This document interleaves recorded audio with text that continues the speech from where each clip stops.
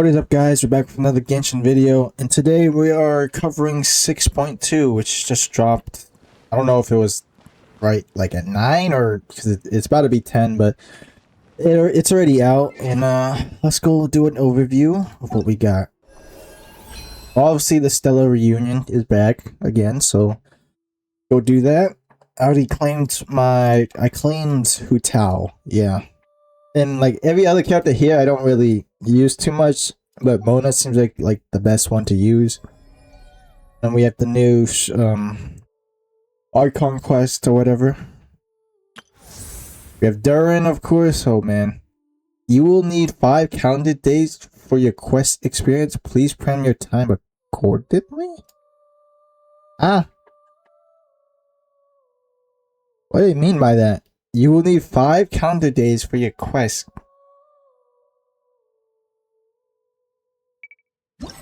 Okay, I guess. That's weird. Oh, he looks nice though. Oh yeah, the witch's homework. Oh yeah, look at this. Invite character. Oh, who do I really need? I mean, I know Razor's good, but I don't really need him because I have Blinn, so I don't really need it. I feel like these guys would be important. I do use Sucrose on my Flynn's team, so maybe her. I know Fischl is really good too. I don't use her really because I don't have her built, but there's that. No, Venti's on here too. Yahoda is here. Oh look, my favorite event.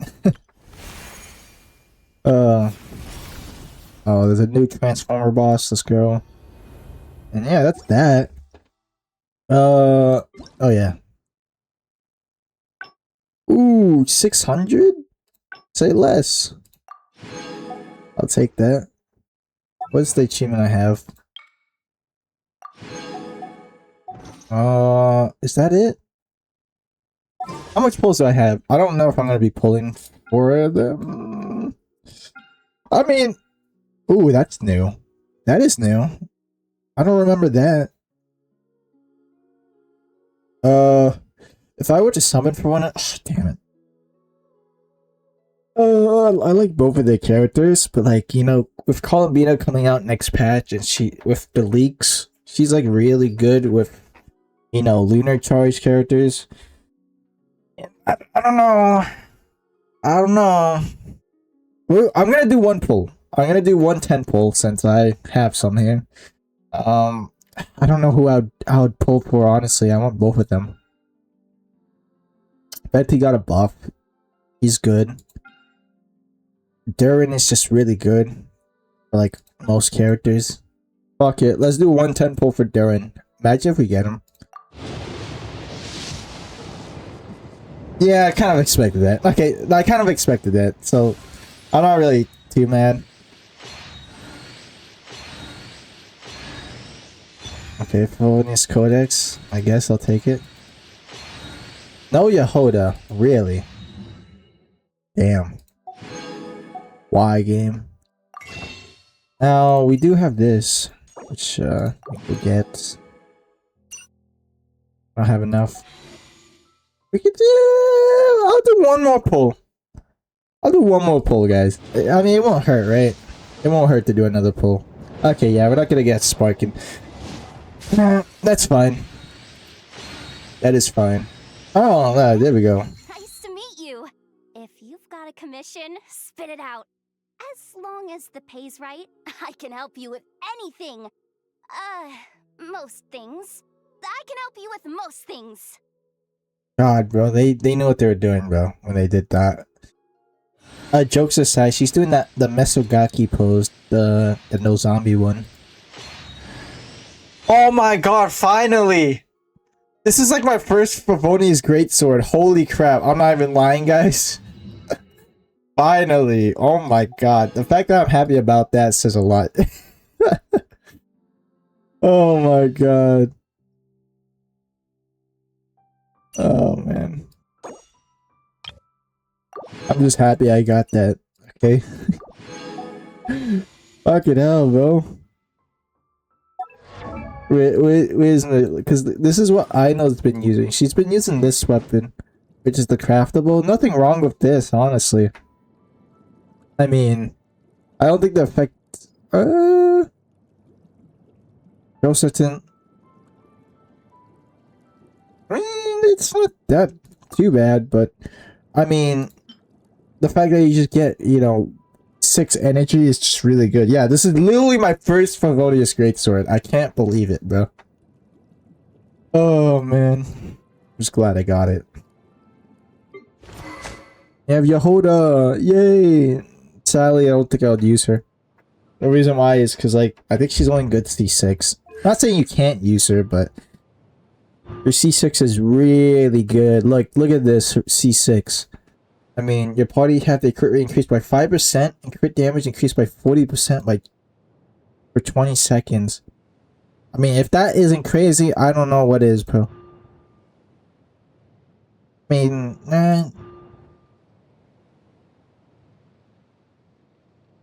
yeah, C6 is really good. But yeah, unfortunately, we ain't getting that. Now the real question is, should we do one more pull? Okay, now the gacha addiction is coming in. I mean, usually I would just stay at 32,000, which I mean we will. One more pull. Who? I mean, maybe Venti's much more better luck, bro. Maybe, I don't know. Who knows? Okay. Okay, I need to stop. Okay, I need to stop here. Yeah, okay, yeah, we're at 32,000 now. I'll stop. I like the characters a lot, bro. I just don't want to spend on my pull. I know people are gonna be like, you know, favorite character over meta, but you know, I don't know, I'm kind of in the middle of both of them. I like them, but like, am I gonna really use them? Honestly, we'll just have to see. Okay. I mean, we're getting free pulls from the story here. Yeah. So yeah. I mean, if we have enough to get another pull, I'll do it. But I'm at like, I think I'm at like 60 pity right now. That's almost a guaranteed. And I'm planning on to do a, once 6.3 drops to summon for Columbina. She's gonna be really good for Flynn's. So I could finally replace Aino, bro, because when I was pulling for Flynn's, well, I got him first 10 pull, but I did more pulls to try to get another constellation of Aino. I just couldn't get any. My luck sucks. Oh yeah, we can't really. Yeah, I already used all of. I technically didn't I already do my dailies? Will they count? Yeah, I already did my daily. Okay, yeah, I did them way earlier, so we don't need to do that. Okay, we have the new battle pass. Yeah. There should be one with, is it 60 pulls, bro? 30 pulls. Wait, no, am I at 70 pulls? I did that, yeah, okay. I mean, guys, if we go, I don't know, bro. I don't know. I'll have to see, bro, how good their buffs are once a couple of videos comes out. But, let me go check event. Which is homework yet. I think that one event quest, that Natlan one's gonna come out like later on. Is this? Hold on, let me go check. Is this? Oh, it is. Okay. The real question is do we do? I feel like I'm gonna do the Archon quest because I think that's more important. Since his thing is a story quest, I usually just cover main quest, so I guess that's what we can do. I'll probably do it like off camera. There should be a chill any new map? I don't think so. No, we're not getting any new maps at all. Next patch we will, but I'm guessing because this patch is most likely gonna be a chill patch because like all the shit went down last patch, so I don't expect anything crazy to happen because like I said before, then all betas coming out next patch and there's probably gonna be some crazy shit with her, so yeah. We'll just have to see. So Oh, Catherine. Okay. Thank you for waiting. I finished checking your adventurer handbook. Here are your commission rewards. We have no other urgent commissions on the books at present. Thank you for all your hard work lately. Perhaps you two could consider taking a vacation. Amazing! Paimon never thought we'd end up having downtime in Nod-Krai. Hold on. Sorry about that. Let me just raise it a bit more. Things were pretty hectic when we first got here. Everywhere you looked, it was either the Wild Hunt causing chaos or the Fatui stirring up trouble. It felt like this whole region was one giant slime in a barrel, ready to go boom at any moment. Does it feel... I don't know. It feels low to me. That might be better. Sure have. Things were looking pretty dicey, but in the end, we managed to turn it around. Whoa! Ah, yes. Are you two aware that the Moon Prayer Night is soon to take place? Oh, yeah! Mama told us that was coming up soon. Wait, why do you mention it, though? Do people in Nasha Town celebrate it, too? Paimon thought it was just for moon goddess worshippers. You're partially right. Most people in Nasha Town just see the festival as an opportunity to do business. They do not concern themselves with the religious element. The festival was first celebrated by the Frost Moon Scions. On this day, they would wear moon prayer blossoms and celebrate the birth of the moon goddess through song and dance. They would also prepare food and handicrafts and give them as gifts to others. Over time, it became Nod-Krai's most lively festival. Oh, sounds like fun! Great! Well, in the meantime, since Catherine doesn't have any commissions for us, let's focus on some personal business instead. When we first got here, you mentioned that this was where your spaceship landed? Ooh, yeah, true. We didn't get to follow up on it at the time, because we got wrapped up in that whole rare situation, but now we can finally start investigating it properly. Well, there's a saying Paimon's heard around these parts, which goes, if you lift up a rock, you'll find something you weren't looking for. The hell is that type of... That was so dumb, Paimon. By that logic, you'll never find what you're looking for while you're searching, but the moment you stop looking, it'll jump right out at you. Could be worth a try though, right? Anyway, Paimon suggests we focus on other stuff we want to do for now, and just keep an ear out for spaceship-related intel as we go.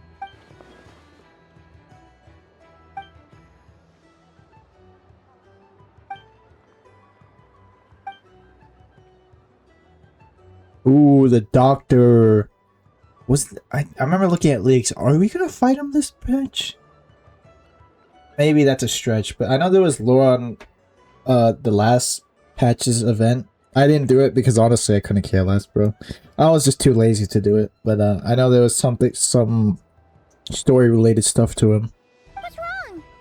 You look super serious all of a sudden. Huh? Paimon gets why you'd be concerned about Columbina, but what does the doctor have to do with anything? Oh, that's true. And now that you mention it, we're definitely overdue for a showdown with the Fatui. It is weird that he hasn't shown himself this whole time. What could he be up to? True. Paimon would much rather deal with Marionette anyway. She says the meanest things, but when it comes down to it, she doesn't seem like a bad person. She's a tsundere. Literally. I can't believe we have to wait until like June for it to come out. That's so far away, guys. Oh man. Can't wait to see Luna crystallize. Maybe it's the pressure of being a Fatus? Especially as a Harbinger. Does she feel like she's gotta act tough to keep up appearances or something? But then, every time we headed out with Rarier, she always wound up having to repair Polonia and her other robots. That's gotta sting. Losing face always hurts more for people who care a lot about their image. She's probably still furious about it. What? Relax, she's not even here! Oh yeah. Yeah, that's right. Catherine is Syndra's creation. What's the matter? Oh, nothing. Sorry, we'll be on our way now. Where are we again? Oh yeah, Columbina? Right, yeah, let's go see Columbina. And there we go.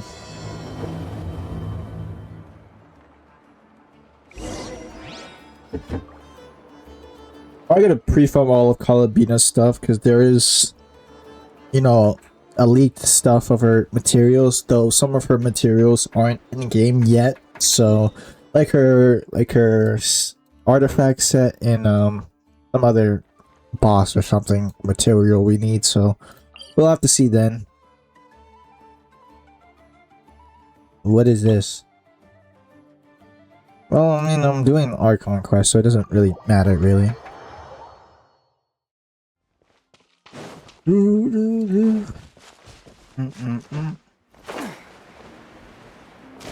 So here's my plan, guys. If we get Calabina, bro, we're gonna go for Vikert afterwards, because I think, isn't he coming out after her? I'm pretty sure he is. And then the rest we can skip, because I mean, Nicole looks so good, bro. Her design looks so nice. But I want Sandrona. Man, I want every character in this patch. Sucks, bro. Who knows, I can get really lucky and get all of them. Yeah, I'm not even gonna try.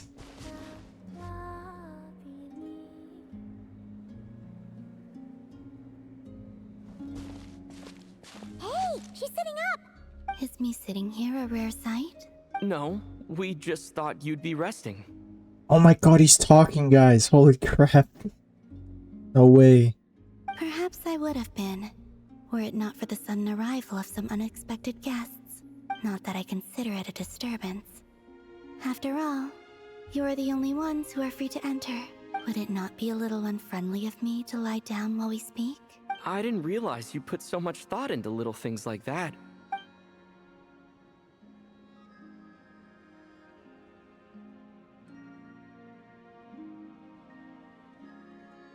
Only sometimes. There have been moments lately where I think about you and your companions. They are warm, mysterious, and cozy memories. Very few of my past memories are anything like that. They say that travelers return home bearing bags full of souvenirs. But my luggage was empty, and I believed it would stay that way. Return home? So, you're still planning on returning to the moon? Oh, big plot point next patch. Most likely. Yes. This planet continues to reject me, reminding me that I do not belong here. Aw, don't say that. If I remain in Teyvat, there will come a day that I disintegrate. And I don't mean reduced to dust, or turned into food for the flowers. I mean, I will cease to exist entirely. Alright then.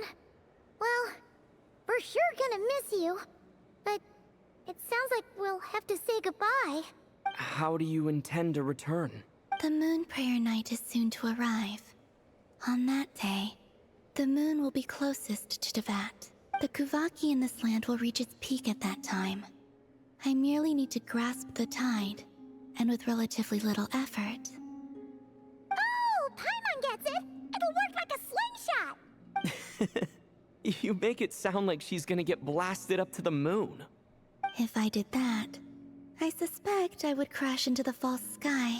I will be using a much gentler approach. But I do like the analogy. It's fun. You see? She gets Paimon's sense of humor. In the blink of an eye, the time has come to part ways. It does feel that way, doesn't it? Time seems to fly fastest when you are enjoying it. I have always thought of myself as a wanderer on this earth, and it has never expressed any desire to keep me here. Yet, just as I plan to depart, it tugs at my arm. Is this a gesture of affection? Or is the world mocking me? Oh. Were you hoping I can answer that? Yes. You are a traveler, so you must have a lot of experience in this area. Then, what I would say is, enjoy the moment. That's right! Don't overthink it! Happiness is happiness and joy is joy! The point is to enjoy it, not analyze it! I see. Then what I would say is, even though I am very tired right now, I am still happy. I can't tell from the tone of your voice. Oh, really? You don't think I sound happy? I'm just kidding. I could tell you were in a good mood today from the moment we saw you. Ah, a joke. Albeit not a funny one. Anyway, I assume you're here about you-know-what. Give me your hand. Actually, it's not that. There's something else we wanted to discuss with you. Spaceship? Maybe. Oh, then do you still want to give me your hand? Or not? Sure.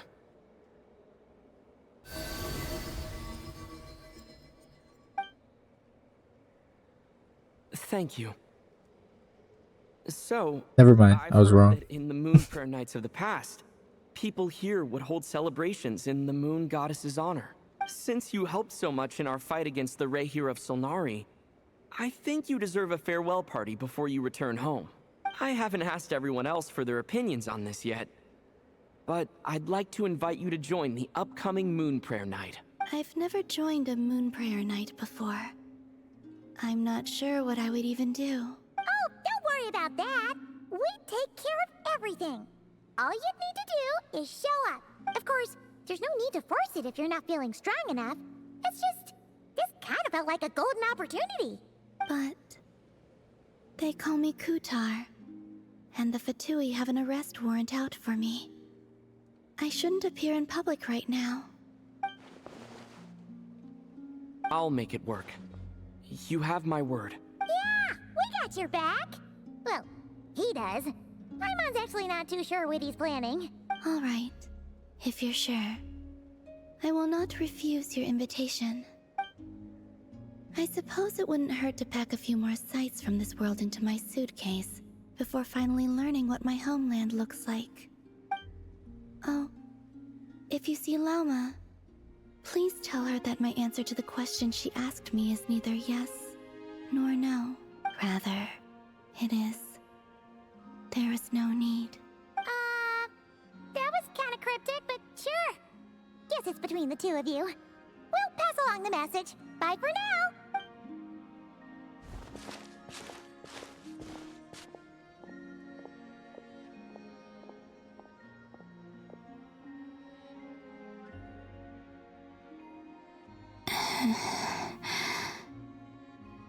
And also, I do not know.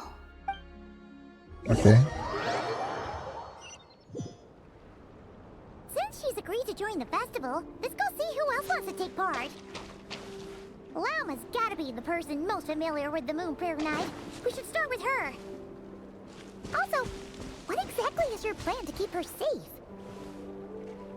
Not sure yet. I'll figure something out. What? Are you serious?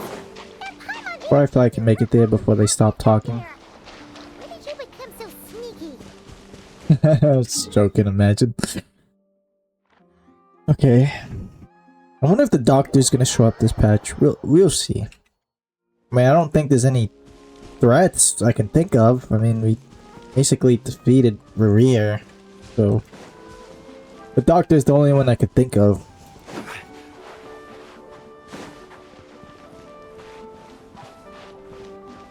Oh, Varka! Oh my god! Varka!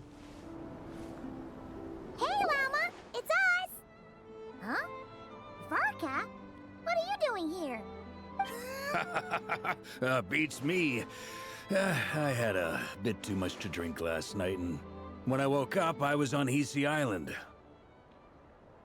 Mr. Varka is helping to oversee Nasha Town's preparations for Moon Prayer Night. He is here to go over some details regarding the decorations and custom cloth designs. Right, yeah, that too. What do you mean, that too? Yes. Celebrating this festival is a long-held tradition here in Nod-Krai.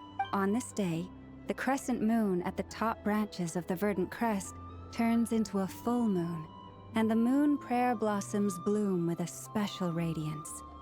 Our people take these to be blessed omens. It's an especially welcome event coming off the back of all that nasty business with Rehir. Everyone got put through the ringer recently, and now they're looking to turn their fortunes around. The big shots in town all agree that a big, lively celebration is just what we need to rebuild people's faith in this place. No wonder Catherine said that people weren't so bothered about the religious element. That's right. It's become more of a local custom by this point. The celebrations have little to do with whether the religious stories behind this event are true or not. Even the Frost Moon Scions are eagerly awaiting the coming of Moon Prayer Night, despite now knowing that their past beliefs were founded on a falsehood. That's fair. It's a bit like the lantern ride in Liyue. It's a chance for people to enjoy themselves, not debate the existence of the Adepti. Oh, one other thing! We just went to see Columbina. We went ahead and invited her to take part in the festival this time. Hope it's okay. Wait, so... you mean she agreed to it? Huh. That's quite a surprise. Then, I suppose that she intends to return to the moon on that day. Oh yeah!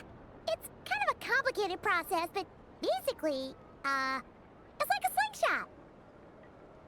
I don't know how that's gonna work. I understand. In truth, I had a feeling that she might make such a decision. Well, if Kuthar has decided to participate in the festival, we should prepare accordingly. Yeah, exactly. She was saying how it could be risky for her to show her face in public. We were wondering if there was any way we could hide her. Unfortunately, the people who carved the statues did an excellent job of capturing her likeness. It will be very challenging to hide a goddess whose face everyone is so familiar with. Darn! We may have bitten off more than we can chew here. Nah, don't sweat the small stuff. We can handle that. Huh? Are you saying you have a plan? Not as such, no, but the most important thing with a festival is to keep the mood light and your spirits up. You can't go preparing for a festival with those long faces. You'll never convince anyone to enjoy themselves. The Mondstatter spirit is strong with this one. As it happens, I agree with Mr. Varka. Let's start by making our appreciation for Kuthar the beating heart of the festive atmosphere. And who knows, once we get the ball rolling, perhaps everything will just fall into place. Hey! Did you catch that? Llama said the thing! Or close enough at least. I'm looking forward to the Moon Prayer Night already. We have a festival in Mondstadt called Windbloom, and you can always tell which couples are celebrating it for their first time by the smiles on their faces. Big, beaming smiles like their whole face is glowing. And I have a feeling we'll get to see that same smile on the Moon Goddess's face at this festival. Not quite the same, surely. Anyway, I'll take care of business in the city, but I'll have to leave the decor up to you and the Frost Moon Scions. No one else can capture that traditional aesthetic quite like you guys. But lastly, there's the final key element that brings the festival to life. Companionship. Before you leave, let me show you something that we've been preparing. Mr. Varka had asked to see it already, so you may as well tag along. Also, I have some further questions about Kuthar's decision. Alright, let's go. Time to block them. Rise!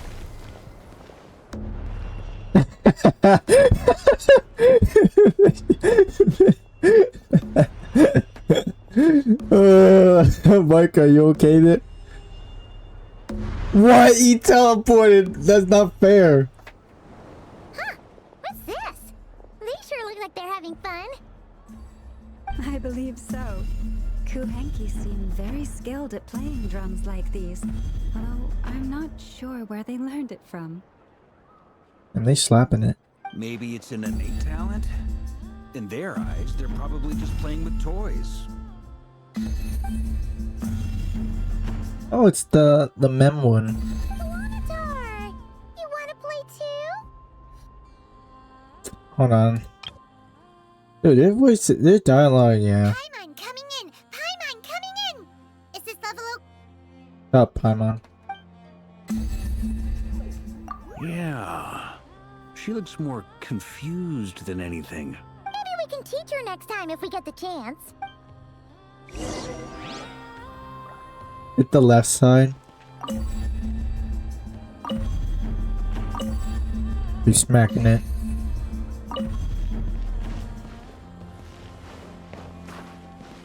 Oh. I'm pretty good at this. What are these floaty things? Moon veils. We hang Try to them stop from Llama. windows in the city during the festival. When you look at the sky through them, it creates... Yes! Yes! We got her stuck. Rika, how you going, man? She kind of, you just see no clipped out of existent. Okay. Everyone seems hard at work. They're preparing items for Moon Prayer Night. For instance, the sculpture being made over here. Mr. Varka and I were just finalizing the details of where it will be placed. Ah, there she is. I didn't know the finished article would be so large. Not to worry, though. All the necessary arrangements have been made. Just let me know once it's ready, and I'll get some people to ship it over. You have my thanks. And over here, we are preparing a very traditional confection. Oh, look at all these colors! It looks great! Can Paimon try one? Of course. I have a feeling you'll like it a lot. You bet! Sweets and treats are Paimon's favorite! Of course it is. If you included those in the Feast of the Moon, I bet Paimon would have joined the Frost Moon Scions by now. You know, I eat all the food, well. You're a fat ass. There will also be verdant crests like this present in Nasha Town during the festival. The timing of Moon Prayer Night is not completely set in advance. We make a rough estimate, then observe the changes in the verdant crests and moon prayer blossoms to guide us. As such, the wait itself is a fun feature of this particular festival.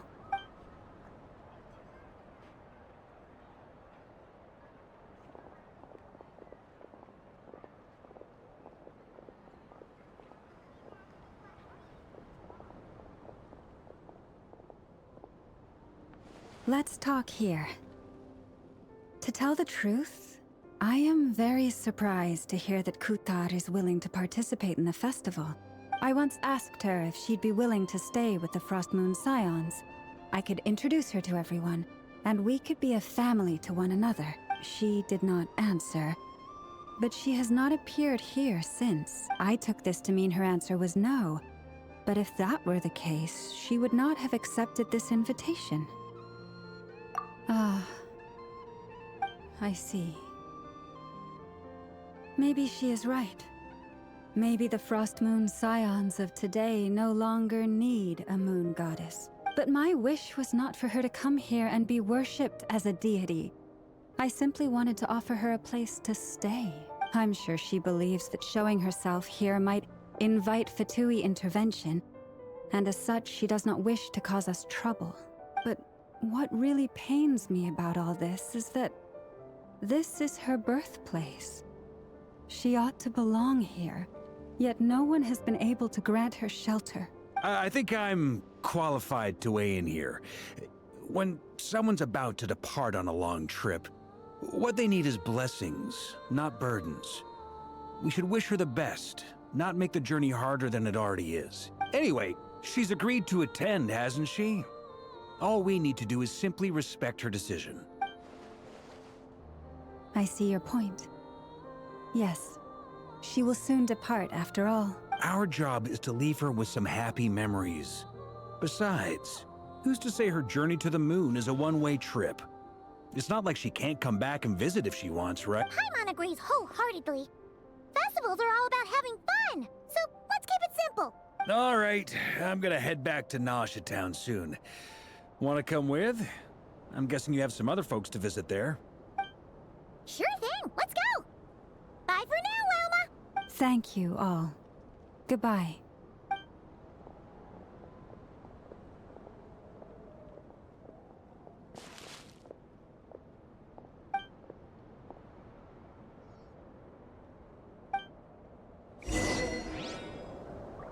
Alright, let's go.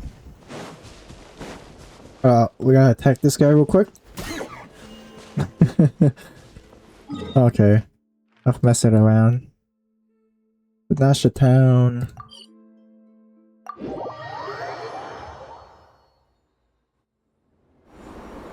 Oh, look at them. The gang's here. Hey, over there! It's Durin and Albedo with Flints! What could they be chatting about? Your guess is as good as mine. Ah, Grand Master, and the Traveler and Paimon. Hello there. It's been a while. Perfect. We have some new volunteers for our investigation. Wait, let me guess. The righteous Lightkeepers are finally ready to hunt down the Abyssal Dragon? Yes, that too. Yeah, right! Oh, wait! Why does everyone keep saying that too? Well, to be precise, the facts match, but not the causality. Wait, so I guessed right? Half right! Don't act so impressed with yourself. Maybe I can explain. We ran into Mr. Flint's north of Nasha Town. At that time, we just noticed a few abyssal creatures out in the wild, but the strange thing was, I didn't detect any traces of abyssal energy on them at all. Ooh. On closer inspection, we realized that they were not real monsters, but something akin to reflections in the water, or perhaps a mirage. Huh? What do you mean? Like, you could see them, but not touch them? Exactly. It was very peculiar. They roared and tried to attack us, but we could not make any physical contact with them. I think I've heard of things like that happening in Nod-Krai before, but I don't know much about it. Yes, it's a known phenomenon. Mirage-like illusions tend to appear in Nod-Krai in the run-up to Moonprayer Night. From a distance, they appear quite real. I myself thought that Misters Durin and Albedo were locked in battle with abyssal monsters when I first arrived. But after sharing intel and investigating a little further, we can confirm that these illusions are harmless. There is no great cause for concern. All the Mirage stories I've heard are either animals, rocks, or small houses. Abyssal monsters, though? That's a first. It's a first for me, too. So I'm planning to look into it further just to be on the safe side. I intend to inspect a few more locations. What about you two? Any plans? Alice contacted me a few days ago. She'd like me and Durin to assist her with an experiment, but we lost contact shortly after receiving the message. I'm sure that comes as no surprise to anyone familiar with her. We don't know when the wind will blow, yet when the wind blows, we will know. That, in a nutshell, describes how Alice operates. Yeah, that tracks. Okay. Well, I suggest we investigate this Mirage business in the meantime. It's piqued my curiosity, and I'm pretty sure I know someone who will already be 10 steps ahead of us. Well said. Right? Whatever's happening in Nod-Krai, she always seems to be the first one to know. Effer. Let's go see what she knows. We can invite her and her staff to the festival while we're at it.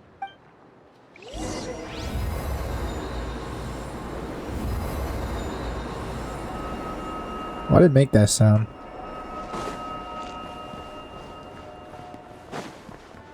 I didn't like that. That was weird.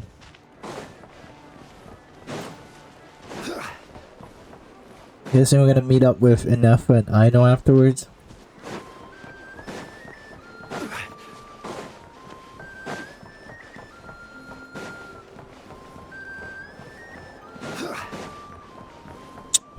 Doo doo doo. Damn. I wonder if you guys, if any of you play Starry, I wonder how you feel about like 4.0. Is it 4.0? Yeah, it's gonna be delayed and stuff. A lot of, because politics, literally. It's really stupid, so we don't know if they're gonna change the whole nation or what. Or planet, I meant.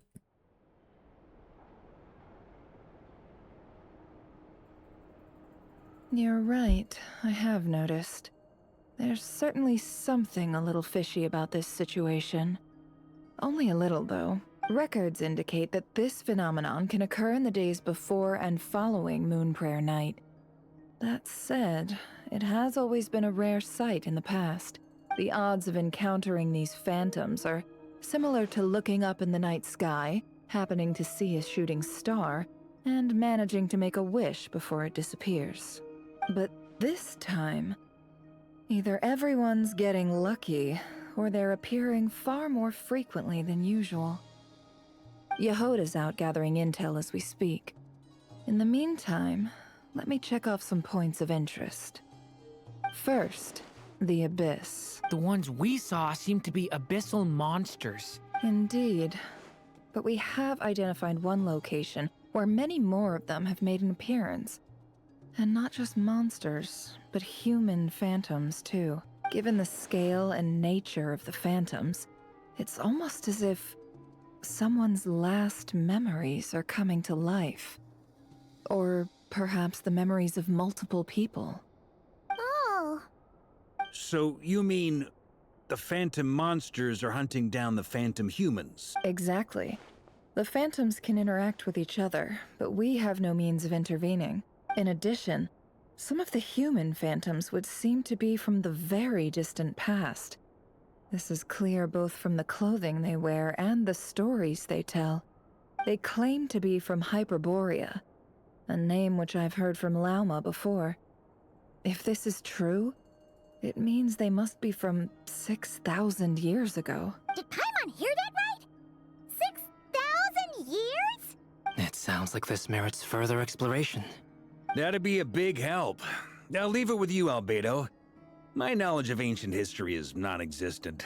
I used to doze off every time the pre-Knights of Favonius era came up in class. It's quite a miracle that you were able to understand these phantoms' speech, given how long ago they lived. I suppose you're right. But I'll leave the archaeologists to ruminate over that conundrum. As an intelligence broker, my sole interest is in the value of the information I gather, which, in this case, hopefully means earning myself some good favor with our dear Lady Moonchanter. So calculating. Whew, this intel broker logic always catches Paimon by surprise. Sounds to me like we could split the work up. I think the abyssal phenomenon is best left to Albedo, Flints, and me. Agreed. It coincides with my duty as a lightkeeper. For my part, I'd like to understand the abyss better. Even a little knowledge would go a long way. This is certainly a rare opportunity to study the Abyss. But even rarer, perhaps, is the chance to make contact with the Ancients. The Curatorium will take the lead on investigating the Hyperboreans. We put in the work to learn what we know so far. It seems only fair that we get some quantity of exclusive intel. That just leaves our trusty team of 2 unassigned. Wait, we're on the team since when? Since you became an honorary knight, of course. This was part of my grand plan all along. Yeah, sure. Oh yeah, by the way, we managed to convince Columbina to come to the Moon Prayer Night celebrations. Would you and Yehoda like to join too? She agreed to that? Huh. Quite an achievement.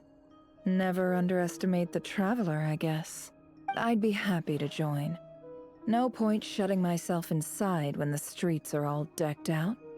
I doubt any clients will be visiting during the festival in any case. And Yehoda loves a party, so I'm sure she'll jump at the opportunity. No, no, no, no, no, no, no, no, no. There she is. Way to contradict me in front of... Wait, no, that's not what I have bad news, boss. So many people. All right, everyone inside, quick. God damn, okay. Damn, Yehoda. This is gonna sound crazy, but hear me out. I saw one of those phantoms at Star Sand Shoal, and it was some sort of flying ship. Like a spaceship? Hmm. That's gotta be the one you came to Tibet in. You said you saw the same thing through the moon marrow, right? Huh? You already know about it? Ugh, I thought I was gonna blow people's minds. Turns out I'm the last to find out. Wait, back up. You came here in a spaceship? Now my mind is blown! What's it like on the inside? Was it like flying through space? I want to know everything! Maybe next time. Yep, exactly. Huge discovery. You're the best. Second best intel broker in the world. After your boss, of course. Wow. Really? Well, I don't know if I'm all that, but... I guess that decides where we're heading next. Come on, don't look at me like that. I know the spaceship doesn't have anything to do with me, but you don't want to leave me as the only one twiddling my thumbs, do you? Fair enough. You can tag along. Why are they hitting on Barca, man? Bro's just bored. In that case, let's meet back here to discuss our findings once we're done.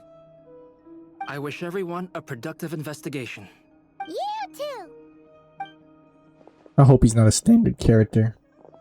And I think I had a voice crack when I said that. God damn. What's up, boss? Aren't we gonna head out? Tell me, Yehuda, when did the curatorium start giving out intel for free? Oh yeah, she's cooked. Oh, sorry, boss. To the spaceship we go. Some crazy lore drop. I really hope Varka isn't a standard character. It'd be pretty depressing. People are saying that he might be. I hope not. I mean, we got a lot of standard characters from Mondstadt, so I hope that's not the case. I mean, if so, then it'd be easier to get from the anniversary, right? But if he's dead, then that means he's not going to be good as a free character. So, wow. Holy crap, that's huge. This time I didn't like jump towards the beam because it was going to start a cutscene and it was going to probably kill my character.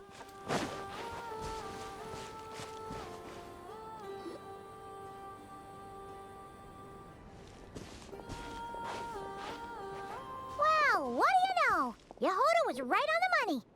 This Phantom really is your spaceship. But that's so weird. Why would it show up here? Is it some kind of projection? Or a ghost? Like, maybe it no longer exists. But Ah, you're already here. Miss Lauma, what a surprise. I thought you were busy with festival preparations. I was, until one of our people informed me that a strange sight had appeared at Starsand Shoal. No one's ever seen something quite like this before. I thought I should see it for myself. same here. Oh, so we heard that these things appear around the festival period. Any idea why that is? Unfortunately not. We have very limited information about them, since they can't be interacted with. And no human phantoms have ever made an appearance before now. The most we've been able to deduce is that these sightings appear to be connected to the increase in Kuvaki energy around this time. Yeah, seems like that's all we can do. This is all so confusing. Allow me to lend you a hand.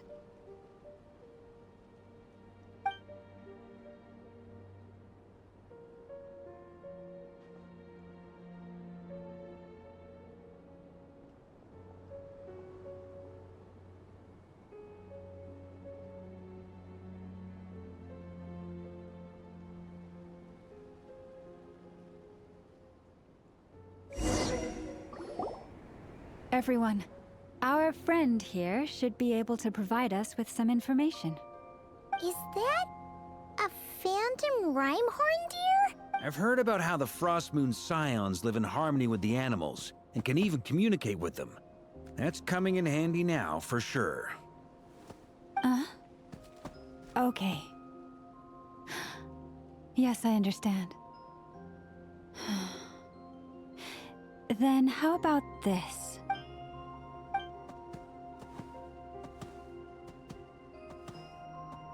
Oh, it's leaving.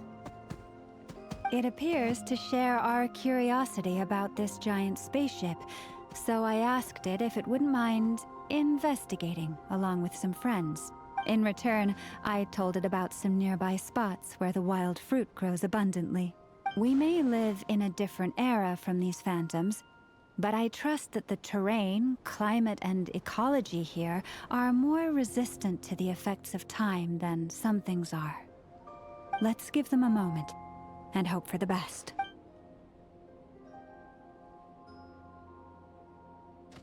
All back together?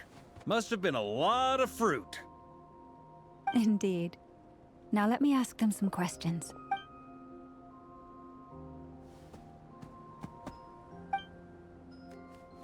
It did find a lot of wild fruit, enough for them to feast for a long while. This puffin circled in the air several times, but didn't spot anything out of the ordinary. Certainly nothing to do with the spaceship. Huh. Well, it definitely makes sense to get a bird's eye view. Indeed. Other than that, I was also thinking that the world these phantoms see is also different from ours. Oh, I get what you mean. The wild fruit exist in both times and spaces, but there might also be things that only exist in that space-time, which we can't see. Good point. Great thinking, Llama. Blunthorn rhinos can use kuvaki to shift great rocks, but this one says it couldn't get that ship to budge by even an inch. The sniffer mole tried too, but despite being a skilled digger, it could not get through. They say that the spaceship looks robust and undamaged. It seems completely impervious to any and all attacks.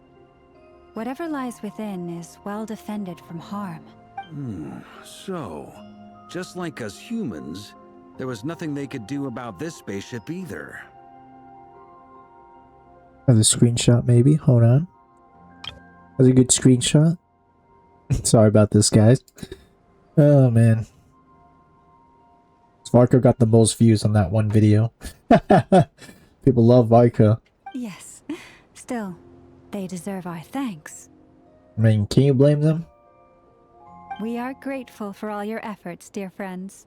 Now go, and enjoy your feast. I've noticed some other human phantoms gathered nearby. Come on, let's go talk to them. Yeah. Man, this ship's huge. Oh yeah, it literally disappears when I go in it. What is this thing? I've never seen it move, and there's no way to get inside. Goodness knows. My grandpa says it's been sitting here at least since his grandpa was still alive. Oh, okay, so it's been here for a while. Damn. What about his grandpa? Did he say anything to your grandpa's grandpa about it? Huh? I don't know. In all likelihood, it was here back then too. Hard to imagine something this huge could move. Guess that means that as far as they're concerned, this ship's been around a long time.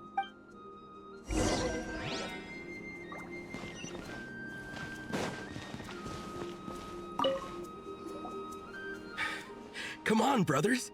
If we can get even a small chunk off of this thing, it's gotta be worth a fortune. Today is the day we strike it rich. Bro, they don't even care about it. They just want money. Huh? You mean Paimon? Yes, brother. I shall join you. Let's make our fortune. We should go with them. What the? This thing is crazy tough. I can't even scratch it. What's it made of? Sorry, brother. Looks like we'll have to seek our fortunes elsewhere. Enjoying yourself? I was just seeing if I could influence this phantom's perception by playing. But nope, no dice. I'm sure we're all starting to build up an idea of what's going on here now that we've spoken to some of the people. These phantoms are reenacting real historical events in Nod-Krai. It's almost like we're in some kind of interactive stage play. We can talk to the actors, but the plot is fixed, and we can't influence it. It makes sense. History is set in stone.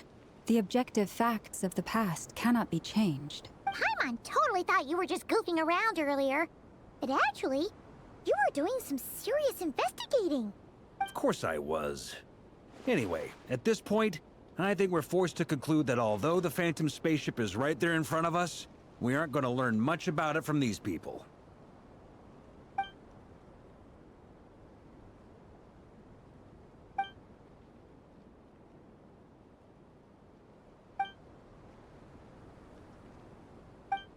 don't be discouraged. If nothing else, this is proof of the ship's existence. And think about it. So many people tried to hack their way inside, but no one could get the door open. It's made of very tough material. To me, that says that we'll either find the ship itself or the story behind it. It's just a matter of time. Huh. Every now and then, when Varka gets serious, he actually does seem like Grandmaster material for once. I wonder how the others are doing. Let's head back for now. Sounds good. Also, drinks are on me if Team Knights of Favonius is the first to finish. Wait, we have a team name now? Am I in Team Knights of Favonius as well? You're very welcome to join. We've even got a cathedral ready for you. Isn't that technically blasphemy? You wouldn't dare make a joke like that if Barbados was in earshot. Nah, I'm sure Barbados doesn't mind a little harmless blasphemy once in a while.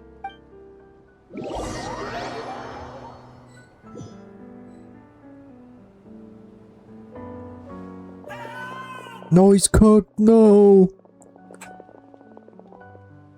Oh, no! Get away! Oh. That guy got cooked. I know it's hard to stomach, Mr. Duran. But as I'm sure you've noticed, there is nothing we can do to intervene in that which unfolds before us. But we have to at least try. And try you have. But are you aware of how many unsuccessful attempts you've made now?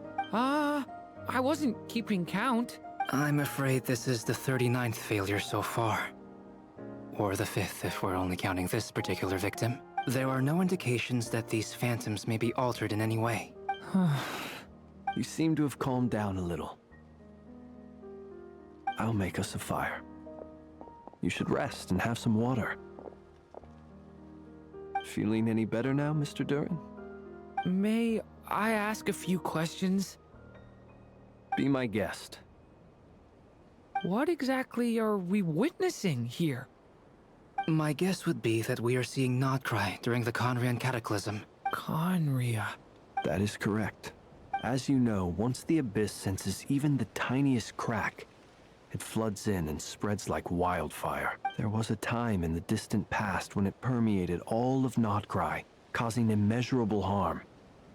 The people paid a terrible price to heal this land. Then 500 years ago, the whole of Teyvat suffered an abyssal disaster. Once more, Nod-Krai was dealt a devastating blow. I see. In the face of the abyssal onslaught, all were like grains of sand tossed around by a tidal wave. Be they human, fae, or god. The moment you witnessed is but one drop in a whole ocean of catastrophe. All right. I guess that answers my second question, too. I wanted to know why there's nothing I could do to help them, and that's because what we are seeing is history. That would be my guess as well. As I understand it, history and fate are not all that dissimilar. The latter may be unseen to us, but both are immutable. Yes. Fate was determined long, long ago. I still have a couple of other questions for you, Mr. Flint's. You mentioned more than one abyssal disaster that has struck this land in the past. How can you be sure that what we're seeing is from the Conrian incident? The screenshot. Okay, that's good. And also, how are you able to stay so calm when you're talking about these events? From everything I know about you, you're not cold or ruthless, and you're not indifferent to the suffering of others. Alas, I am forced to show my age. I must be 600 or 700 Oh years god, old by no. human measure. They're gonna make that stupid joke. I can already see it coming on the subreddit. Oh my goodness. Oh no. They just had to put that in, did they? I don't find it funny, but like I just know it's coming, bro. I know it's coming, bro. Wait, so you... One is not easily moved by history when one has witnessed the truth firsthand. I'm sorry. You needn't apologize. Your passion is a good thing to have. Treasure it, because someday you may find it in terribly short supply. Now, at the risk of offending you, I have a question in return. Your curiosity toward the Abyss, is it born from hatred or because you sense its call? I only ask because I kept a fragment of Rarir's body in my lantern for a short time. Specifically, his heart. So I know what a burden it can be to carry the Abyss with you. And I hear its power growling from somewhere within you. In my eyes, your mere existence is a miracle. My honest answer is... I don't know. I don't think I have the confidence to say for certain.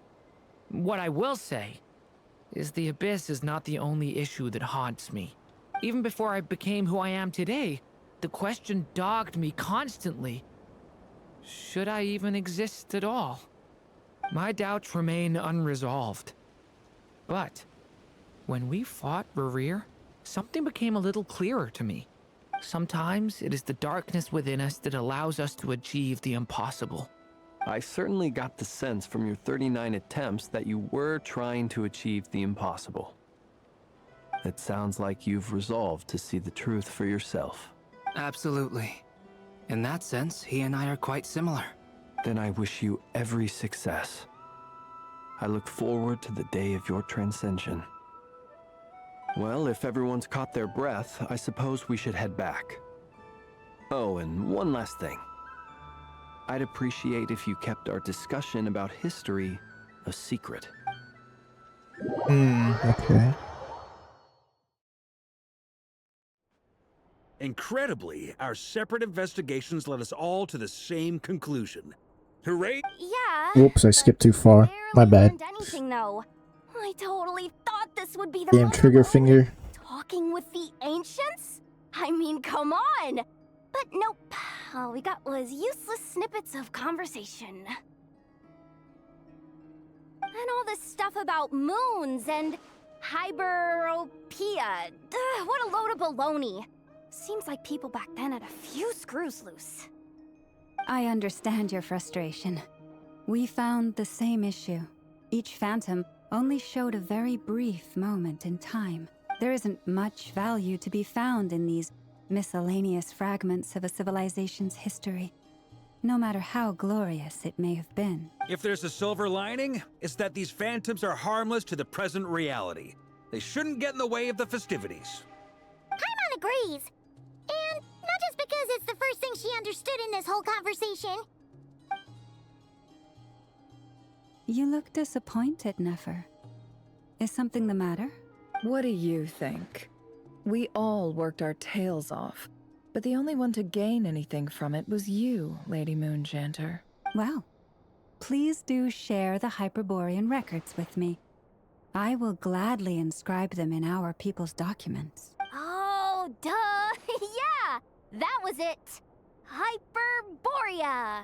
Hyperborea. I'm serious. Only an expert in the Frost Moon Scions and their history can turn these records into valuable research material.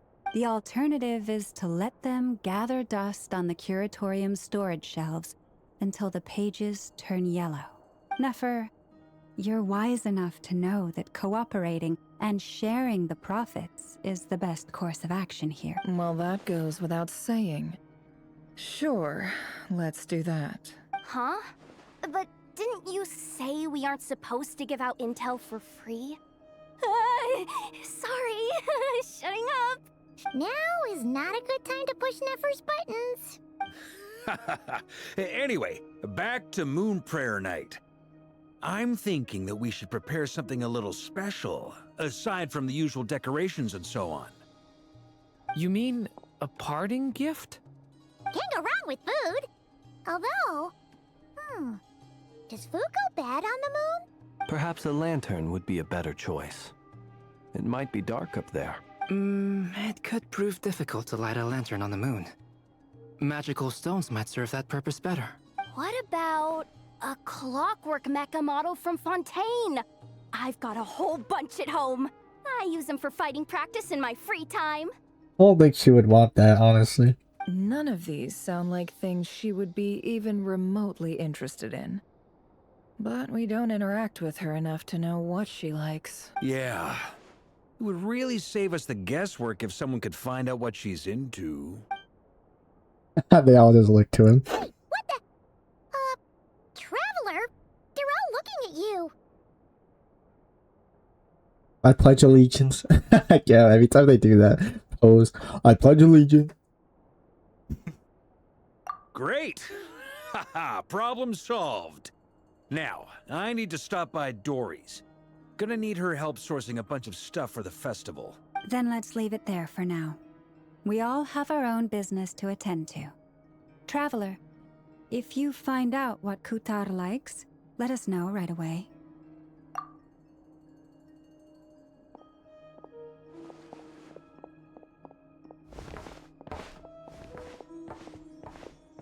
Is something the matter? A little down. I'm fine. It's just... I'm still feeling a little rattled after witnessing the horrors of the Abyss. But it's okay. This is something I have to work through. I'll be alright. Thanks for your concern. Happy Durin, bro. That screenshot of Happy Durin, bro. I still don't know if I want to pull for him, man. I don't know.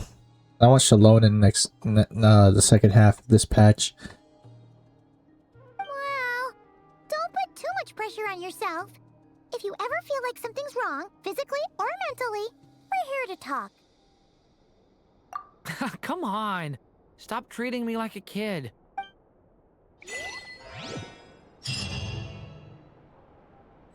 Ooh, what are these guys up to before we go? Which is why we need a lantern guaranteed to work on the moon. Yes, I have a few ideas, but the lantern itself is the easy part. The real issue is how little we know about the lunar environment. Wait, you two are serious about this? Let's just say I'm intrigued by the shining magical stones that Mr. Albedo has mentioned. Bro. Why does my thing seem a little bit framey? It doesn't bother me, but... I mean, it's... I don't know. You should get going. It's important that we ascertain what Kutar likes. Alright, alright. I'll go. How about Yehoda, bro?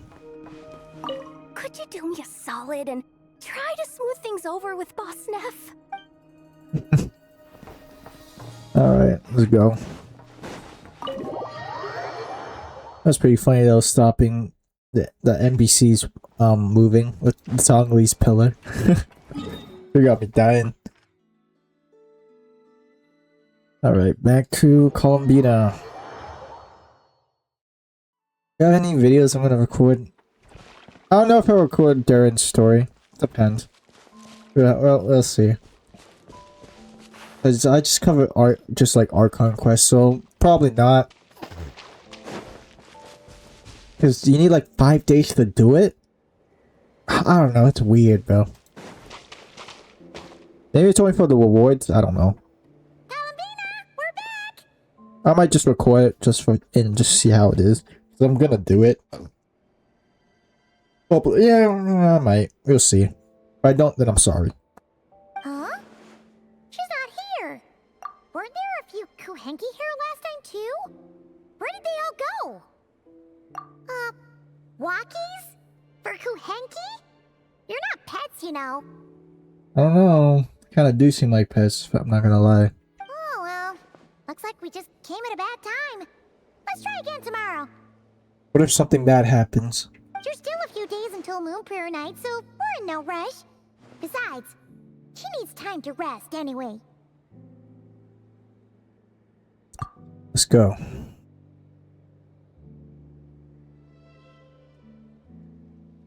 Columbina, are you back yet? Is this the next day? Oh, how They're not here. strange. Looks A like little she bit still isn't odd. here. I have a bad feeling about this, guys. I don't know. Right? It's not like her to spend so much time outside. Especially since she's worried about attracting unwanted attention. What about Luanatar? Luanatar, you there? There they are. Hey, Columbina went? Sorry, didn't understand. But if you know where she is, could you take us to her? He doesn't know either, bro. Yeah, that's even stranger. Oh yeah, the flowers. Wasn't they blue before when she was here? I don't remember. What about them? Oh, that's not good news. They change color when Columbina gets weaker, right? And they look super pale right now. Uh-oh. Good idea. She might know what's happening. Is this the conflict of this patch? He's getting weaker? I don't know. We'll have to see. Ah, it's you. How is Kutar? Is she okay? No, she hasn't. I came here to check on her after I noticed the flowers had changed color. Based on past precedent, she must be very weak right now. Even getting up to walk would be a struggle. It seems unlikely that she wandered off outside. Not to mention that she doesn't do that at the best of times either. So yeah, this is super weird. Uh-oh. No. Very few people are in the know about Kutar's whereabouts. And if anyone suspicious had visited, they'd have left some sort of evidence. Hold on, guys. I'm reaching the point where my legs are starting to hurt for sitting down for too long. Oh my god, bro. Why? I hate this.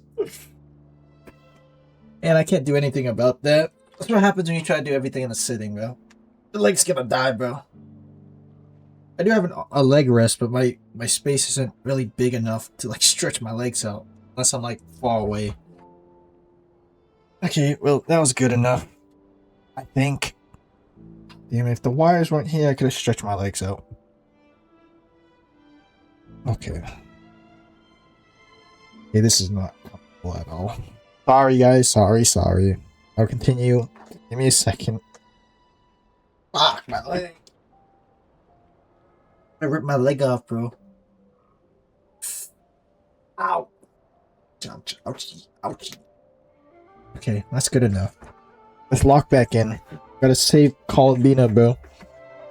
Come on, let's go to Nasha Town. If anyone has seen her, someone there will know about it. It's Nod-Krai's information hub after all. Makes sense. Let's go. I was just there.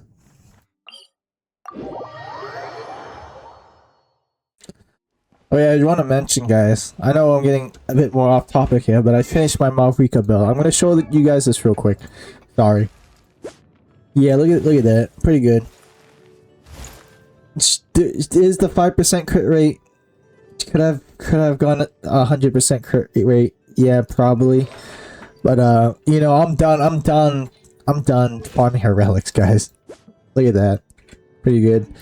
Maybe if there was a character that gave us crit rate, maybe she... I don't know. 95% crit rate, I think that's good enough. Alright, let's see. Is Columbina here? This is new, right? Yeah. Wait a moment. Is it just Paimon, or is this stall kind of suspicious? Is there a bit... No, I don't recognize it. Alas, your free and easy adventure time is over. Now, prepare to face the final boss of Nod-Krai. What? Is that Alice, bro? I can't tell. Wait, is it Alice? Whoa! Where'd that voice come from? No way, I think it is Alice, right? Not sure, but it's definitely hostile. No, not that way. The final boss is right here. No, it's not. The sniffer mole? That's the final boss? Surely not. That voice sounds a little familiar. Yeah. Alice. Okay, the jig is up. I'll stop teasing you. Turn around. I'm right behind you. We're finally seeing her in-game, guys. It seems... Oh my god. Quite an indelible impression, even though you've never seen my face. Oh, nothing could make a great... Oh my god. I love that. You gotta get a screenshot of that, bro. No, not that. Because during the live stream, I think this was the area, and that's when I started to remember.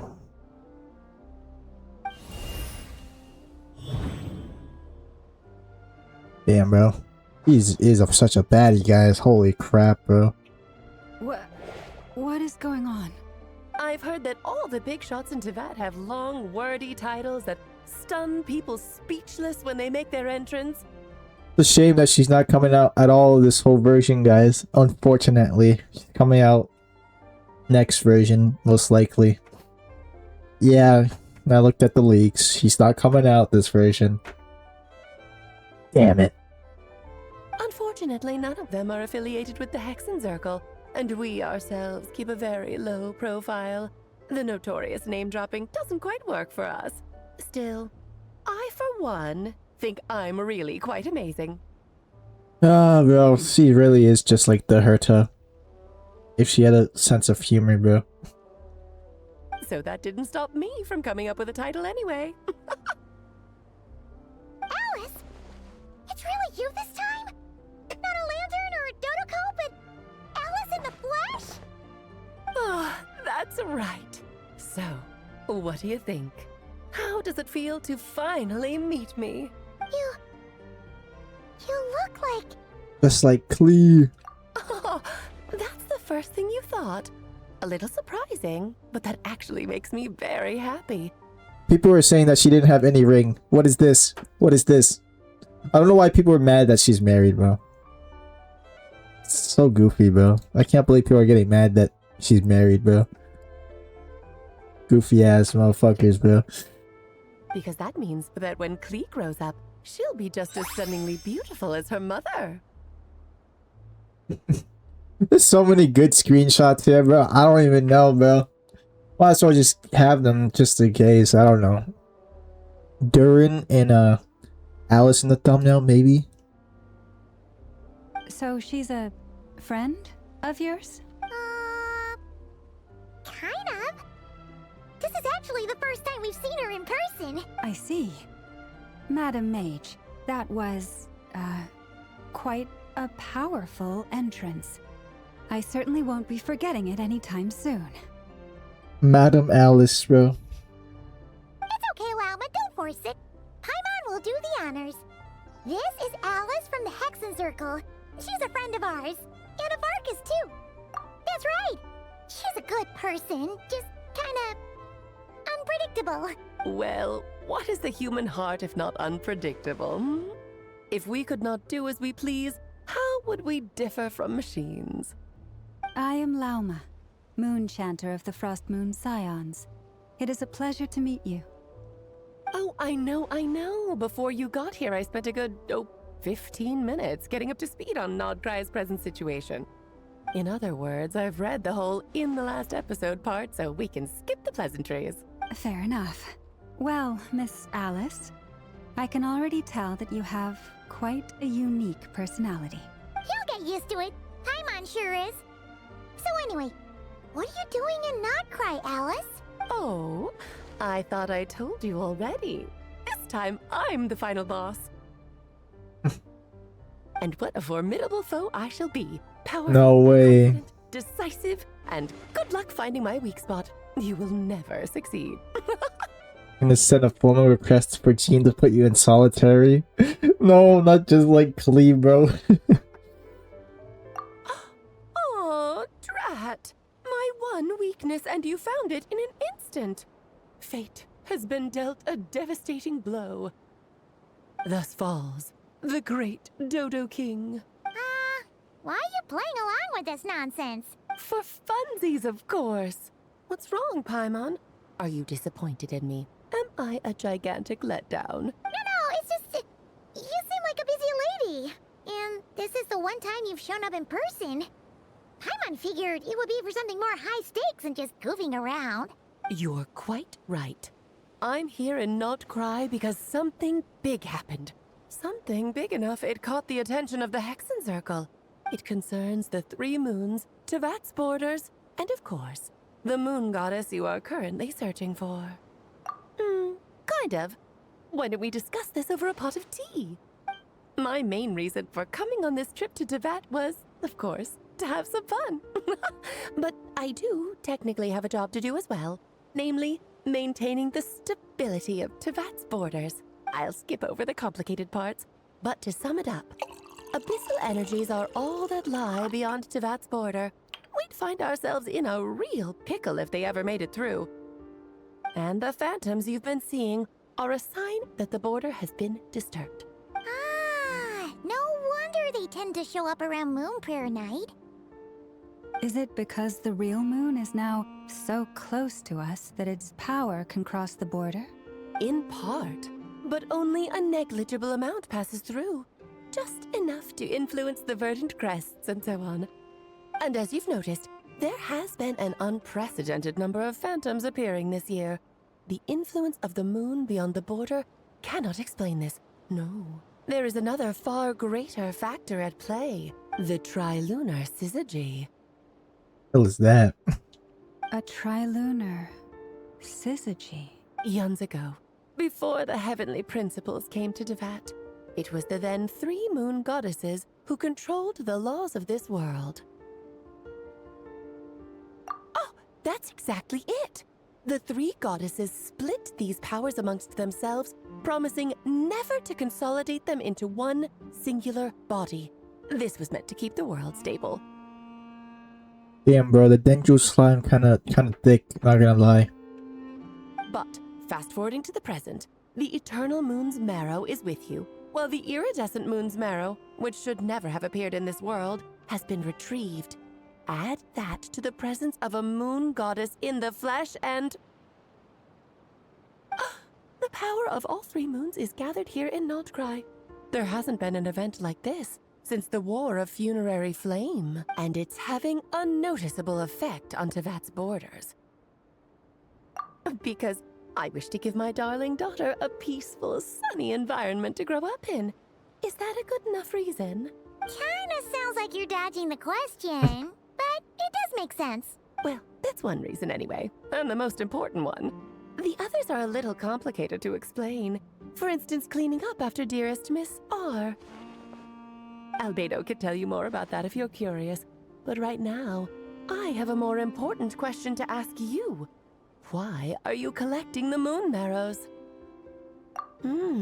I see.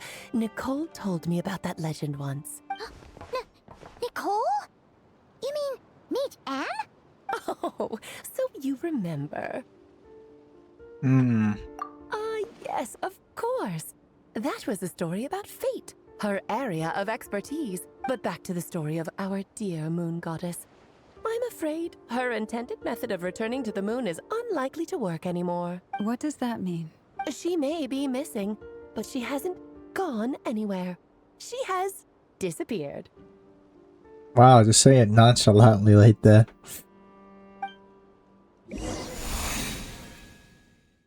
Ooh, flashback.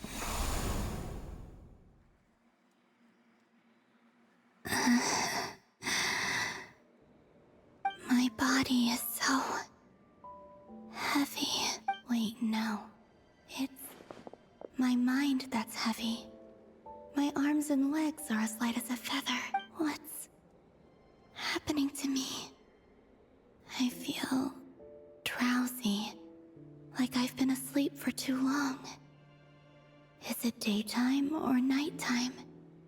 Is the moon out? I think I'll go for a walk. She'll be fine, guys. We saw the screenshots from the live stream. She's gonna be fine.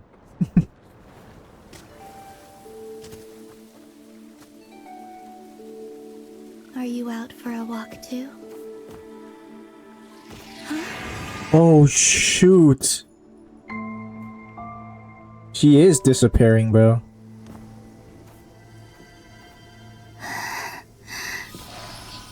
Just like those, like those past memories, images.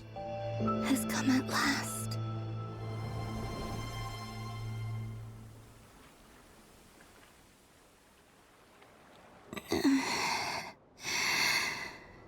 Have I grown so weak that I can't can't even sustain my physical form, but Moon Prayer Night is nearly here. I was so close to returning home. Death is near. Is this how it ends for me? Will I return to the moon after I disappear? Or...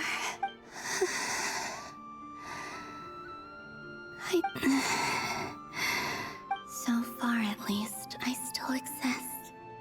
Even if not physically, I can still feel. But as my power wanes, I'm sure that too will fade. I suppose I might take one final look at this world.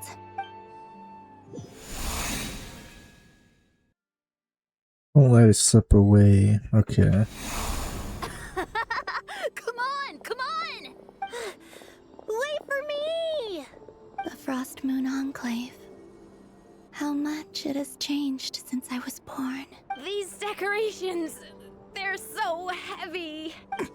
It's times like this when you kind of wish men could be priestesses and acolytes. How fascinating. I've never had the chance to be privy to people's private lives in this way. In the past, people would get so solemn and serious the moment I showed my face. Like they were frozen stiff. Karina, Lametti, it's time to eat. Coming! I want to watch them a little longer. Oh my god, this is the first time we're playing as Colabina, guys. Holy crap. No way. The real question is, guys, is this how she will walk around when she comes in game? This is actually pretty cool, I'm not gonna lie. First time playing as Colabina, bro. This is leaked footage. I wonder if her animations are out yet. I'm gonna after we finish the Archon quest, I'm gonna go take a look at the leaks. I'm not gonna show them in the video. You guys can just see them for yourself. But I'll tell you what I think about them if it's out after this. But yeah, we'll see. So just fill these balloons with air, right? Yep. Try a couple now to test things out. The rest can wait till Moon Prayer Night. Think fast. Rita! Damn. Teasing an acolyte of the Frost Moon Scions? Surely that's a punishable offense.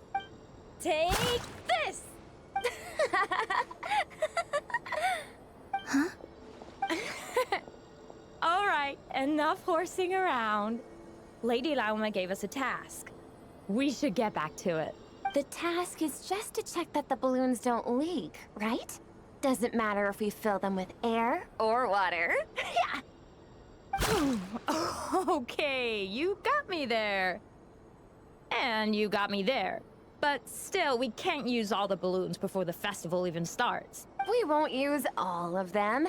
And as long as Lady Lauma's trusted acolyte doesn't snitch, this can stay as a little secret between friends. A couple more can't do any harm, right? Oh, you menace. Then, think fast!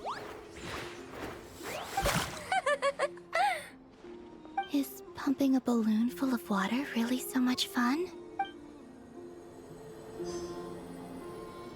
Okay, let's see.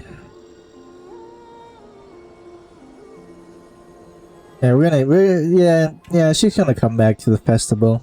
It's just temporary, guys.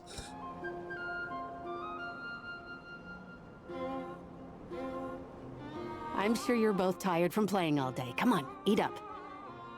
A plain, humble meal. That has always been the way of the Frost Moon Scions. Huh? How come Lametti got a midsummer berry dessert? Oh, I always get Lockaberry. I don't mind sharing. You can have a bite of mine if I get to have a bite of yours. They're sharing food? I've never shared food with anyone before. Even at the Harbinger tea parties, everyone just ate off their own plate. And when I couldn't finish my food offerings from the Frost Moon Scions, they'd leave the leftovers out under the moonlight for the animals to claim. Hey! That was 2 bites! Oh, then you can have another bite of mine. Oh, you too.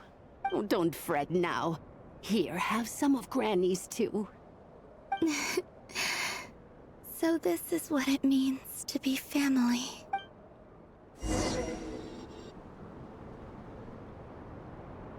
Yeah. I'm seeing so much that I'd never usually get to see. They'd never act like this when I was around. It's nice, being able to just watch people in peace in these final moments. What a rare opportunity. I think I'll go take a look around Nasha Town, too. Maybe the Traveler will be there. Next stop.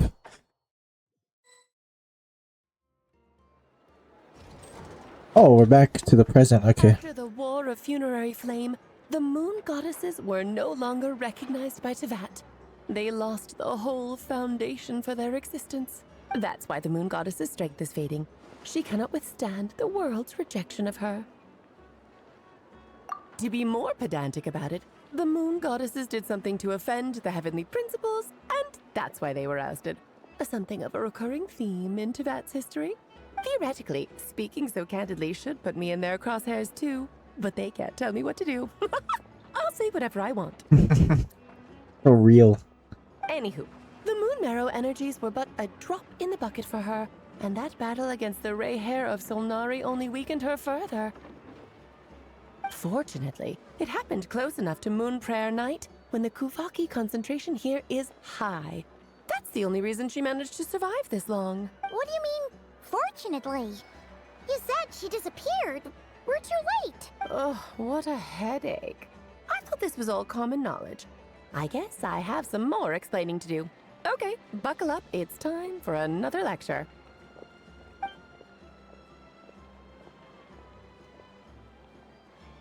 Now, I said earlier that the moon goddesses lost the foundation for their existence. The reason for that has to do with the natural order. Basically, the rationale for their existence in Teyvat was lost. The same logic applies to the present moon goddess too. Consider her existence so far. Her comrades in the Fatui called her Damselette, and she was worshipped as Kutar by the Frost Moon Scions. But these connections have now been severed, whether by her hand or yours. So, the rationale that once sustained her existence is now gone. Wait, we did that to her? Yep. Oh, well, strictly speaking, yes. But let's not start pointing fingers, shall we? I'll only end up as the big bad villain, and that's not the kind of final boss I want to be. Of course I do. I'm only the greatest mage in the whole entire world. Now, if you wish to find your moon goddess, there are 2 problems we need to solve. Firstly, we'll need to strengthen the connection between her and Teyvat, at least enough to sustain her until Moon Prayer Night. Strengthen her connection. But does that mean I'll have to rally all the Frost Moon faithful behind this? I'm afraid a bygone faith and a former home won't be of any help to her now. Do you know her name? Her name? Oh, yes. Names are very important things. A name is a fundamental concept that anchors one's entire existence. Nope. We do not know. Then your first job is to find it. As a moon goddess, I'm sure she must have a name she identifies with. Neither Columbina nor Kutar is her true name, and she's never really accepted either of them. So, finding out her real name is enough to sustain her existence? Yes, I know it sounds like a small step, but every journey begins that way. So for now, that's all we need to focus on. The second problem is with her plan to use the moon marrows to return to the moon. Unfortunately, piercing through the false sky will take an enormous amount of power. Given her current condition, she won't be able to provide anywhere near enough power, even if she recovers her physical form. But no need to fret. Nicole's the expert in this field, and I'm sure she'll figure something out. Wait, Mage N is going to help us out too? That means we've got 2 Hexen Circle mages on the case. This is... Actually, this is more of a side quest for me. Bruh. Like you said, I'm a busy lady, so I can't stay for too long. I'll have to return to Tibet's border soon. That's the upside you get for looking out for my little Klee. Hopefully that will incentivize you to carry on keeping her company in the future. Anyway, jokes aside, you'd better get moving. It will take quite a miracle for the Moon Goddess's consciousness to hold out till Moon Prayer Night. Oh, I suppose I might as well tell you where Nicole is before I leave. Off you go now. Time to meet your new friend. Oh, yes, and a little suggestion. Don't forget to mind your heads. What does that even mean? What? I wonder how Duran's doing. I should really go see him before I head back. You really are super busy. I most certainly am. There's so many children I have to keep tabs on just in Mondstadt. Duran, Albedo, Venti, Varka. Oh, boy. Walker's the man-child. Klee didn't make the list, huh? Of course not. Klee is my pride and joy. I have no qualms about her, because she's the best child in the whole wide world. A little terrorist is. Oh my goodness. Yep. Klee's a little angel. We won't forget what she did to the Abyss page, bro. Oh, that shit was funny, bro. I'm glad you agree. Well, all the best. See you when I see you. There she goes. She left in a hurry. Yeah. She didn't pack up her stall. Should we handle it for her? I must say, I'm now very curious about her daughter. Klee, wasn't it? What's she like? That's a long story. Come on, we'll fill you in as we go.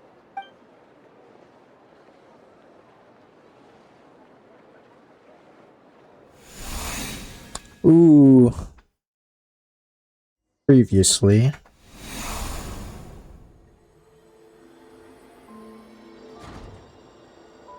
What a lively place. I've never experienced Nasha Town like this before. Hey, you old geezer! Your hammer's rusted through! Who are you calling old geezer? Are they quarreling? I'm looking right at him! You've really gone downhill since giving your daughter free reign in the workshop. Can you even swing a hammer anymore? It shouldn't take you days just to fix a single chair! You might as well use that hammer to massage my back for all the good it's doing. Don't run your mouth, or you'll get a back massage that'll put you in bed for the rest of your life. Look, the materials haven't arrived yet, all right? You know how busy it gets in the days before Moon Prayer Night. I'll bet you send all the materials to your little princess. Blood's always thicker than water, huh? All right, you've made your point, Uncle Kusky. As soon as the materials arrive, fixing your chair will be the #1 priority. And Dad, if you've got time to chat, why don't you lend me a hand, See? Lolka knows what the score is. I guess they're friends. But the way they spoke to each other was so ugly. Then again, it wouldn't be the first time I've seen something like this. Columbina! Sing outside my door in the middle of the night one more time, and I'll unscrew your vocal cords. You hear me? This best girl on the screen right now, guys. Oh, Zandrone. So that was her way of trying to be friends with me. What a pity. I won't get the chance to say any ugly things in reply. Not true. The live stream didn't say that. Whoa, look at this. If she dashes, you get this like... That's pretty cool. This is how she will walk. She comes in game.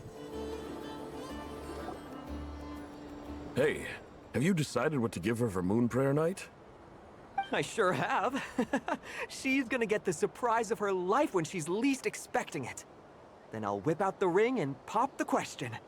The surprise of her life. What a fun turn of phrase. Cool, I get the picture. You can spare me the gushy details. Ooh, looks like we have a customer. Hello there, ma'am. Would you like some Moon Prayer Night candy? Huh? Is he talking to me? Can he see me? Here you go. Oh. Had a feeling. Come back anytime. Right. Now, where were we? I don't know why, but I still held out hope. This is depressing, man. The most important thing right now is to find that mage. Oh, yeah. This name thing seems super important too, but where do we even start looking? I'd better go pay the Fatui a visit. Oh, shit.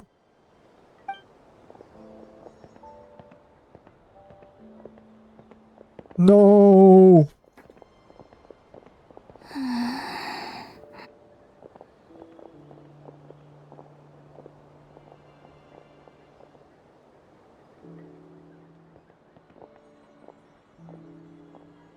Columbina?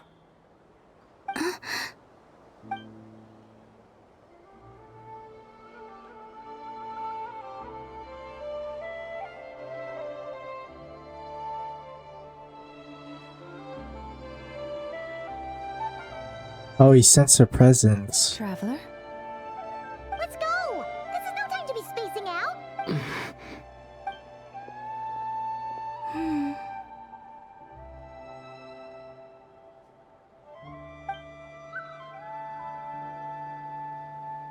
So is she following us?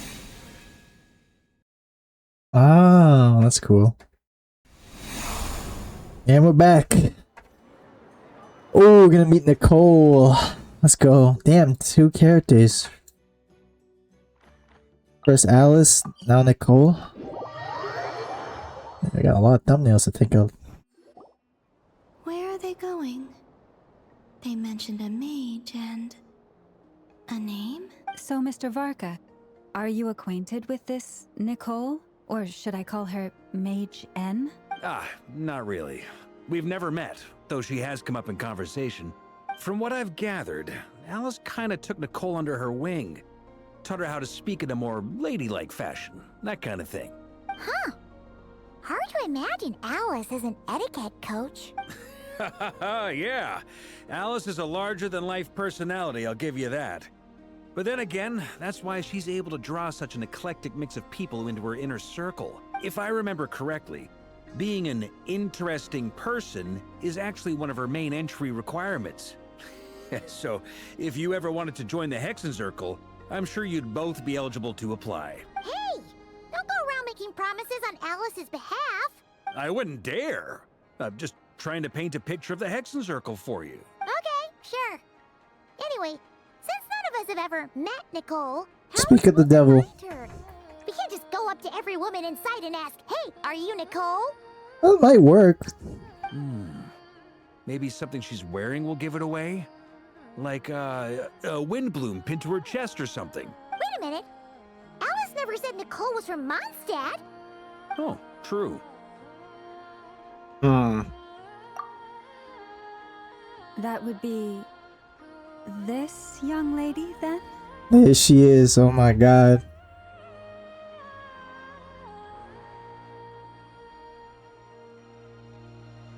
Hey there. Sorry to disturb you, but are you Miss Nicole? Varka, Knight of Boreas of the Knights of Favonius. Alice might have mentioned me before. Mm-mm. Damn. Have we got the wrong person? Sorry. Well, this is awkward.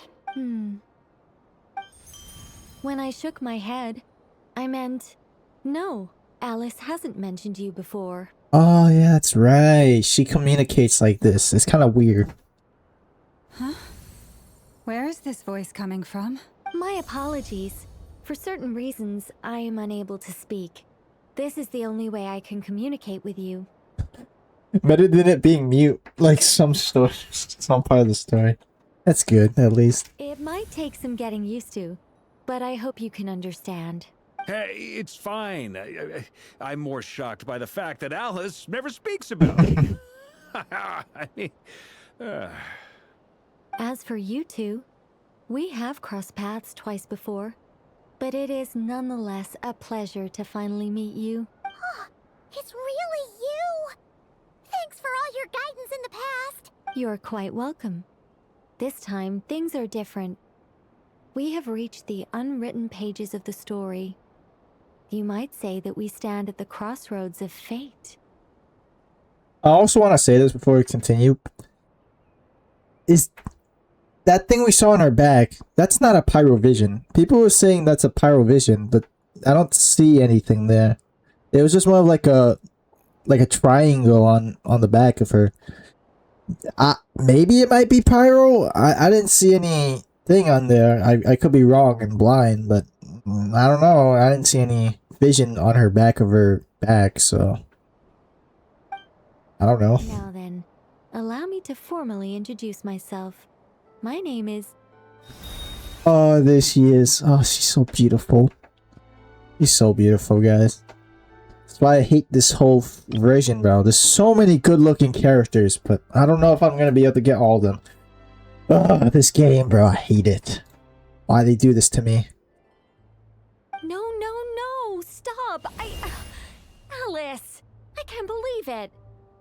I had a whole speech prepared. I'd agonized over every single word. She always picks the worst moments to ruin other people's plans. I'm so sorry about that. Alice took the liberty of devising some bespoke self-introduction magic for each member of the Hexen Circle. But I could have sworn I deleted all of the triggering conditions for it. How did it bypass everything? Oh gosh, this is so embarrassing. This is a very different side of Nicole than what we're used to. Is she not used to face-to-face interactions? Don't worry about it. We've seen that introduction magic once already, so it wasn't too much of a shock. Please go on, Miss Nicole. We'd love to hear what you have to say, or, well, communicate. Huh? Are they talking to this lady? But... Will you all promise to forget that horrendously embarrassing introduction? sorry, embarrassing. When?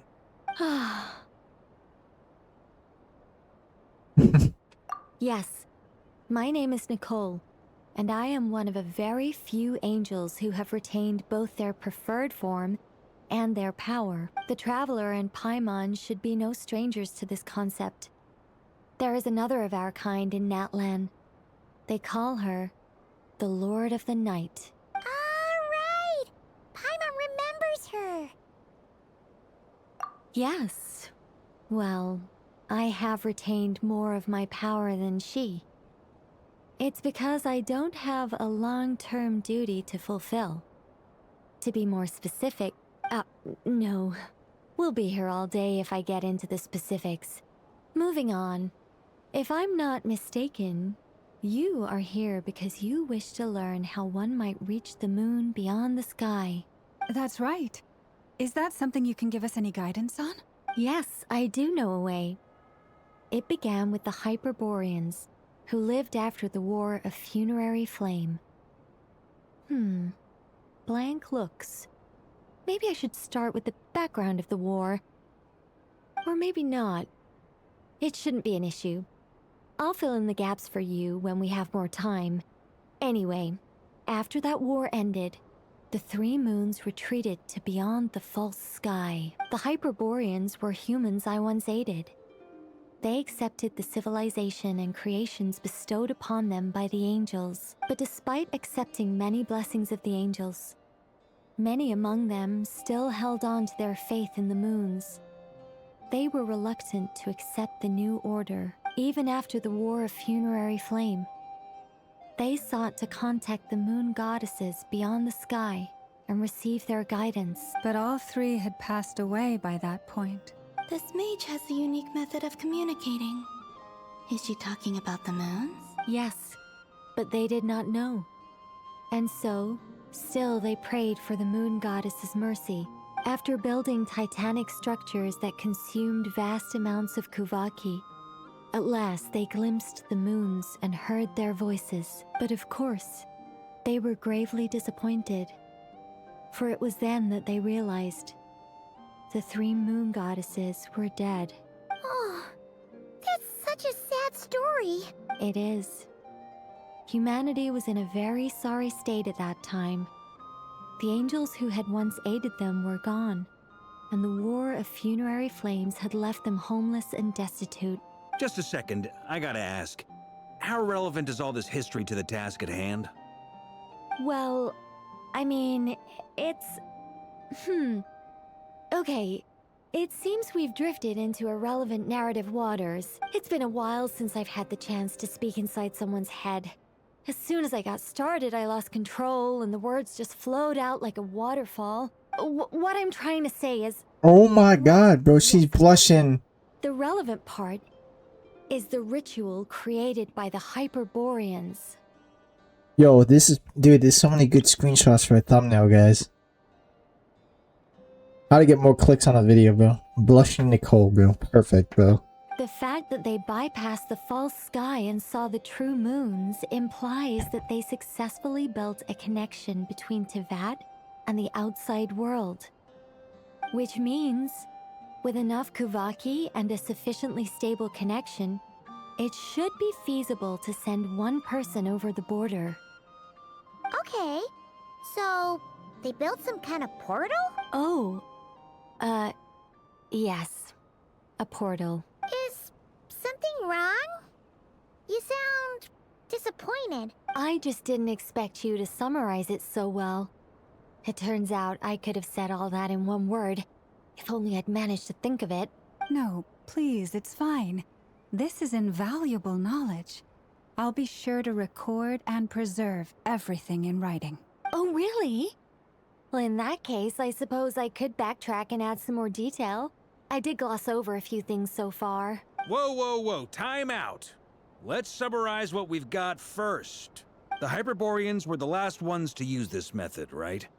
So we somehow need to find whatever structure they built and make sure there's enough Kuvaki to power it up. Thank you, Varka, bro, for summarizing it, bro. Honestly, I was kind of getting lost there, if I'm being honest. Luckily, we have the moon marrow of both the eternal and iridescent moons, so we're all good for Kuvaki. Which means the key issue we need to focus on is finding the place. Am I right so far? Yes. Yes. Although, I expect the structure is long gone by now. That said, what if we could take advantage of the phantoms to travel back to a time when it still existed? Well, travel back isn't quite accurate. It's more like we'd be creating a handshake between 2 points in space-time. We wouldn't even have to pick a time when it still existed. It could just be a time when it still appeared in phantom form via projection, or we could project our own phantoms, fold them together, and... Varka isn't not having it, You bro. look lost. Was that too hard to follow? Yeah, things got a little, technical there. Paimon's brain is reaching capacity. Alright. Let me think about how to put this more simply. Okay, got it. Over the next few days, I'll search for phantoms that we can use. Once I find one that meets the criteria, I'll let you know and we'll regroup. By completing certain rituals, specific individuals will be able to enter the phantom and make it to the Hyperborean structure. If everything checks out, and it looks feasible, we'll just need to wait for Moon Prayer Night, and we can send the Moon Goddess back home. I'm really skimping on the detail here. Is this making any sense at all? I think so. For now, we'll just wait to hear from you. Yes. Basically, yes. Great. Counting on you. In the meantime, we'll focus on finding the Moon Goddess's name. My name? Are they looking for a way to stop me from disappearing? Excuse me, Miss... Go on, Miss Nicole. This conversation was a little all over the place. I didn't catch your name. I am Lauma, of the Frost Moon Scions. Ah, I did wonder. I noticed that you listened very intently when I spoke about Hyperborea and the moon's history. If you'd be interested, I'd love to visit you this evening and go through it again in greater detail. Also, if you were serious about making a record, it would be too risky to simply write down the raw details as is. I would suggest some tweaks. Maybe rewrite the stories as fairy tales or fables, perhaps even prayers. Anyway, we can cross that bridge when we come to it. So, see you later then? Oh, and no need to prepare anything. Just a cup of tea will do. See ya! Well, off she goes. Friendly. It's just... It's so nice to find someone who's actually willing to listen. I've been dying for a chance to finally go through all this systematically from start to finish. Any longer and I'd probably start forgetting it. Now Paimon gets why Alice told us to mind our heads. True. What did I tell you? A lot of quirky people in Alice's orbit. Now then, the next order of business is, where do we start looking for the moon goddess's name? Maybe the rest of what Nicole has to say might give us some clues. Once I've heard her out, I'll summarize the salient points and share them with you all. I'm also inclined to review our other documents. Yes, our faith was first established by our Hyperborean ancestors, but many of the more factually accurate records are from after Kutar's birth. Sounds like we're gonna follow Columbina's journey through Devat, huh? In that case, we'll start by heading to the Frost Moon Enclave. Sounds like a plan. Take this with you. I'll see about getting in touch with the Fatui. It'll probably just be Arlecchino and Sandroni again. They're the only ones who would want to help. Thank you, Mr. Varka. Don't mention it. Honestly, I'm more comfortable dealing with the Fatui than prying into the details of a young lady's childhood. Catch you later. I should follow them, just in case there's some way that I can help.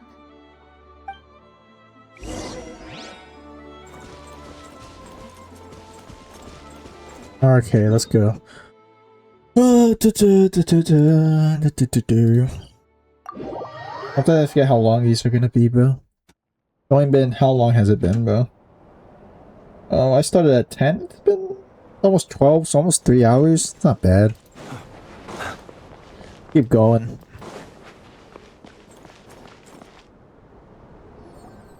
A while ago, I took the time to organize all documents in our possession that pertain to Kutar. What you see here is the material I consider reliable. You're saying there's unreliable material too? Yes. Most of the information we have was transmitted through an oral tradition. Inevitably, some of her stories were mythologized and deified over the years through countless retellings. That's why I organized them into reliable and unreliable. There's no sense seeking answers in history unless we can ensure the veracity of the historical record. Makes sense. Alright, let's take a look through.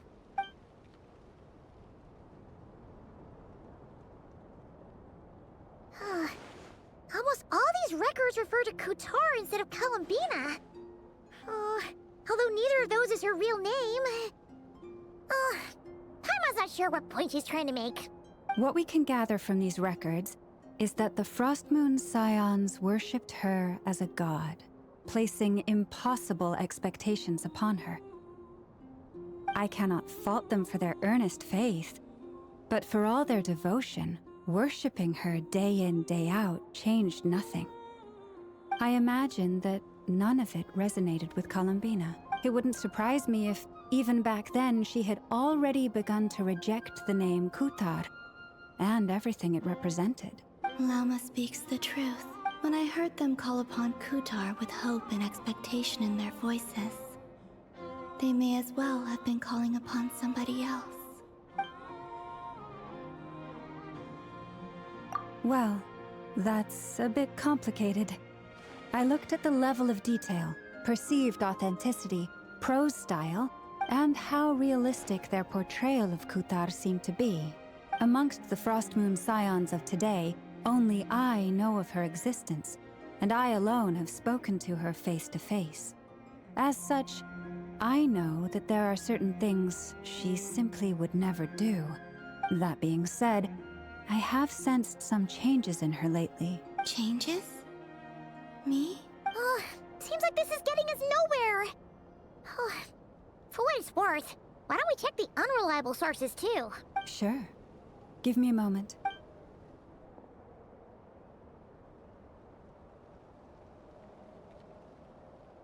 Exerting but a fraction of her divine might, Kutar sheared a great mass from the snow-capped mountain and cast it into the sea, upon whose surface shone the mirror image of the moon. Thus was formed the island of Hisi. Yeah, right. That doesn't even begin to pass the sniff test. The 3 moons are not but lies through and through. Only one moon has ever shone for us, and Kutar is her name. The vast majority of ancient texts are filled with fanciful tales like these. I trust you understand my criteria a little better now. Kutar did not speak, merely gazing into the distance in silence. And where her gaze landed, this was her prophecy. Clearly, whoever wrote this text never even met Kutar. Otherwise, they'd know that her eyes are always closed. What about you, Traveler? What are you reading? Come on, let Paimon see. The child wished to build a wooden nest with which to shield the fledgling bird from the cold. But being so young and lacking in strength, the child could not snap the branches from the trees. Kutar was passing by. Upon seeing the child, she summoned forth the Kuhenki, who built a beautiful nest for the child. I remember that. Not knowing the meaning of Kutar's divine intervention, the child dared not to respond, and thus ran home to call their parents. The moon chanter declared the event a miracle and took the nest as a relic, placing it on high for all to see. Yet, no further miracles were bestowed, and this matter was forgotten in but a few years. Huh. Any thoughts after reading that? Yeah. Columbina probably just wanted to join the kid in making nests. Ah. I'd originally considered this a fabrication, because Kutar did not perform any similar actions in subsequent records. But now that I think about it, it does seem like something Columbina would do. She didn't know how other people would interpret her actions. She was probably worried about making things difficult for people. So, she gradually stopped joining in. Yes. Oh, that's so sad. And now, I can make no such gestures of warmth, even if I want to. Still no name. That's a bit of a shame. Oh, what We just did learn happened? some interesting stories. That's gotta count for something. It's kind of dazing off there, guys. I'm not gonna lie. He was gonna set up a meeting with Arlecchino and Sandrone, right?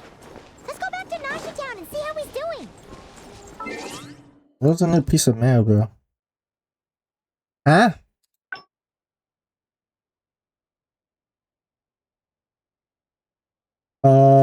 What is this? I know it's okay. Happy birthday, Neil. But what is this for? New recipe? Making drink 445, bro. Yo, 445, bro, is a crazy number, bro. If you know, you know, bro. What the hell? What is this even for? It's so random, bro. I have no idea, bro. Sure, I guess we can head back, bro. Drink 445, bro. Fuck it out, bro. Yo, EDP 445, bro. Yo. Yo, that's crazy. Before we meet up with them, let me see. I kind of want to see what the drink it makes. Oh my goodness. So let me go here. Where is drink 445, bro? Revives the selected character, restores. Okay, it's not bad. But why did they give this to us? That's the thing. I don't understand. I mean, I'm not complaining, but I mean, it's out the blue. Okay, I guess that worked. There's Varka. Oh, and it's Durin and Albedo too. Yeah, this is pretty much the same place we bumped into each other last time. I convinced them to stick around a little longer. We were all waiting on people, so I figured having a little company would help pass the time. Ah, so you've been waiting for us? Does this mean that you've already arranged things with the Fatui? Sure does. Now you're back, we can go meet up with them together. How'd your investigation at the Frost Moon Enclave go? Well, we didn't find out Columbina's true name. But apart from that, it went pretty well. Aha, just as well that I didn't tag along then. I'm sure our moon goddess wouldn't want every man and his dog knowing all about her private life. Still, desperate times, desperate measures, I guess. Someone had to do it. So, Varka was waiting on us, but what about you two? Are you waiting for Alice? Oh, no. We already met with her. We discussed that experiment I mentioned to you last time. Oh, and she also handed me this communication device. Dota bro. That's right. I understand she informed you about the relationship between the phantom phenomena and Tevat's borders, yes? She wants me to help her with some more experiments on that front.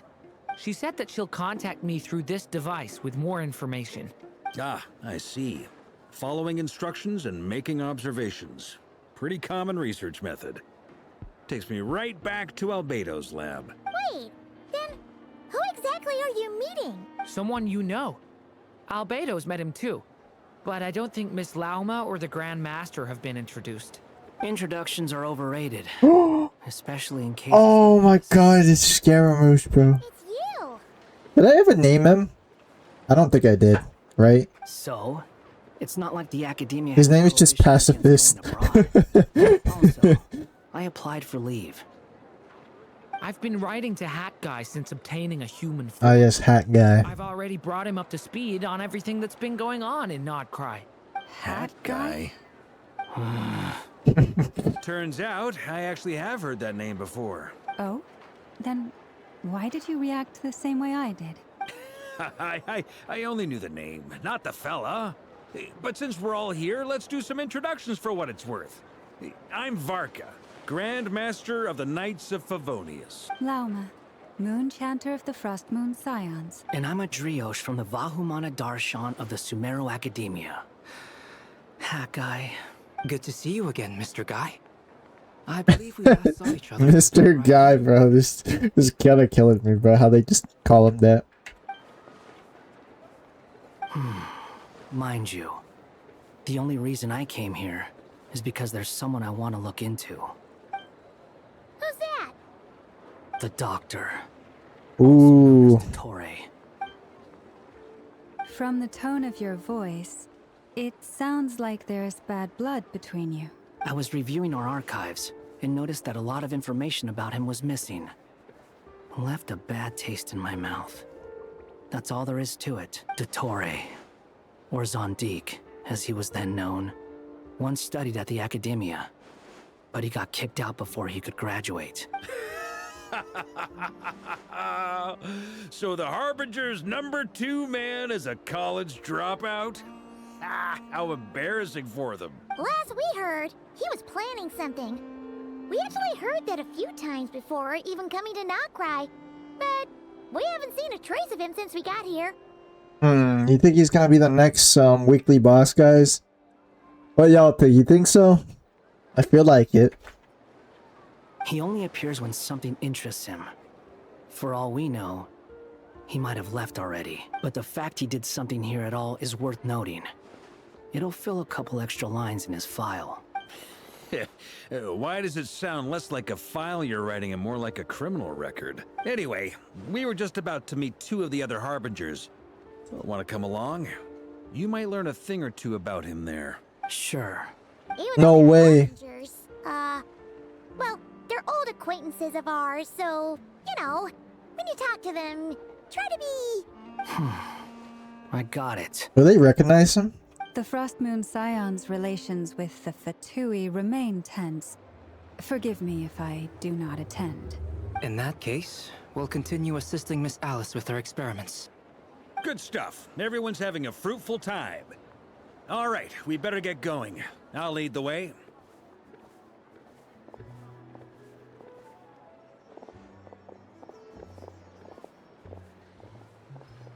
A pacifist. It's killing me. I really should have named him. I should have just named him Skara, but I never named him because like I never had him, so I didn't really care. But I should have just named him Skara, bro. Well, yeah, that's obviously part of it. But I'm not the only one who has a score to settle with him. Neither you, nor Lesser Lord Kusanali, nor I want to see him meddling with things again. What's the hurry? Don't worry. Pigeons always know which way home is. Do the experimental design bureau. There they are. You made it. Who is this? Yeah, that's right. They don't recognize him. A scholar from Sumeru. They call him Hat Guy. He's an old friend of the Travelers. I forgot what happened during Sumeru. Then like the whole story, like everyone just forgot who he was or something. I mean, we remember. I mean, how do they not recognize him, bro? I don't know. Wait, this is the academia representative you wrote about? He doesn't exactly look the part. I believe this will prove my identity. You'll notice it bears the seal of the Sanctuary of Surasthana. Well, what do you know? So it does. All right then. My mistake. It's fine. I expected as much. What? So as I mentioned in my letter, the Academia's got its eyes on Dottore, but this matter remains top secret. Apart from those assisting in the investigation, the fewer people who know, the better. If anyone asks, I'm here in Nod-Krai to pursue my personal academic interests. Gotta say, Barca, you did pretty well to keep all this under wraps for so long. Sounds like you got in touch with the academia about this way back. Look at the guy just aura farming in the background, but bro don't even give a fuck about what's happening back here. He's just aura farming. He's like, who's gonna challenge me? Who's gonna stand back here? Okay, they're not gonna mess with me. Okay, I'll just stand here. You flatter me. Where do I even start?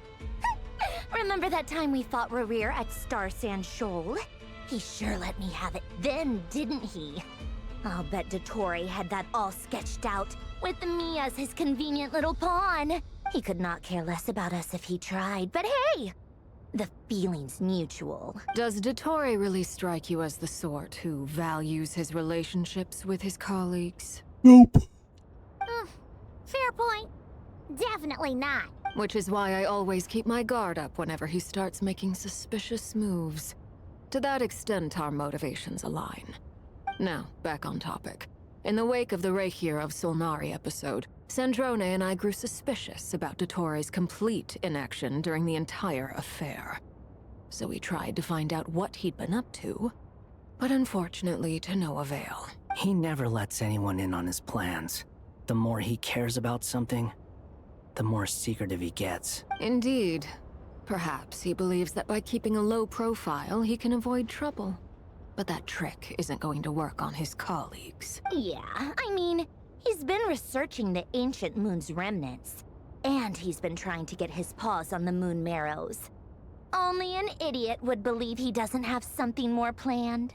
With this in mind, I returned to Snezhnaya and relayed my thoughts to Her Majesty the Tsaritsa, entreating her to have him recalled. That's pretty direct. Did the Tsaritsa agree? Yes. I made it abundantly clear that the Fatui's business in Nod-Krai is almost concluded, and we do not need 3 harbingers in this territory. Her Majesty concurred. Accordingly, Dottore has returned at her orders. I imagine he is continuing with experiments, which no one besides he would ever have any interest in. Common sense might mean nothing to him, but he's not stupid. He knows that no good can come from opposing the Tsaritsa. Smarts alone won't get him all the way. He needs the Rooster's resources and Regrator's Mora, both of which the Tsaritsa can strip from him by waggling a finger. But doesn't he have a track record of publicly following orders while going against them in private? He probably has it down to a fine art by now. Wouldn't put it past him. We worked together on a research project once. Only briefly, but it was enough to show me that we're fundamentally different people. He has no interest in doing things methodically, stage by stage. His thoughts jump all over the place, and the moment his curiosity is satisfied, or he gets the results he wants, he disappears. The only similarity we share is that, once we set our minds on doing something, we will see it done, whatever it takes. Oh, we definitely saw some of that in your battle with Rerir. You got so competitive. Ugh, do not remind me. Then I believe we all concur. Dottore will not simply give up. Fantastic. Now this is turning into a whole day of unpleasant memories. Ugh. Are you talking about the moon marrow stuff? He also strikes me as the kind of person to disregard experimental regulations, ruin all the equipment, and go way over budget. Then leave the first person he can find to deal with the fallout. Exactly. This one time, he was running some high-temperature experiment and the substance exploded. But does he care? No. He orders his subordinates to open the device so he can observe the results, which causes the gas inside to leak out. That gas was poisonous. If I hadn't been there, who knows how many people might have died. And after all that, he left while I was still cleaning up after his mess. What a waste of time, he said. Waste of time? The nerve! He wasted my time! Holy crash out. You've been bottling that up for a while, huh? Hat guy, I must say, you seem awfully familiar with internal Fatui affairs. Especially when it comes to Dottore. Thank you, Lady Harbingers, for providing such valuable information. I have no other questions for now, so I'll be on my way. Wait, what? You're just gonna leave? You're welcome to join if you want. Ugh. Just when Paimon thought he'd finally mellowed out. He makes quite the impression. I'll say. I've met tons of headstrong people, but not many of them would join me in bad-mouthing Dottore. Anyway, back to the main agenda. Barca, you said that Columbina has gone missing? Or rather, disappeared. Yeah. We're working on building a connection between her and this world. The simplest method is to find out her real name. I've actually asked her that question before, but she said she didn't know. Considering our relationship, I doubt she was lying to me. As far as I recall, she was never dispatched by Her Majesty to claim a gnosis or anything like that. The Tsaritsa's plans had long contained a place specifically for her. I always thought that was weird. What could she do that the rest of us couldn't? Knowing what we do now, it's probably something related to Kavaki, right? More than likely. When she first arrived, Columbina would often go to Her Majesty and ask when she could start the task assigned to her. But Her Majesty always gave the same reply. The time has not yet come. So she spent her days in Snezhnaya doing basically nothing. The Tsaritsa has summoned a beautiful blind maiden to be a harbinger, giving her the third seat by virtue only of her enchanting voice. It was a dumb and stupid rumor. But the reality of the situation made it hard to refute. And what happened after that? I imagine she stopped caring. She no longer seemed to care why she had been recruited, and Her Majesty never gave her any missions. So she just continued to sing in the flower garden. For my part, I was busy. So busy, in fact, that watching someone be that idol had me fuming. But still, I got the sense that she had long been used to a life of other people claiming she was needed. when she wasn't? I just felt that having a place to stay would cost me something eventually. And so I waited quietly for the day that I would have to pay the price. And on the other end of that spectrum, you had me. Someone once told me that I had the lousiest work and the toughest luck. That's a good way of putting it. I forget who said it, but those words have always stuck with me. I wonder. Yeah, I wonder. But you've done your job exceptionally well all this time. Because at heart, you are a conscientious person. What is it? Something come to mind?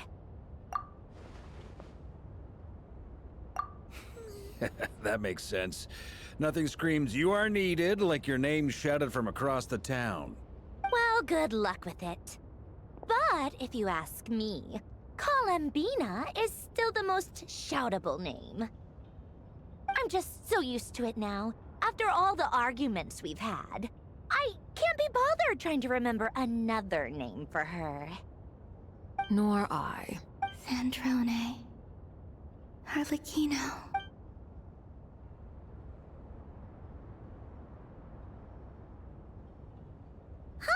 Really?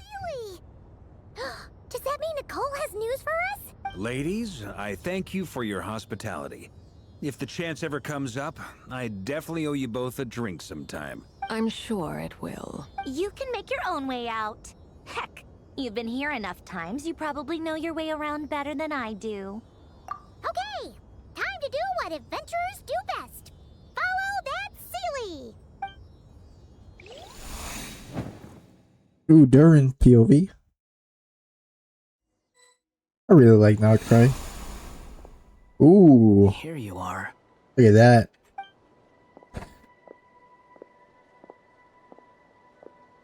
Oh, that guy. How come you're back so soon? Did things go all right with the Fatui? Fine. Dotori's been summoned home by the Tsaritsa. Couldn't get much more than that. Let me get a screenshot of him. You know, the more characters that people haven't seen in Nod-Krai, the more likely they'll click on the video. It's probably so incorrect. How about you? Any progress with the investigation? Unfortunately not. We've tried everything. Different phantoms, different locations, different points in history. But there was Abyssal monsters roaming the land. People crying out in despair, with no hope of being rescued. Every time I see it, I can't help but think, is this what it was like in Mondstadt when Dragonspine Durin attacked? And if I fail in the task I've been given, will I create yet another tragedy? That's just meaningless speculation. When we encountered similar phenomena previously, I tried to interfere with those illusions, using sounds and lights to guide them. However, we could not change their fates. The events of the past are like fate that has been Oh, written. sorry about that trigger finger. There isn't a living thing in Tevat that can escape its past. But Miss Alice instructed us to try to find ways to change the outcome that these phantoms face. It's an impossible task. Can't you just refuse? Since she asked us to do this, I feel like it can't truly be impossible. Or if it is, well, mages can make the impossible possible. I could not have been born as Durin otherwise. But you also said that your past 39 attempts were fruitless. That's true. But you're still going. Yes. After this many futile attempts, surely you realize that you're not doing this because you still believe what some mage told you. It's because you want her hypothesis to come true. It's something you wish for deep inside. So, think for yourself about what you want to do. As long as you don't believe it's futile, it isn't. Yeah. Previous experience indicates that we cannot touch the phantoms, which limits the effectiveness of our interventions. If we want to clear this hurdle... Same thought here. Yeah, I keep clicking Following too the same fast. rules means repeating the same failures. Reducing ourselves to mere playthings of fate. So you mean we need to figure out a way to make contact with them, despite knowing that we can't? Yes, and I suspect that's something only you are capable of. Everything in Tevat is logged in Irminsul, but the withering that once occurred in Sumeru was a sign that the Great World Tree was being corrupted. This corruption allowed things that should not have existed in Tevat to appear. This is tantamount to rewriting reality to an extent. You're saying abyssal power might be able to affect those phantoms? No one's ever tried it before. If you're gonna try it, it'll take courage. And you have to be confident that you can control it. Is anyone there? Has anyone seen my daughter? She's missing. I have to find her. I hear someone inside. Spargana? Are you in there? Ah! Ooh. If I can use my abyssal powers to warn him that there is danger here, maybe it'll change his decision. Maybe he'll stay away. Yes. The important thing is not the nature of the power, but rather how you use it. To intimidate and obstruct. Sounds about right for the Abyss. Let me try. I should be able to influence that thing. Ooh, Durin. We have to play as him. What? This isn't the time for that! Just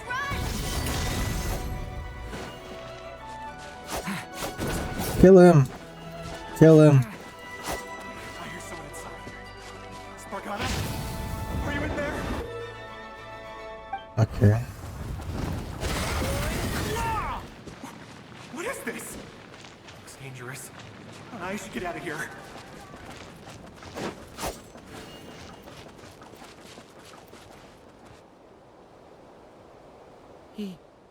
He really left.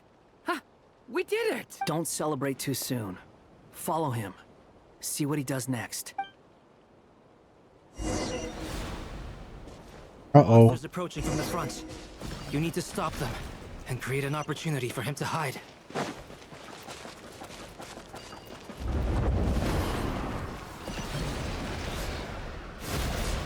Oh shit.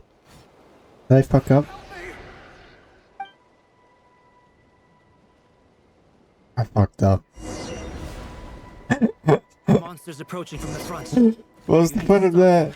And create an opportunity for him to hide. Oh, it was right there, bro. Why did that happen? No! There's monsters ahead!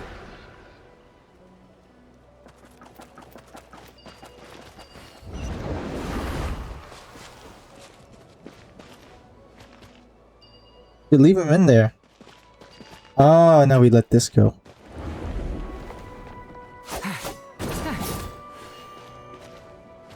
The monsters are gone. I let him die the first time. My bad. The barrier's gone too. How odd. Anyway, I guess I'll keep going. Quickly. Let's keep up. Wait, there was someone else here? Don't go any further. We've got anti-monster traps laid out everywhere. But my daughter must just be up ahead. I have to go. This way's blocked.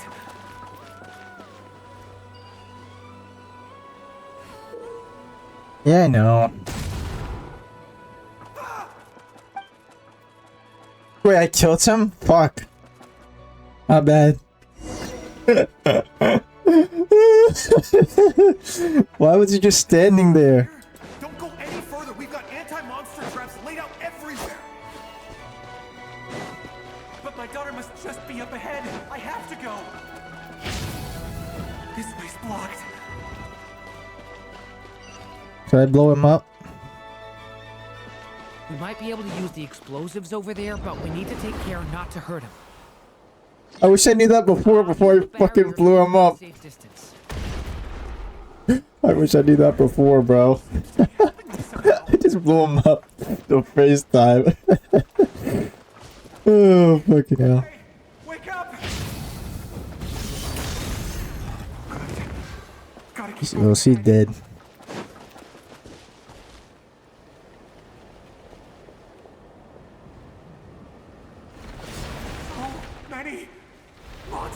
Oh, we gotta blow them up.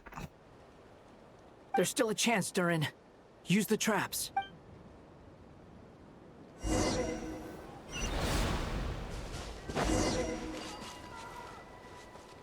Boom. Boom. And, ooh, we got a couple. Blam. Boom. Oh, shoot, there's more?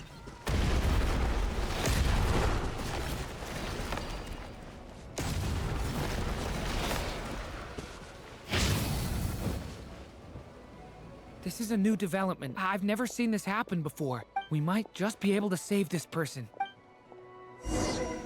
You sure? Can we really defy fate?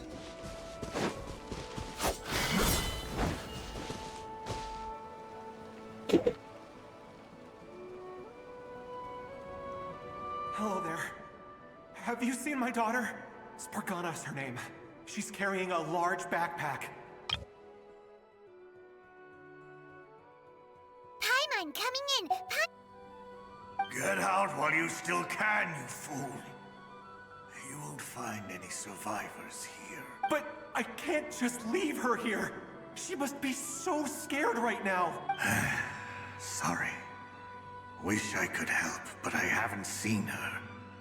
You'll just have to keep looking. Okay, thank you. If I do find her, I'll get her to shelter and come back for you. Don't bother. I've got nowhere left to go. Uh-oh. What's that noise? Monster! I think he got cooked. If he goes inside, he'll be walking into a trap. Let's try this once more.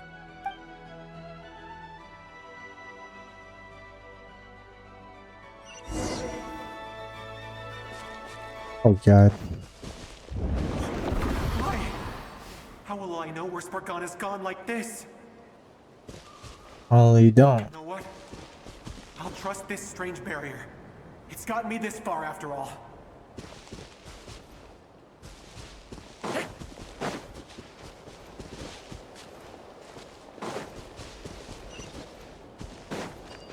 What?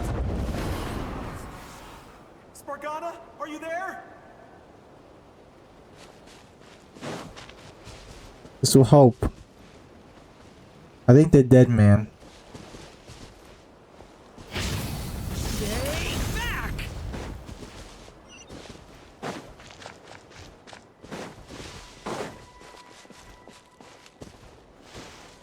How do I get in there? I wonder.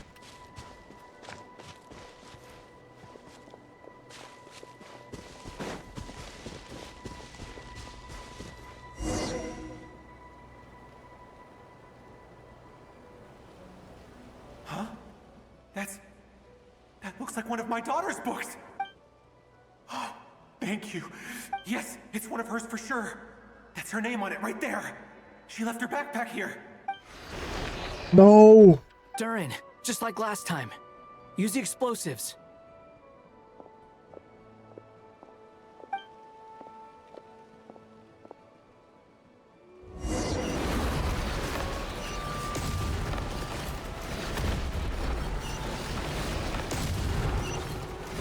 I fucked up.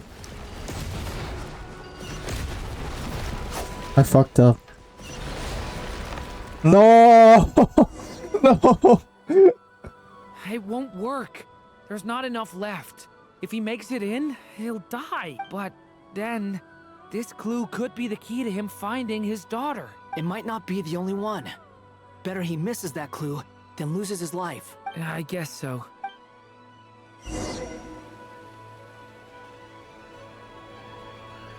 Stop him, Durin. We can't let him get any further in. That's my daughter's book! She's passed this way! Why? Why won't you let me go in? I've searched and searched and searched just for this! But how will I find her without any clues? Just give up, man. Uh-oh.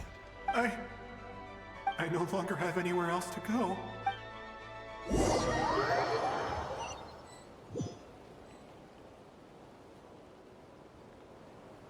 Did he die? I'm sorry. I'm so sorry. Yeah, he died. Told you. I don't think you can defy fate like that. He's gonna die anyway. He refuses to go anywhere else. Whether he opens this door or not, all that awaits him now is death. We couldn't change his fate. Albedo? Hat guy? Let's try one more time. I don't know how we're gonna do this, but I don't want to give up either.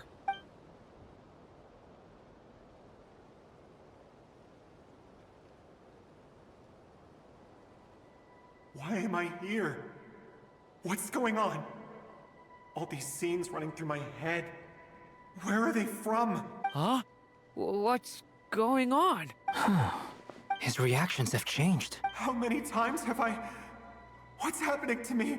Huh? Wait. Oh, he sees us now.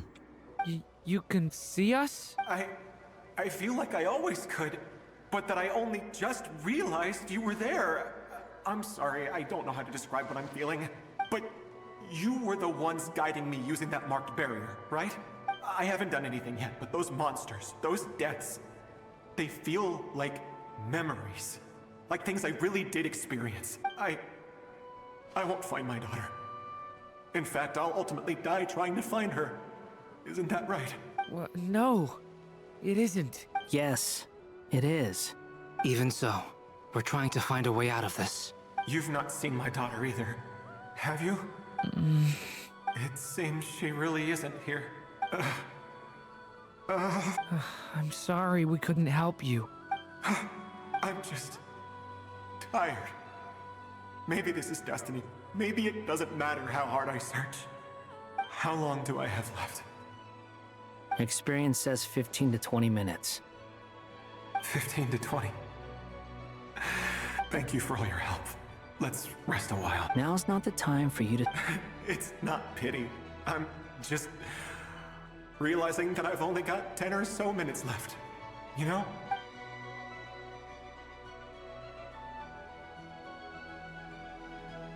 You say you're from Mondstadt, yes? A place with windmills, where people enjoy limitless freedom? And you're from Sumeru, where they've built an academy into a giant tree? Yes.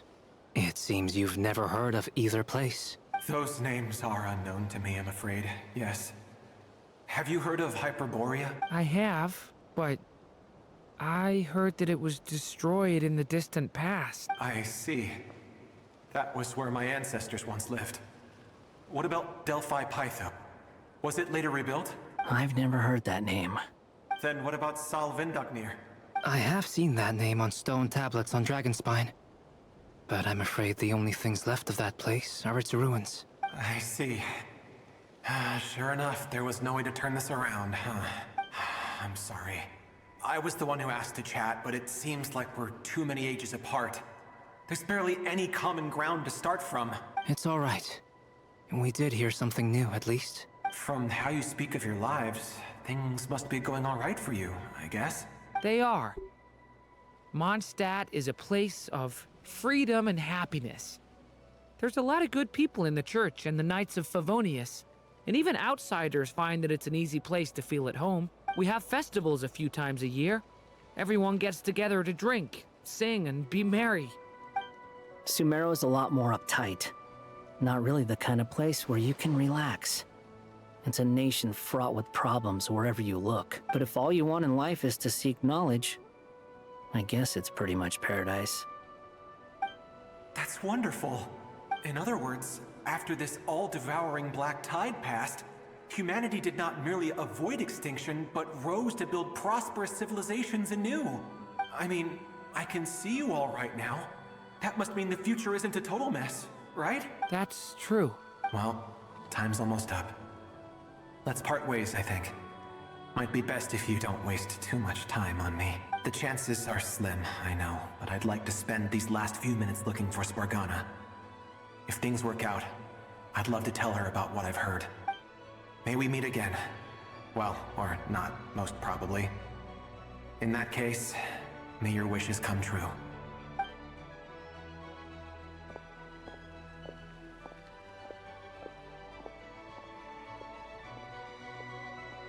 He's gone.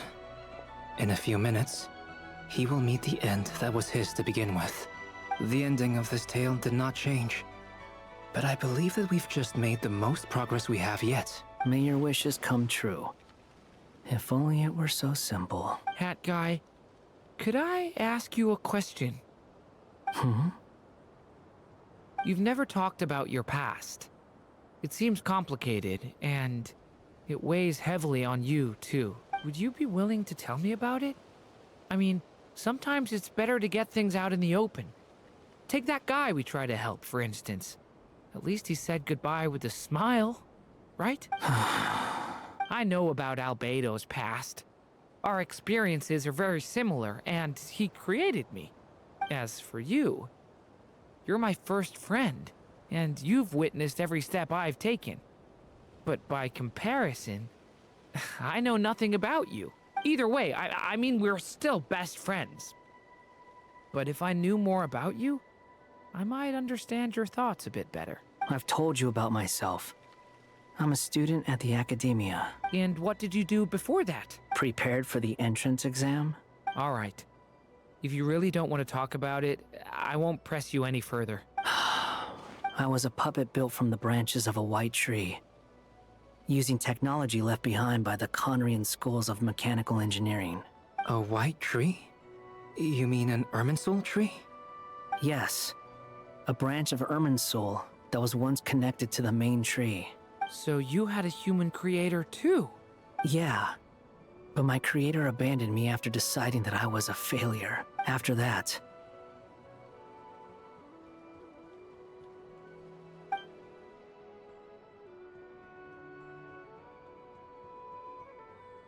Durin, resisting the influence of the Abyss, suppressing the urge to destroy, trying to do the right thing.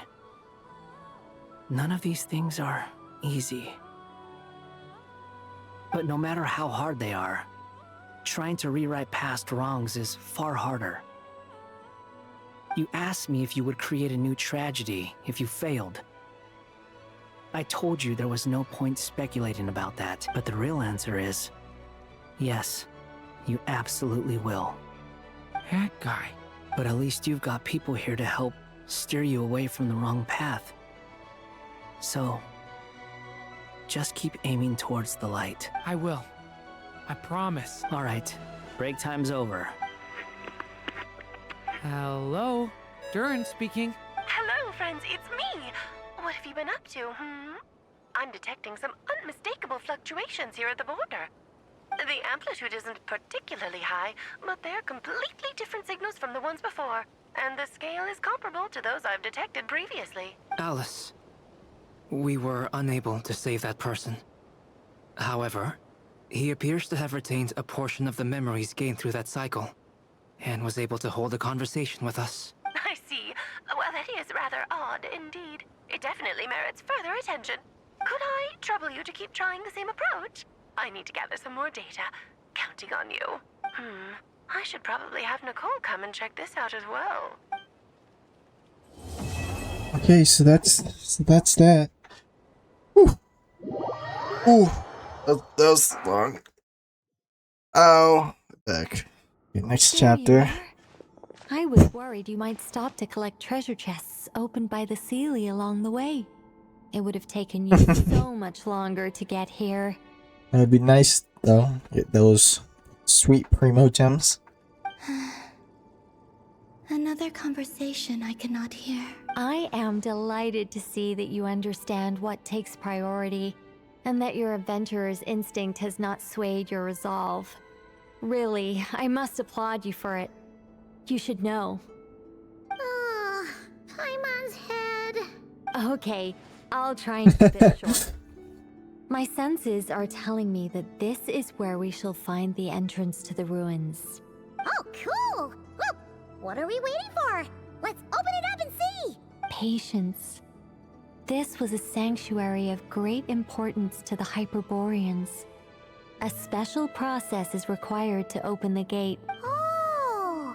Like the place that housed the Eternal Moon's marrow? Okay, so what's the plan? Need us to do anything? And just the short version, if you can. Ah, all right then. I was planning to start with some background on the invention of these techniques. Are you sure you don't want to hear it? It's quite informative. I think I'm good, honestly. Remember what you were saying about priorities? Fine. Simply put, we need 3 human representatives to successfully undergo a process of Kuvaki resonance. Think of it as a test from the 3 moon goddesses to see if the entrants are qualified, with the most recognizable qualification being Kuvaki. Pretty sure Lauma would ace that test. Yeah. Oh, wait. But we need 3 people. So that would probably be Lauma, the Traveler, because he's the Moon Marrow, and would it be Arlecchino too, right? I could be wrong, but right? That would make the most sense, because I don't know. I also have no doubt that the Moon Chanter would be qualified, but we would need 2 other people with the same constitution. Therefore, the most feasible method is not so much to follow the rules, but to figure out how the test functions and find a workaround. I've done some research, and it turns out the mechanism is rather crude. We'll simply need humans to stand before it who have sufficient Kuvaki energy within them. I'm with you so far. How do we get the Kuvaki in them? The easiest way would be transfusion. Take some Kuvaki from Nod-Krai's soil, put it into the bloodstream, and get it circulating in the body. I don't know how I feel about that. So we're going to cheat on the test? Precisely. There are other methods, but this is the simplest one. Cheating the system is much easier than trying to hide from it. Huh? Ah! Sorry? Does the idea of cheating upset you, Miss Lauma? No, that's not it. I suddenly had an idea. Oh, what is it? It's about Moon Prayer Night. I figured out a way for Kutar to join in the festivities. Huh? But as Paimon said, we need to have our priorities straight. Let's get back to the test. I'll follow up with Nefer on the festival arrangements. Oh, okay. Anyway, is this really the best method we have? A Kuvaki transfusion sounds dangerous, no matter how you slice it. If you think that's dangerous, wait till you hear the other methods. I'd be more than happy to go through them if you'd like. No need, we're good. Let's go with this one. Very well. Kuvaki transfusion it is. Now, I should mention that the risks can be greater or lower depending on individual compatibility. It would be rash to simply infuse the Kuvaki and hope for the best. If the body rejects it, the reaction can be quite severe. The symptoms are similar to another condition that some people living here suffer from, known as congenital Kuvaki sensitivity. So, before we execute our plan, I will perform a simple test of my own to see who is compatible and who is not. Once that is done, we will have to complete the resonance process as rapidly as possible. The participants must remain stationary while the Kuvaki circulates and bonds with them, and they mustn't eat or drink anything. What? No eating or drinking? That's some hardcore fasting. They'll all be monks by the time they're through. 3 days. Damn. Oh, that's so long! And we still need to find 2 more people who are not just compatible, but also willing to volunteer. Fasting? What are they talking about? Really? Don't you want to think this through? Oh fuck, sorry guys. I just got a biggest cramp in my leg. I moved it a bit, bro, and oh my god. Oh my goodness, bro. Dude, I tried to move my leg on my other one. It like my thigh area just died, bro. I'm trying to move it right now. Hold on. Ow, ow, ow, ow. Happens when you sit down for too long. Yeah, that feels a bit better. Actually, I don't know if this is the most comfortable. Okay, let's just keep going. Haha, count me in too. 3 days without food? I can handle that. Mr. Cole has made it clear that this is the easiest way. The way I see it, there's nothing else to discuss. It's time to step up. Yep, let's do it. you're right. In that case, Paimon volunteers to be Captain of Logistics. She'll keep the fires lit and grab some spare clothes to keep you comfortable. Then we'll start with you first, Traveler. Please step forward.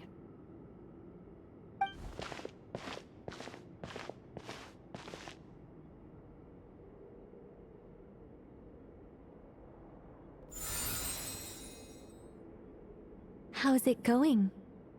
Do you feel anything? How about now?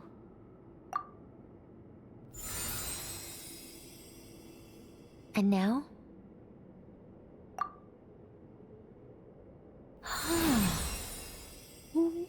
What about now? You guys, it's not a competition, you know. All right, I'm officially impressed. Even as a descender, you can withstand far more than I imagined. It's like I summoned a giant stone titan to arm wrestle you, and your arm hasn't even moved an inch. In my last attempt, I infused 5 times the amount of Kuvaki required. Damn, bro. She was trying to kill him, bro. Yes. Safe to say, compatibility won't be an issue for you. You're eligible to join. You're next, Mr. Varka. Sure, here goes nothing. All right. I'll start where we left off. 5 times the required Kuvaki dose. I don't know about that. Unless he's... Whoa, hey, Whoa. wait a minute. Yo, his face. Why is he doing that face, bro? Oh, he's gonna die, bro. How's it going? Ooh, no, not great. I kind of want to puke. Feels like I've been drinking too much. A few bottles of wine, then a big stein of Dark Horse, with some hard liquor from Liyue mixed in. You think this is funny? I just lost to a young lady in an arm wrestling contest. I'm never gonna live that down. My apologies. I'll lower the concentration and try again. Oh. How's it going now? I'm not as dizzy as last time, but I can still feel it pulsing around. In that case, you wouldn't be an ideal choice, Mr. Varka. No. Let's try someone else. Okay. Let's go ask some of our other friends then. Barker, I thought you had the dog in you. What the hell, man?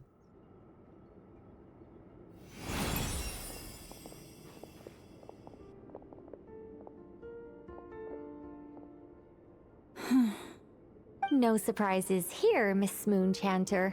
You're perfectly compatible. You may join. Oh, never? I'm getting a slight headache. Shame. You were so close. I don't know. I don't think Yehoda's gonna make it. Oh, I'm itching all over. Allergic reaction. We can't have that. Huh? What's Aino doing there, bro? It's about time we saw her. Well, are you gonna start a what? The Hexenzirkel is an organization that cares for and protects children. We will not have them do dangerous things. Not even tests. Poor Aino, bro. Hmm? I think I never forgot this, bro. She's a clanker, bro. This won't affect her. Is something the matter? The candidates have to be human. Damn. I guess that rules me out too. Huh. Everyone except the Moonchanter got beaten. Guess I don't need to feel so bad after all. I mean, looks like this isn't gonna be as easy as we thought. Perhaps I could ask for volunteers among the Frost Moon Scions. I'll see about talking to some trusted Lightkeeper colleagues. Itlua springs to mind. In fact, I think we had some former Frost Moon Scions join our ranks recently. Can you give me the scientific explanation for how the test works? I can probably make some kind of test bot. Then we can just zip through Nasha Town, going up to people and pressing a button to check their status. Wouldn't that be way easier? No. Wow. No elaboration for once. How about I contact the Knights of Favonia's garrison in the Wave Chaser plane? Shame that Lohan's already left. And that guy's even tougher than I am. Strange. The moon goddess is clearly revered by many people. So why is she on the brink of disappearing? She mentioned that the world has rejected her from the very beginning. And when we fought the Raihir of Salnari, it seemed like she exhausted her power for our sake. Also, Paimon's not sure revered is the right word for how people feel about her. Gratitude, certainly.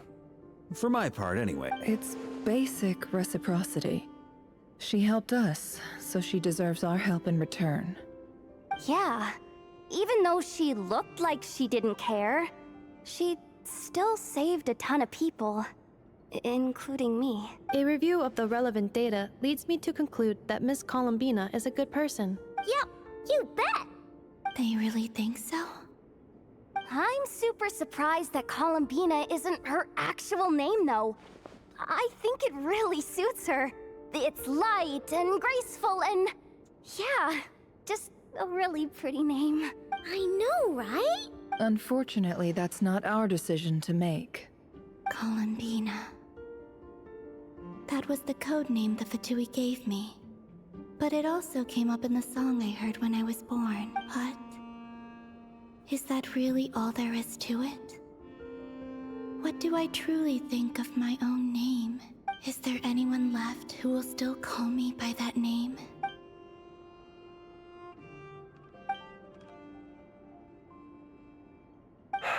Moon Prayer Night is getting closer by the day. We're running out of time. We need I fucking told you. I told you guys it was gonna be the Traveler, Lauma, and Arlecchino, bro. I told you. I freaking told you, bro. I knew it. Then allow me to try.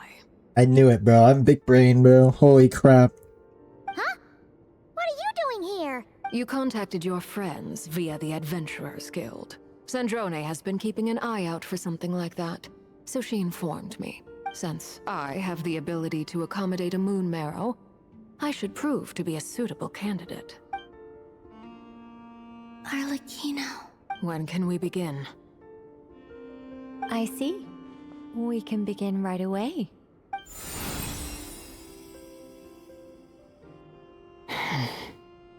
How was it? Did you feel any discomfort? Not at all. Then it seems we shan't need to look for additional candidates after all. Light work. Cool. Alright, like Paimon said, the rest of us can take turns making sure the three of them stay warm and comfy. Then, my job is to take care of the caretakers. I will ensure everyone receives food and accommodation. I'm ready as well.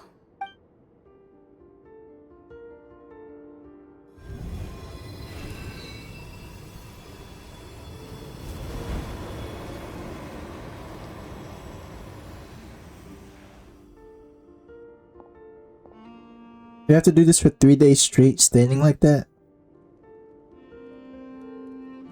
I think I would die.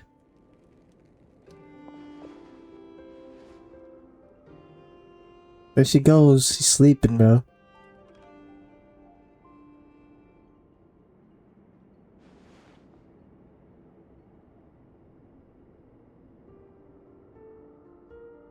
Come back, Columbina.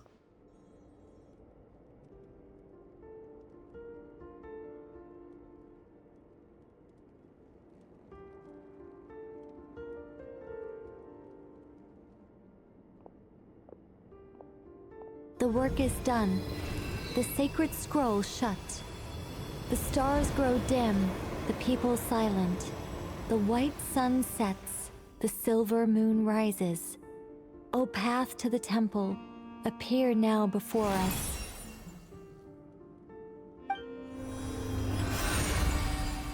Wow! It really opened! So that's what all this is about. They've been trying to open this gate. Come, let us enter. It might be best to eat something first. Take care to chew properly and swallow slowly. It will give your body time to readjust to the digestion process. They will head in soon.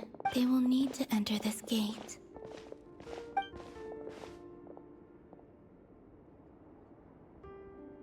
Huh? I cannot pass through. Is it because I have no physical body? It has been 3 days. My strength is all but completely faded. Can I really hold on until Moon Prayer Night? Alright. This should be like the last chapter. And once we're done with that, we are done for today. Alright, before we enter, let's go talk to these guys. Varka. It's good to know you're all well. Puts me at ease. Enefa. I have confirmed that you are all in good health. With that, my work is now complete. Congratulations are in order. Alright, everyone. Well, let's go. Fire? Well, I don't have fire. Whatever, we ballin', bro. Kinda glad I still got Favonius. I need to upgrade that and put it on. I know.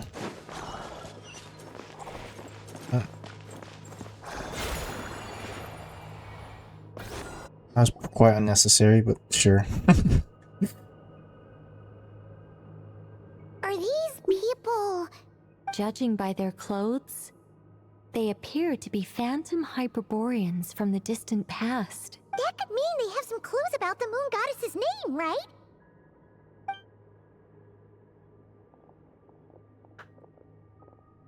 Hey there! Could you tell us what the Moon Goddess's name is? Sorry. That's probably a weird question, huh? How do we explain this? The moons are long gone, and their goddesses are dead. Their names no longer mean anything. When a new moon goddess is born, we will surely know her name. We have used every last resource at our disposal. All that remains is to wait, patiently and quietly.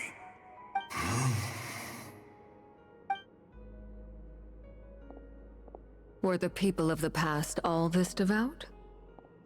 It looks like this phantom doesn't intend to converse with us any further. Surely the new moon goddess he speaks of must be Columbina.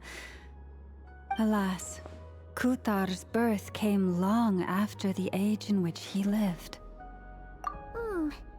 But, maybe if we find a phantom from a more recent age, they might know Columbina's real name.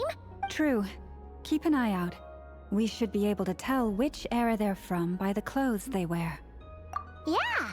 You've been pretty talkative this whole time. What changed? Oh, nothing. I'm fine. You all make good points. When the Hyperboreans speak of moon goddesses, they mean the three from truly ancient times.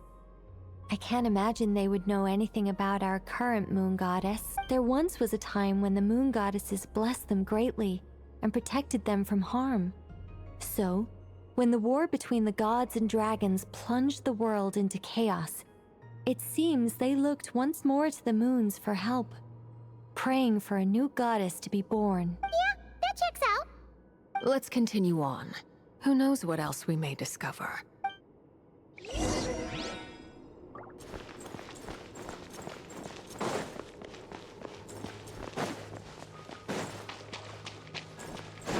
There's a door blocking this path. Not a problem. Try this.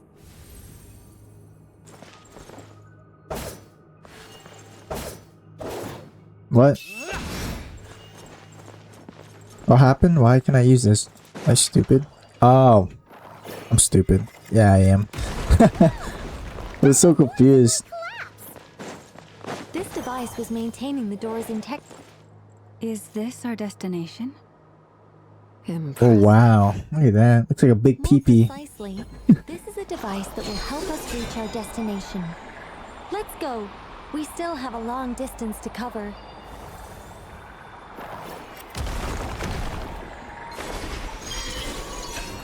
Whee! This is fun. It seems like we're gonna fight something up there. I don't think it's anything crazy.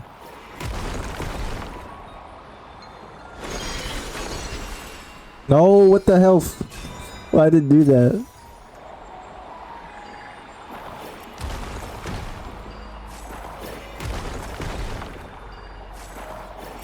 Alright. One more. Whee! Oh man, I can't wait for Christmas, guys. It's December, technically 3rd, because it's probably like, it's 12 o'clock right now, so yeah, in the morning, so. What is this for?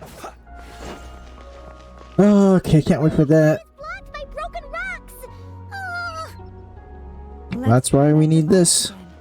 Remember the door from earlier? We need this. And put that. There we go. The humans we see. No, not the slimes. Oh my god. What the fuck? Bro, I know got one-shotted. What the fuck, bro? I was not ready for that. It's some bullshit. We got fucking one tap, bro. Yeah, this will do. That's my fault for not putting his shield up, bro. Man, now I don't have any of her shit, bro.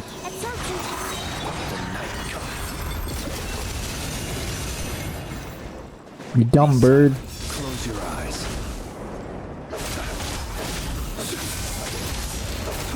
Be silent. To dust. What the fuck? This guy's not taking any damage. Solidify. Why is this guy so tanky?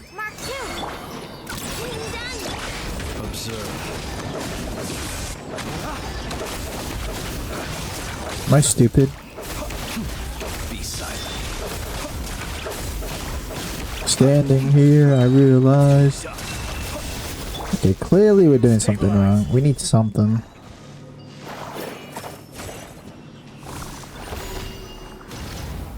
Oh, I'm trying to get this damn thing, bro.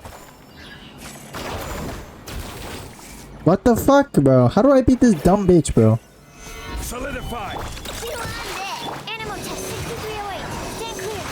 Observe. Close your eyes. Oh, it's literally just immune to electric, bro. Smartest Genshin player ever, bro. Dumbass monster, bro. Trash, bro. Ooh, there's a whole bunch of artwork in here. Seems pretty old. Nicole, this is probably your area of expertise. What do all these paintings mean? Let me see. To understand these murals requires some knowledge of the history surrounding the War of Funerary Flame. I shared a little of this with Lauma before.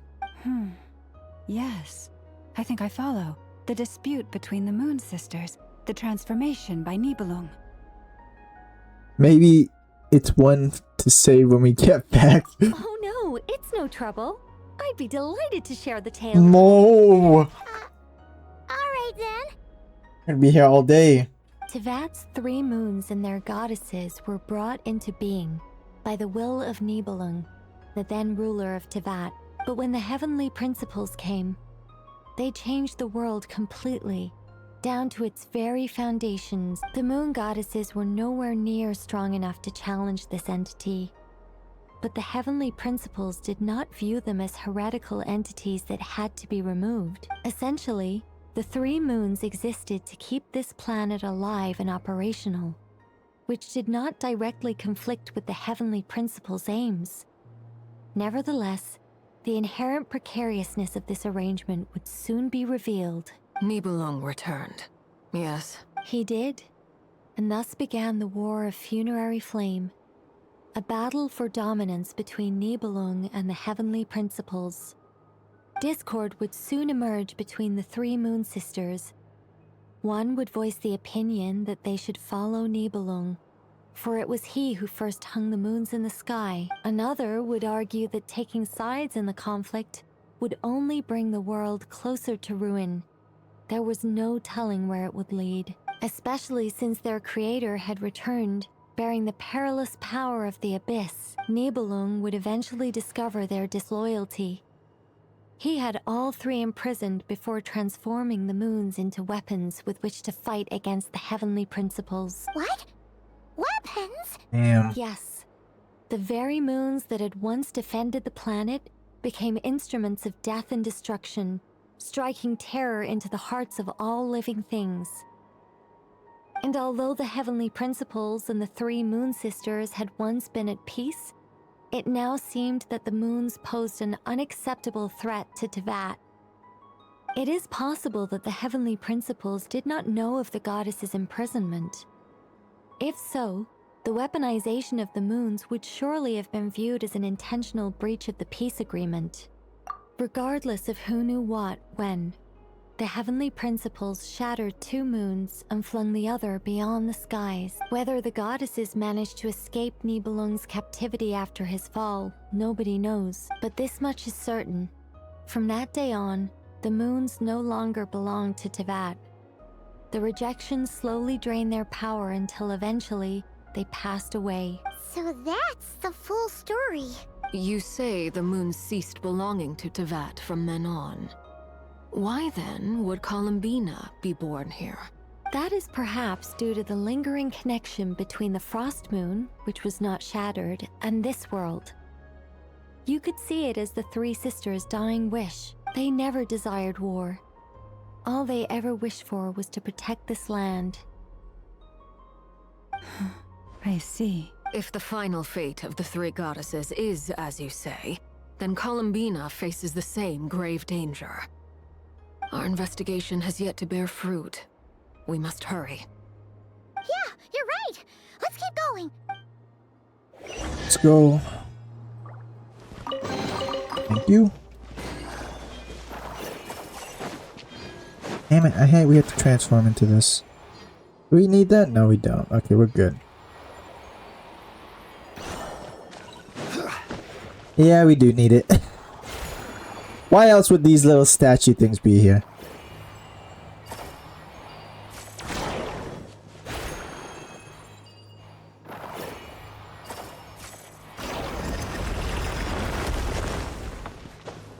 Secret? No.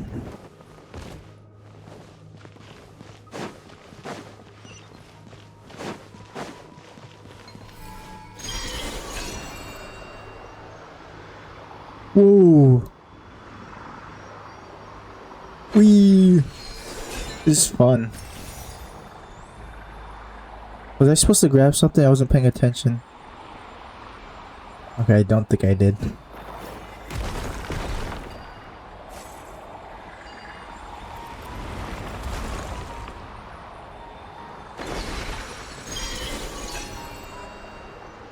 Yeah, this is fun, man.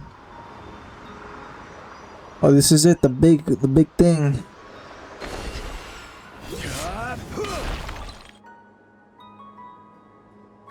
We're finally here. Guessing we'll need to activate this thing? Indeed. I was a little worried about that at first, but as we got closer, I sensed that the Kuvaki within it flows unimpeded. It should be functioning normally. The only issue is how to activate it. It's looking a little worse for wear. What about the cores from some of the other devices we've seen? Can we repair it using those? In all likelihood, yes. I imagine that would have been the Hyperborean's backup plan. Let's look for some cores.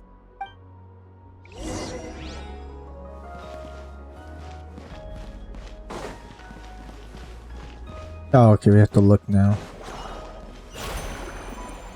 Oh, they want us to go here first, okay. I don't know where I'm going. Place is huge.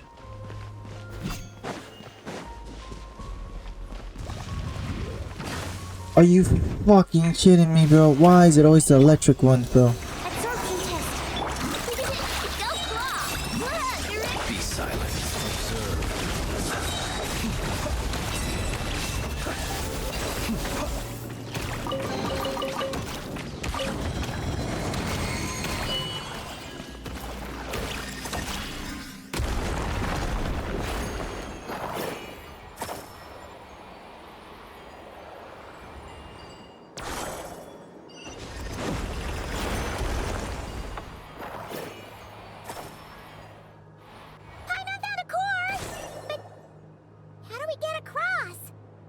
Walk up, then jump down.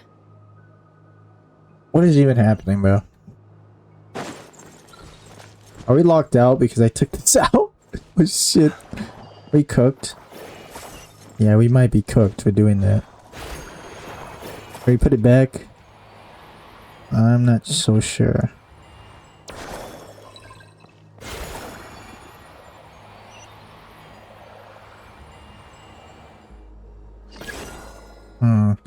Oh my god, game, do you really need to tell me, bro? I'm not a child.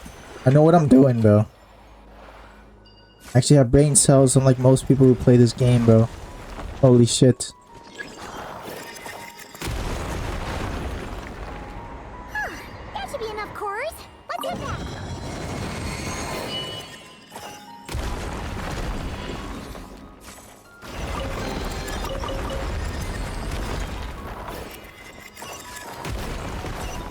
Oh my god, bro! Just let me transform, bro. Let me be a transformer, bro.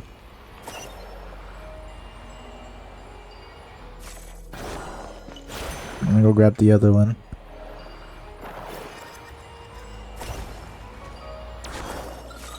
There we go. Now activate. Not click tap button. The device is up and running. It's hard to believe that the ancients were capable of constructing such things. I'm on Caesar destination! Ooh. It's right up ahead! Yes, let's go.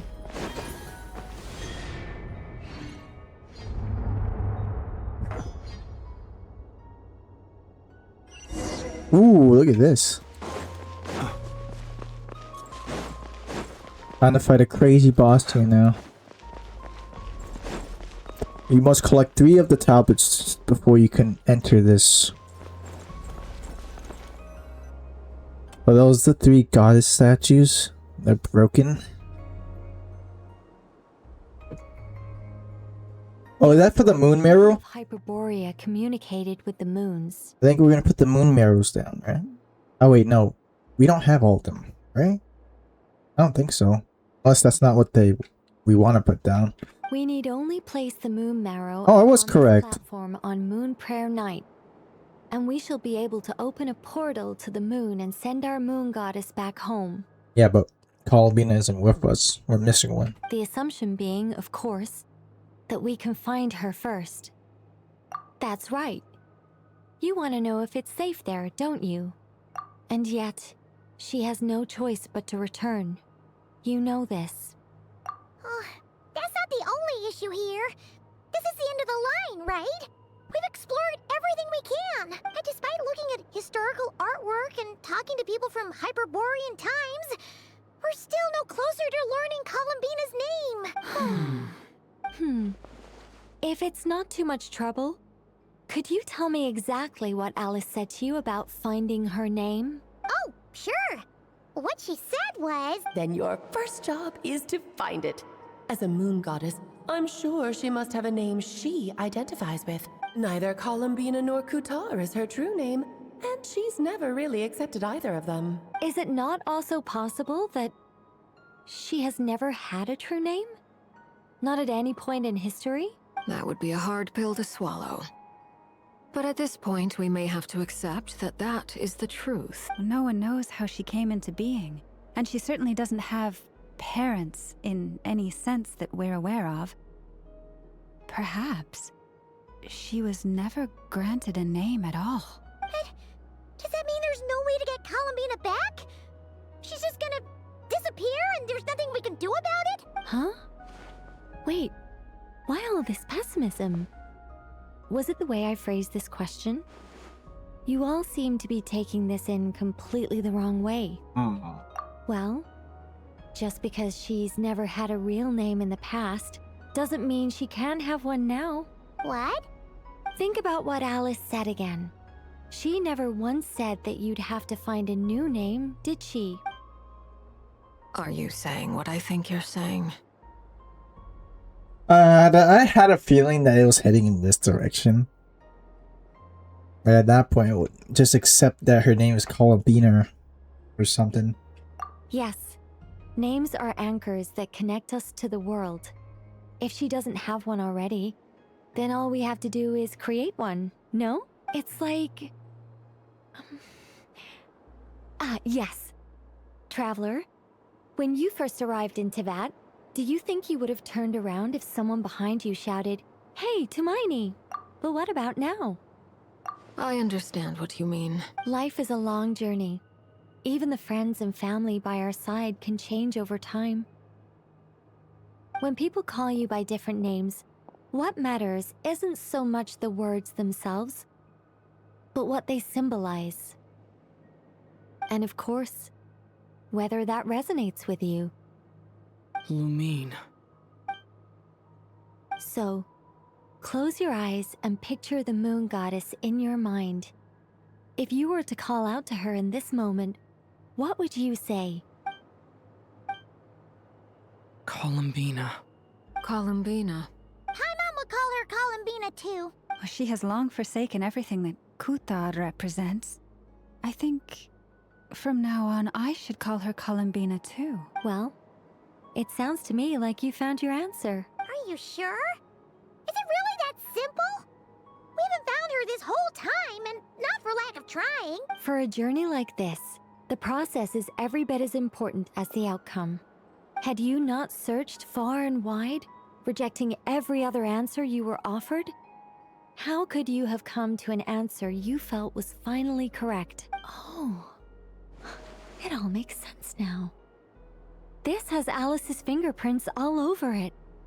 Are you suggesting that Mage knew from the start that Columbina never had a real name to begin with? I can't say for sure, but I can definitely imagine her chuckling in satisfaction somewhere right now, saying, "Ah, what fun." Llama! Your antlers! Oh, shoot. You should hurry. The festive moon has begun to rise. Do not worry, for when you called the name Columbina just now, I could sense that the power within was enough to summon back the moon goddess. Was it really that simple? Power within what? The name? Yes. So, the thing is... What's wrong now? This is so annoying. I really want to explain how that whole thing works. Starting from the founding principles of Teyvat and... Oh, I could talk about this for hours. No, please no. But... Deep breaths, Nicole. Deep breaths. You're an angel. A sober, sensible, solemn angel who has her priorities straight. Okay then. Sorry for asking. Clearly a bad call on Paimon's part. Anyway, you all need to hurry. Last thing, remember how it felt when you called out that name. Then it is agreed. By the name Columbina, we shall find her. Then we'll throw her the best Moon Prayer Night party ever! And at last, we will send her home. We're gonna get a cutscene or no? Or she's just gonna come back. I can barely move. My consciousness is fading away. Have they come back out? I'd love to see them one more time.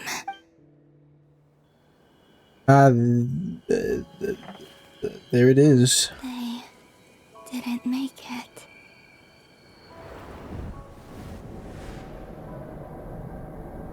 Could you tell me your name? My name is... Come on. Columbina!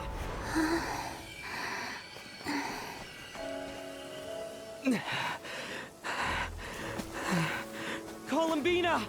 Are you here? Columbina! That's the name you gave when we first met. And it's what I've called you ever since. Columbina. It's a fine name. I have many fond memories of Columbina, and so do all of your friends.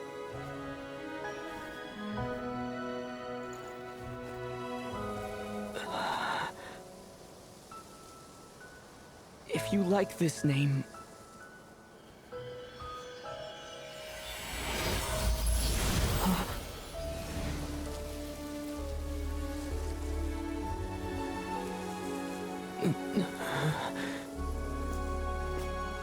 looking for me? Oh, there she is. She's back. I like it. What? Dude, she looked like she was gonna kiss him, bro. I'm not even gonna lie, bro. My name is Columbina Hyposelenia. Columbina hyposelenia. Okay. Columbina hyposelenia. That's a wonderful name. I never thought that Columbina would become my real name. He's happy. Yay. But after I met you and my other friends, the things that this name stood for slowly began to change. It went from being a Fatui code name to something my friends call me. What is it? Why aren't you saying anything? I'm just so happy for you. Thank you. So, where's everyone else? We can go and meet them very soon. Everyone went to different places to try calling your name. Great. I'd like to thank them as well. Everyone's done so much for me. Searching for my name, entering those ancient ruins. Huh? Wait, so you were... Yes, I was there. Not physically, but my consciousness was still holding on. I followed you the whole way. Starting from when? You turned around and called out my name while you were in Nasha Town.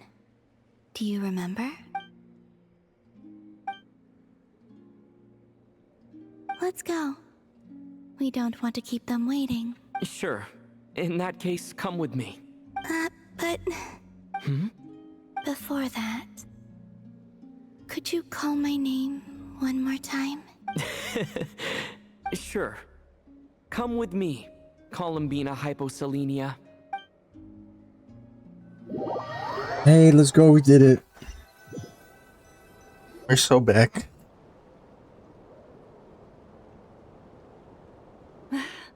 Columbina. Oh, this truly is wonderful. Llama, I can't breathe. Oh, I would love to be in that position, bro. Ha! Just in time for Moon Prayer Night. It's good to have you back, Miss Columbina. Yeah, we were worried sick. Thank you, my friends.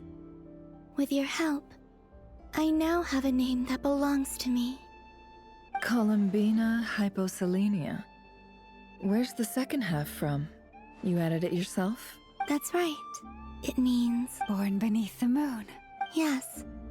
And by extension, it can also mean born beneath this world. A fine name. Now, Oh my goodness! interrupt this beautiful reunion. Nicole. I feel obliged to remind you that the Moon Prayer Night celebrations in Nasha Town have already begun. Why did she turn into a little... Don't you want to enjoy the festivities? There's so much to see and do. And some of the ambient lighting and entertainments were sponsored by the kind souls in the Hexen Circle. Nicole? Why have you turned into Dodoko? I like the Dodoko, bro. So you're Miss Nicole. Thank you for helping us, and for helping me find my name. It's nice to finally hear your voice. You're quite welcome. Guiding lost people to hidden treasure is what we Seelie do. I want to squeeze Nicole, bro. I want to squeeze that Dodoko, bro. Every time I see one of those, bro, I just want to like... I gotta like... Squeeze them like slime, bro. And if you ask me, spiritual treasures are far more precious than material ones. Chests are all well and good, but this was what it's all about. Anyway, I had to go help Alice. It seems like she ran into some trouble. That's why I couldn't be here in person. But don't worry, we're with you in spirit. We'll be celebrating right along with you. Keep an eye out for the Hexen Circle's festive stalls in Nasha Town. I think you'll like what we came up with. Alice said she even managed to rope B in this time. The Frost Moon Scions have also prepared various attractions. I believe Aino, Ineffa, and their crew are setting things up as we speak. On that note, Nefer, About that request I made. It's all in hand. Yehoda is on site to ensure that everything goes off without a hitch. Wonderful. In that case, Traveler? Huh? Come on, Columbina. It's time to celebrate the best moon prayer night ever.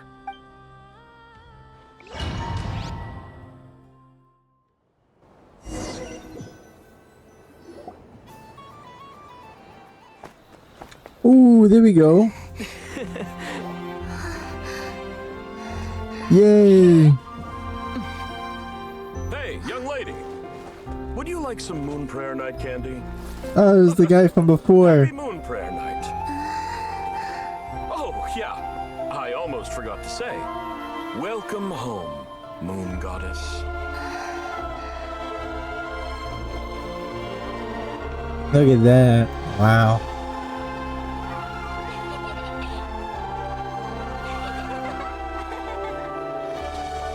Welcome home, Moon Goddess. Welcome home, Moon Goddess. Welcome home, moon goddess.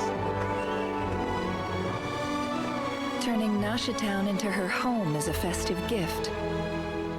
A rather brilliant idea. Perhaps this is what Nod-Krai, Columbina's home, should have been like all along.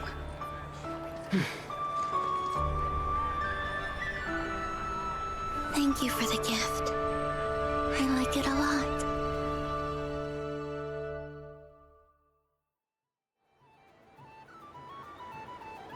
This feels like the surprise of my life. This is Yehoda, bro. She had to quickly run in the scene, bro. I do.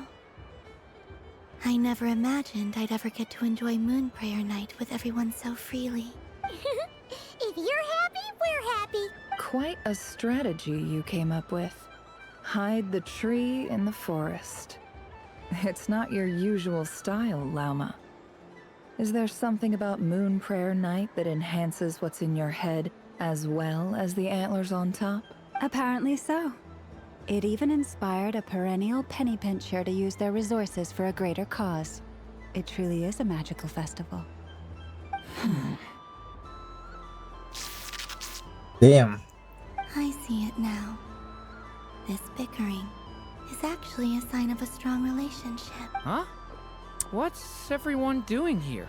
Oh, Miss Columbina, you're back. The gang is here, bro. Let's go.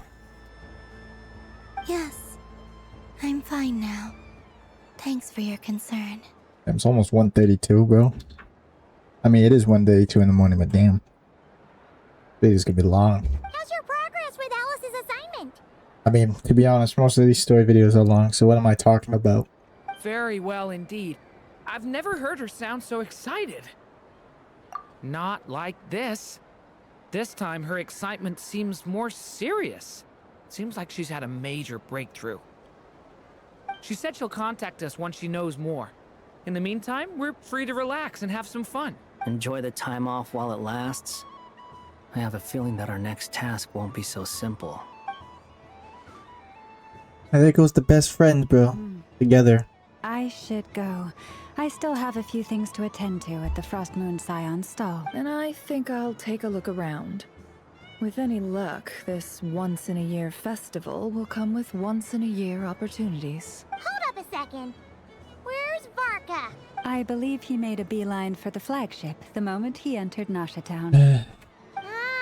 That's Mondstatter. Why am I not surprised? They know what they want when festivals roll around. Goodbye for now, Columbina. I hope you have a wonderful night. I will. Well, in that case, don't you stand there. Get out there and have some fun. You'll definitely get a warm welcome at every stall.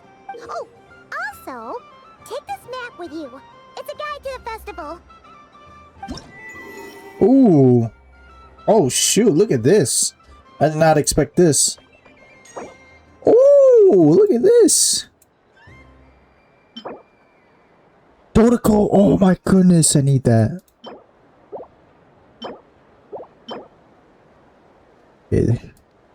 So how much primos are there? There's a lot. Probably add up. Okay, 3, 4, 5, 6, 7, 8, 9. 180. So what you get one entire pull from this guy. So just so you can't complain, bro. I think we should start by. I mean, we have to get there. We gotta walk there anyway. Scion stall is over here. Lauma's invited a whole bunch of cute animals to celebrate too. Over there is the Hexacircle section. Alice seemed more excited than anyone about this festival, so she insisted on making it a grand affair. Yeah, I can tell because she's chilling there. Just chilling there, bro. I'm gonna squish Alice, bro. Squish that Dodoko like it's like. Ugh, I just want to squish them, bro, so badly. Oh, and then there's the Noshitown local specialties, including... Actually, forget that. Better if you go check them out for yourself. Thank you. It looks like a lot of fun. You're not coming with me? We'll be around. But don't you want to browse by yourself for a bit first? Yep. If you find something you like and want to try it out together, just give us a shout. We'll be right with you.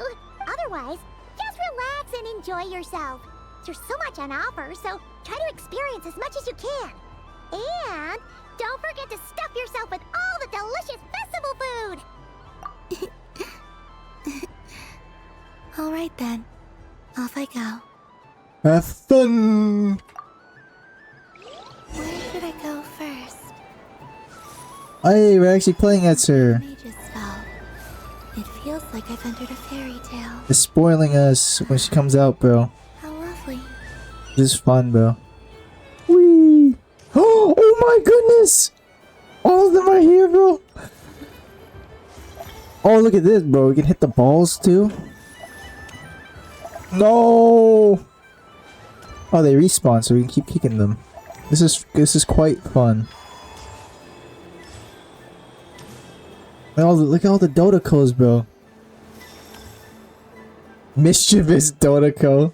You just have like the just the regular one. What is the mischievous Dodoko? A soft and furry creature that bounces and jumps. Welcome home, Moon Goddess. Wait, is that wait, is that not Alice, bro? Am I crazy? This one talks too. Allow me to introduce myself. I am a Dodoko from a distant archipelago, the most mischievous of all my Dodo brothers and Dodo sisters. Oh, is that Alice, bro? Am I tweaking, bro? That's Alice, right, bro? When the going got tough, I powered through, and when I met obstacles, I boomed them away. That sounds like a lot of fun. Doesn't it just? Oh, but then the trouble started. Recently, I found a lovely beach, the same beautiful jelly color as my hometown, and so I dove in to have a look. Only to find it overgrown with seagrass and nasty little spiky fish everywhere, looking to turn me into a Dodoko kebab. Not gonna lie, they do look tasty, so I can't blame them. I made it back to shore by the skin of my teeth, but my tail was sorely hurt. Aww. Couldn't you just boom them away? Exactly. Oh, I wanted to, believe me. But I've heard that you, Moon Goddess, can understand animal speech. The last thing I wanted was to cause a gigantic fuss and get taken to court by a school of spiky fish. I'd be driven out of these waters for good, and my winter holiday would be ruined. Sounds like Klee, bro.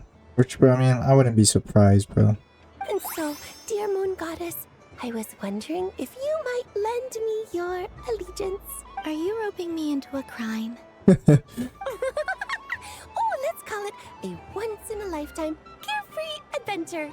Does that sound better? All the festival goers tonight are dressed up as the Moon Goddess. Yeah, there's her name. I was waiting for it. Can't disguise herself as a Dodoko, is there? Besides, this is your home. You should be free to be whoever you wish. I'm afraid I'm not well acquainted with Dodokos, Madam Mage. Oh, that's quite all right. We Dodokos are innocent, happy creatures with a free-spirited nature. Many, like myself, are mischievous troublemakers. Others are lazy souls who like nothing better than to lie down on a nice rock and take a nap. In our eyes, every creature who yearns for happiness and freedom is a Dodoco. But perhaps in yours, we Dodoco are a fluffier and more mischievous breed of Kuhenki? Yes, that is a much easier image to follow. Oh, wonderful! Then let's play! Grab onto my tail and follow me into the sea! Time to settle some scores with the bad guys! Oh shoot, we're going into something? Wait, what the heck? Oh, it's this! It's this game.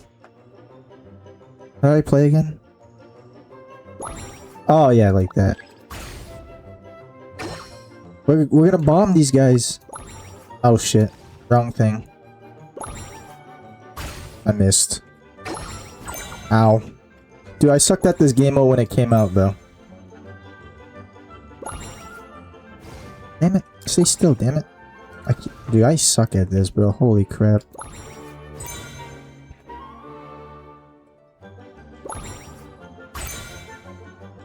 Do that.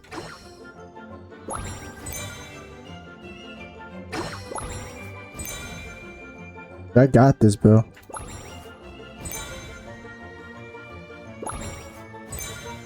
Speed run. Do that. Might work. It was built different. Ooh,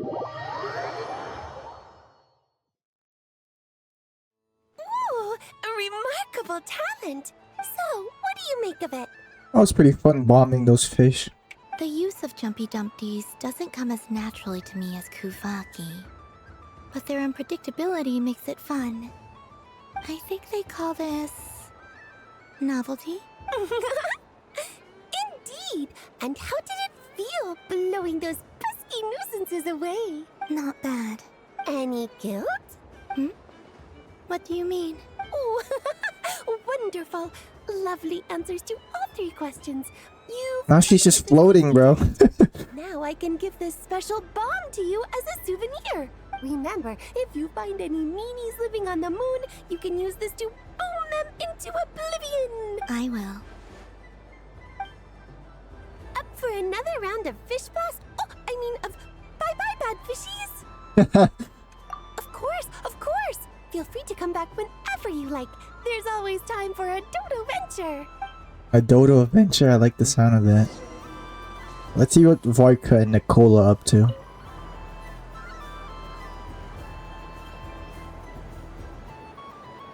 I wouldn't say it's unfair, exactly. I mean, your voice goes right into people's heads. How would you explain that to the kids? You can't just explain it away as magic. Is something the matter? Ah, Miss Columbina! No, nothing you need to worry yourself about. Ah, impeccable timing. Stick around for a second, Miss Columbina. I need your input on something. This self-proclaimed Knight of Justice has yet to give me a satisfactory answer. I, for one, would like to hear your verdict on the matter. Hey, now, I left the flagship just to help you out, Miss Nicole. What's going on?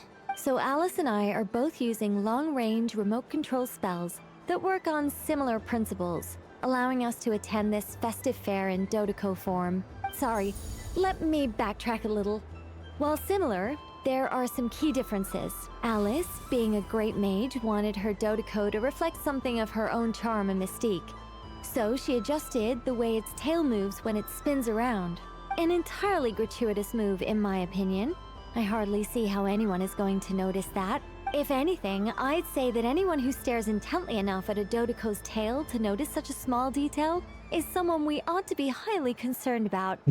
I only say this to emphasize that my question has nothing to do with tails.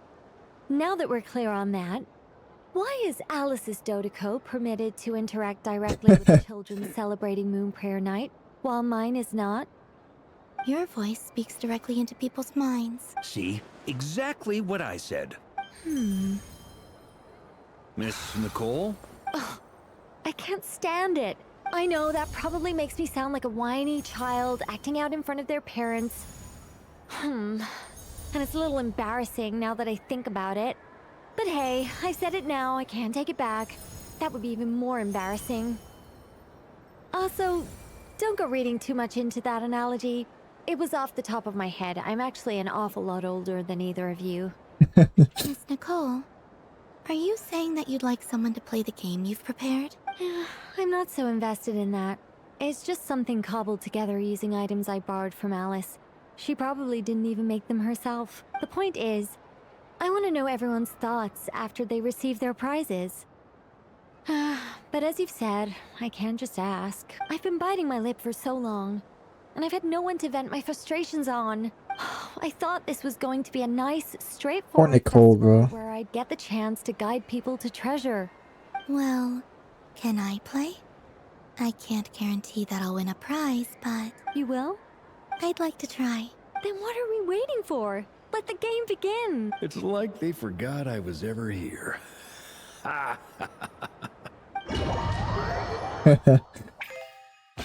What game is this? I've never played this before. Oh. How does this work? I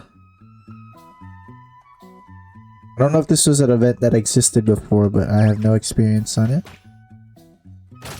Shit, shit, shit, shit! Fuck!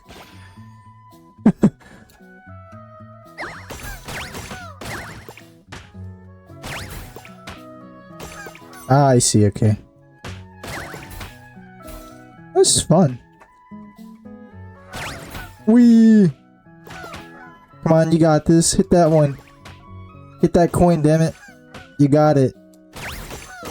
Oh, shoot.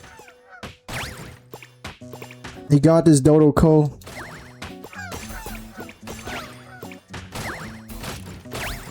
Oh, there's two of them now. What the?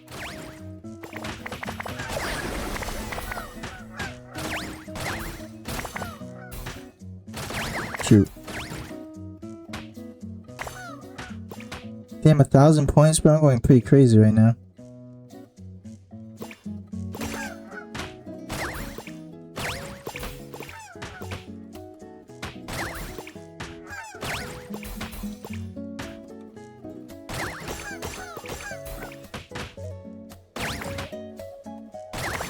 No!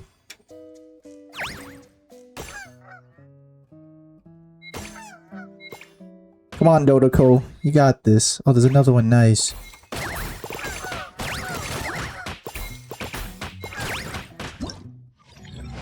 I think I did pretty good. I think that's good. Huh? What is this one?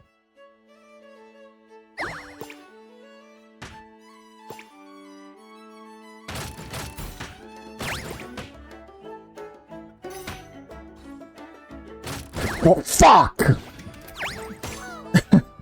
I suck at this. Suck at ping-ball, whatever. Stay up there.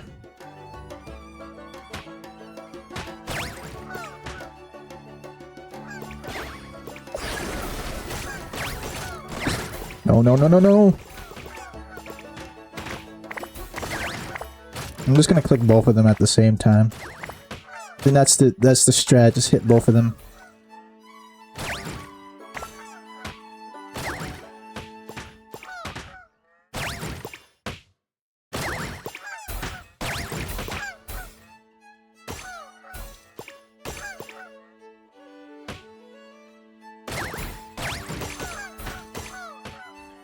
I feel like this Dodoko is just getting abused, bro. Like, you just slap him and you just go flying, bro.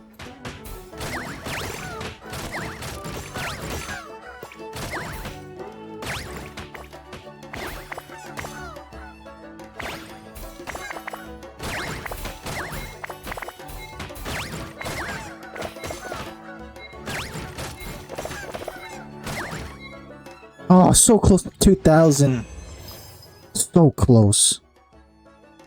Whatever, I think that was good enough. Congratulations, Miss Columbina! With your great wisdom, you have overcome every obstacle in your path and conquered the great challenge posed to you by fate. Fate? Well, something to that effect. If you'd prefer something more poetic, it could be the icy winds or the dawn. Anything you like, really. You could even go with the challenge posed to you by Dodeko, if that's what you're into. Anyway, you can take or leave my suggestions. Moving on. I really need a Dodeko plushie, guys, bro. Oh my god, I want to squeeze them so badly, bro. I just want to grab my monitor, just like grab them out of it, and just squeeze them, bro. All my hopes are now resting on this. Can I open it now? Stop teasing me. Please, I'm begging you. No more talk. Just open it. Wow. What a lovely sculpture. Classic and cute at the same time. Thank you, Miss Nicole. I'll always treasure it. Ah, there we go. Music to my ears.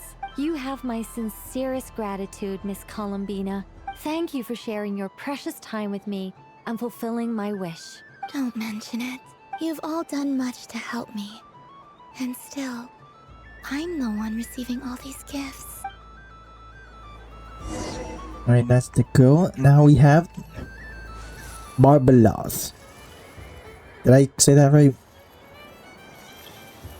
Barbeloth? Barbeloth? Sorry if I say it wrong. Welcome home, Moon Goddess. Oh, you're the genuine article. Alice was right. This Moon Prayer Night was worth watching after all. Another one that talks. Greetings. Pleased to make your acquaintance. I am the Hexenzirkel member they call B. Barbeloth Trismegistus. I was right. Columbina Hyposelenia. Pleased to meet you too. Hyposelenia. A fine name indeed. Now then, Miss Columbina, do you wish to hear a mage's divination? Divination? The Frost Moon Scions used to ask me what would happen in the future. Is this like that? From the perspective of the one seeking answers, perhaps. As you look to your journey ahead, if you seek to understand the unknown, resolve your doubts, and soothe the confusion in your heart, divination could be for you. Shit, I forgot to do my Star Rail dailies. The unknown. Whoops. On my journey. Of course, if one wishes to peer into fate, then hydromancy is the more precise option. But that is a complex affair, and to relegate that majestic art to the status of a festive amusement would seem somewhat uncouth. Besides, it is sometimes better to not know fate with great certainty. Hence, I shall use the suitably festive Luna Arcana to tell your fortune instead. It is more popular with the youth in any case. Lunar Arcana. Indeed. Unlike hydromancy, this will only display possibilities and trends. People like to think of themselves as creatures of agency and free will. Peering too far and too clearly into the future is detrimental to both body and soul. I'd like to give it a try. Of course you may. Come then, take a seat, Miss Columbina. Before we begin, are there any specific questions you would like to ask? Let's stick to general possibilities and trends, like you suggested. Ah, very well. Then I shall use the basic Lunar Arcana deck. Now, try to relax. Cast your mind upon the things you have experienced and the things you are soon to experience. Would you like to cut the cards yourself? You do it. No problem. Now then, to make things easier for the seeker, that is to say, you, I shall decipher the cards from your perspective. Art divination? Oh, okay. My eyes! Ah! Please, draw the first Lunar Arcana. This represents destiny and is the foundation for the divination as a whole. Now, draw your second card. This will stand for the past, the sum of all your experiences that have come before. And now the third arcana. This is the present, your interpretation of the current moment. Finally, the last card. This shall speak of the future, which... Oh.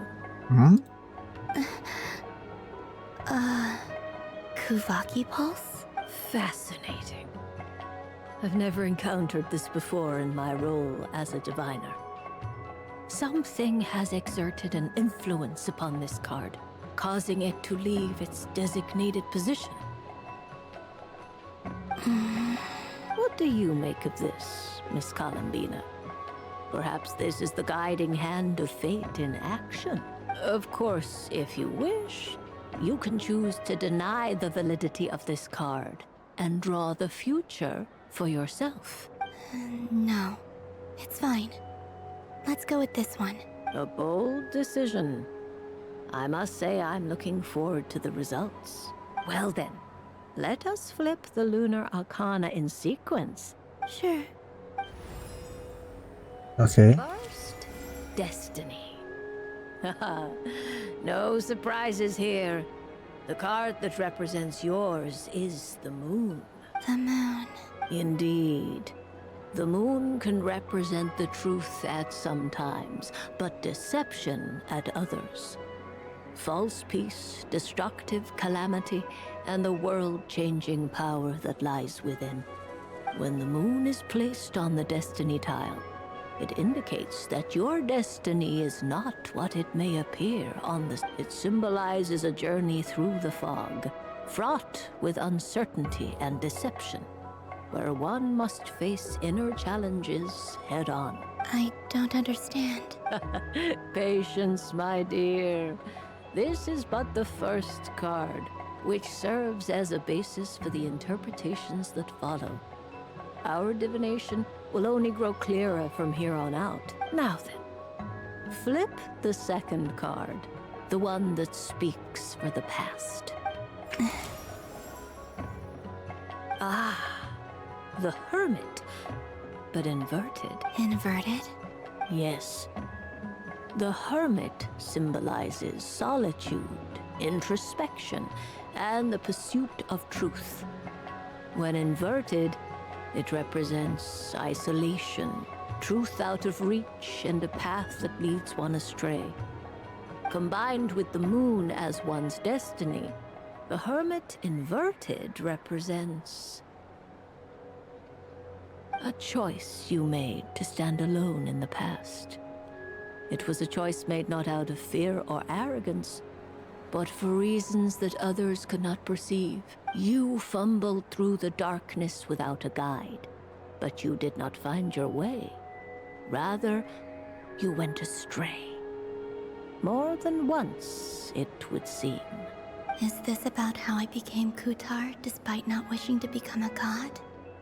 I suspect only you know the answer to this question. All is not lost. The past is in the past, and so it shall remain. Shall we look into the present now?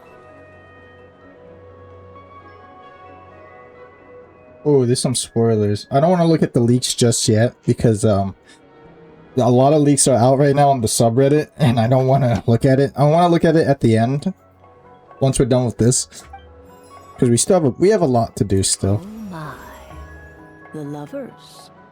One of the most interesting Luna Arcana. Because it shows 6 points. What is it? It's 6.2. Yeah, it shows 6.3. It's weekly boss. I have not clicked on the post yet. I will after this, but what does this? Probably gonna be. If I had to guess, it's gonna be Dotaro.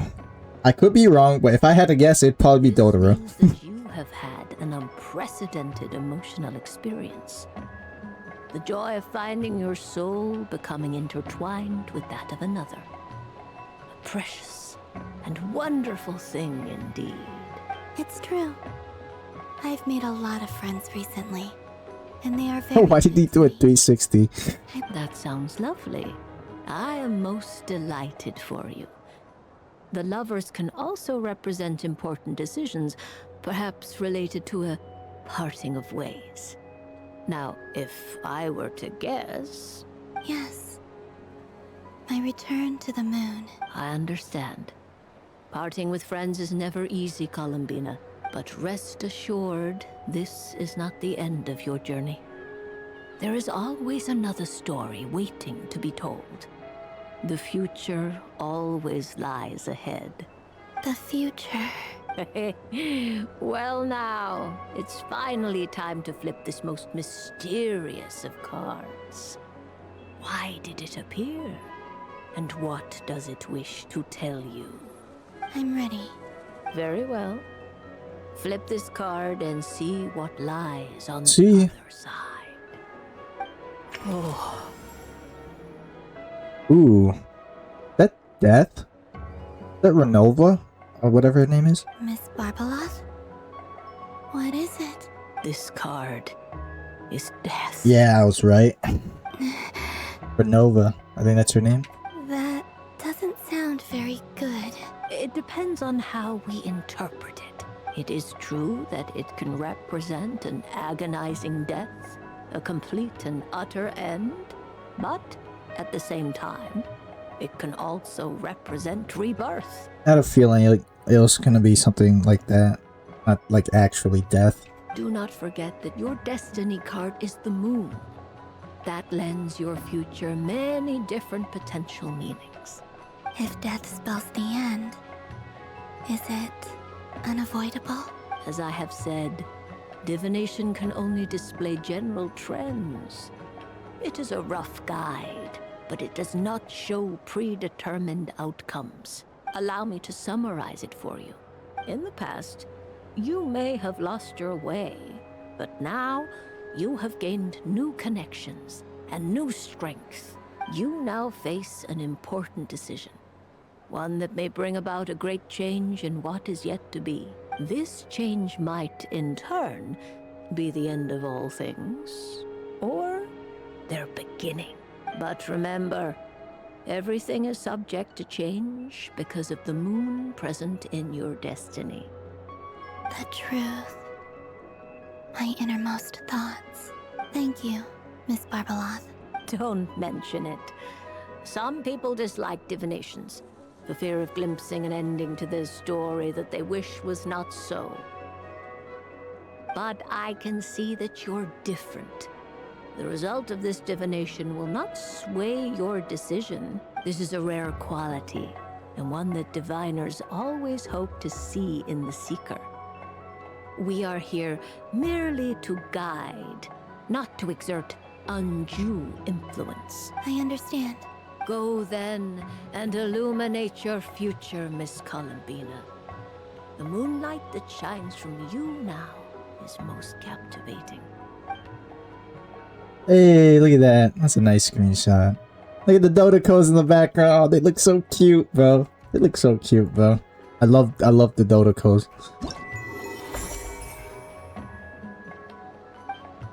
Holy crap.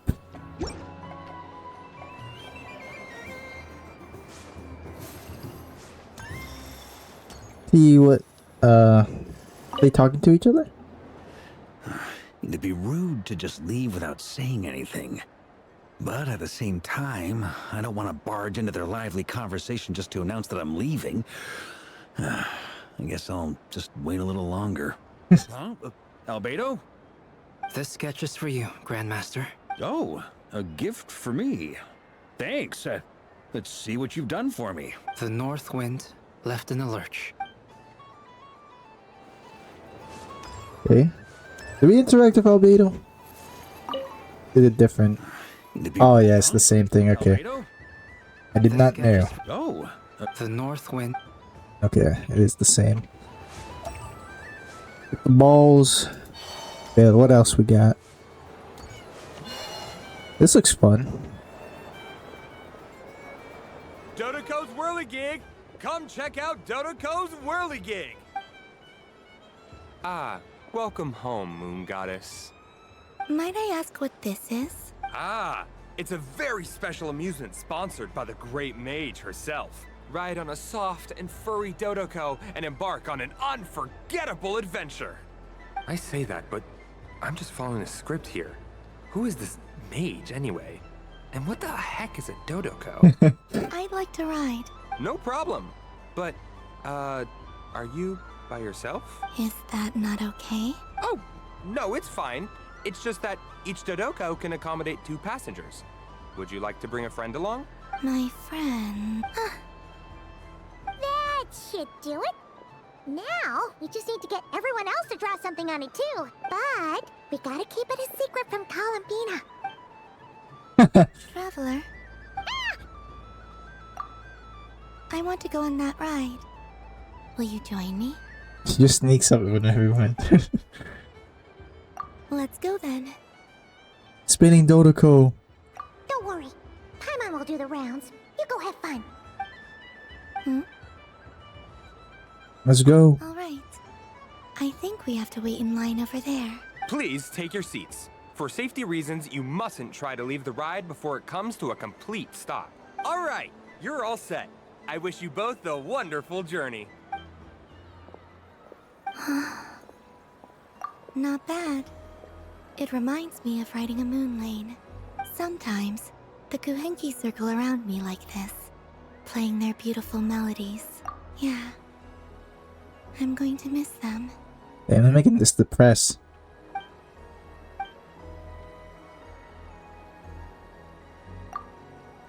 It does. I've felt scared in the past, too. But this is a little different. You know something? I got to see a lot of fascinating things during my disappearance. I saw how the Frost Moon Scions act around their families. So different than how they used to act in my presence. And I also saw how they interact with their friends. It made me curious at first. Why do people act so sincere when they're worshipping gods, but save their truest, warmest feelings for each other? Slowly, I came to realize that it's because they trust one another. They know, deep down, that they'll be accepted for who they are. All of it. I know. I knew it the moment you started calling out my name. What I fear now is the end. I fear losing all this the very night I have gained it.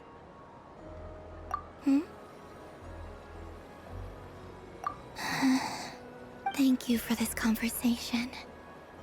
Thank you for listening to me. Don't worry. This fear I have, and the unknown that awaits me, they cannot hurt me. Not when I possess a treasure far greater. I just want you to remember this version of me, the real me, on this final night together. Dear passengers, Dodoko's awesome adventure has come to a close. Please leave in an orderly fashion, and we look forward to seeing you again in the future. Don't want the journey to end, huh? Don't worry, you two. There's always another adventure waiting just around the corner. And there we go. That one's done. Alright, what next? So this is the Frost Moon Scions area. It feels very familiar. But everyone looks much happier than usual. Let's talk to them. Do they have any dialogue? Fun ride, huh? You and Columbina looked pretty sad to leave. This isn't gonna make Paimon dizzy, is it? Alright, what else we got? What is this? Sunny days! I prefer sunny days! Ah, well, you Oh, are Flint. as warm as the sun itself, Moon Goddess. Bryce, I Flint in the lantern. Very well. I believe your spirit animal has to be this most adorable chic badger. Wow! Thank you, Mr. Talking Magic Lamp! Have a very happy festival, Moon Goddess. Flint? That's you, isn't it? It's our little secret, my dear traveler in Paimon. here selling sugar sculptures. Everyone celebrates in their own way. After gazing into the abyss and spending time around gravestones all year, what better way to relax than to see sunny smiles on the faces of the living?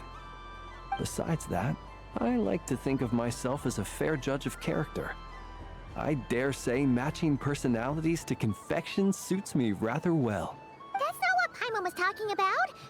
Aren't you afraid that your true identity might be exposed? Should I be?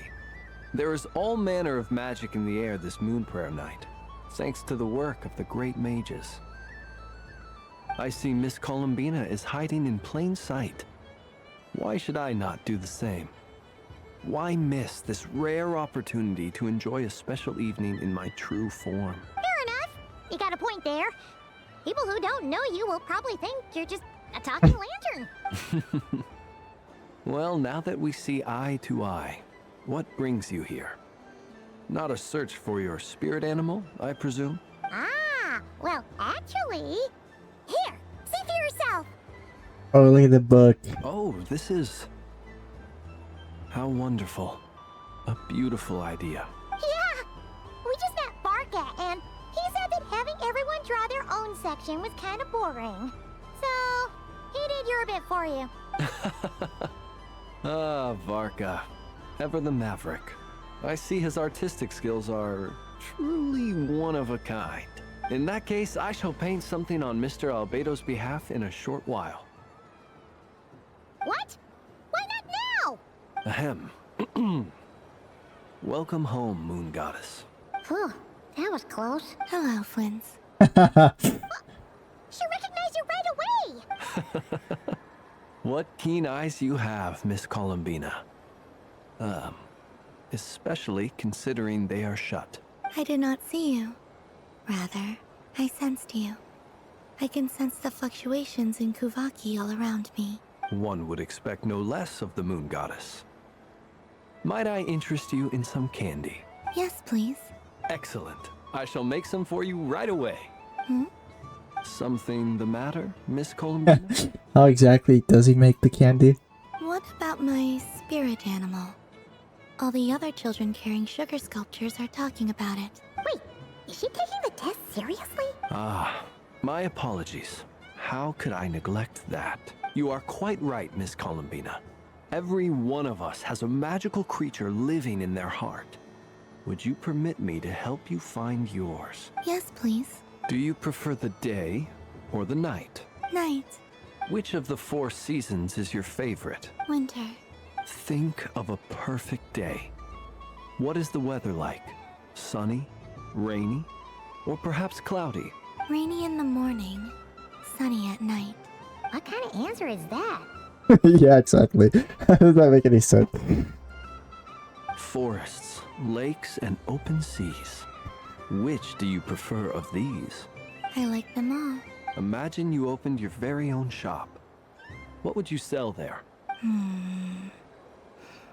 Moonlight, I think. Wow! Paimon would totally shop there. It wouldn't cost anything. You'd just need to visit. Aha! I believe I know what your spirit animal is. Here. For you. Oh, it's a Kohenki! You just saw that one coming. Indeed. A free-spirited being with a deep love for all things here in Nod-Krai, who selflessly lends her aid to as many people as she can reach. It is the perfect fit for you, Miss Columbina. Thank you.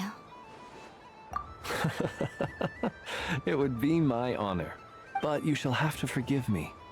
We have known each other for quite some time. I doubt there is any answer I could give that would come as a surprise to you. So instead, would you accept this sugar sculpture as a token of our friendship? It's a lantern. Hey, why don't you two go enjoy your candy over there? Paimon wants to try out this spirit animal thing too. Right, Flint's? Come on, play ball. I'll get this drawing done. But I want to hear Paimon's answers. Ah, but it'll probably take ages. Paimon's a complex soul. And we don't want your candy to melt while you wait, huh? Oh. Okay then. Off they go. Phew! Nice excuse, Lady Paimon. That was some quick thinking. Yeah, no thanks to you. A little help next time?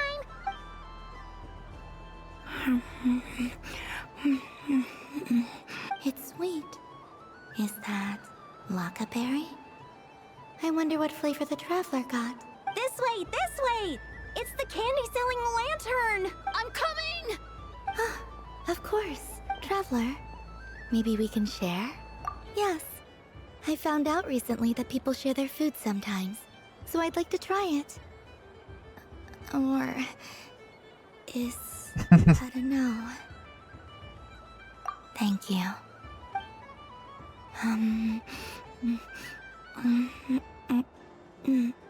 He sounds making me uncomfortable, not gonna lie. Yours is a little more sour than mine. Here, you try it. Are you sure? Amazing. My sugar sculpture has shrunk, yet my heart is filled with feelings of sweetness. I will remember this feeling. Sure. Alright, that one's done. You got 1, 2, 3, 4, like 6 more left or something.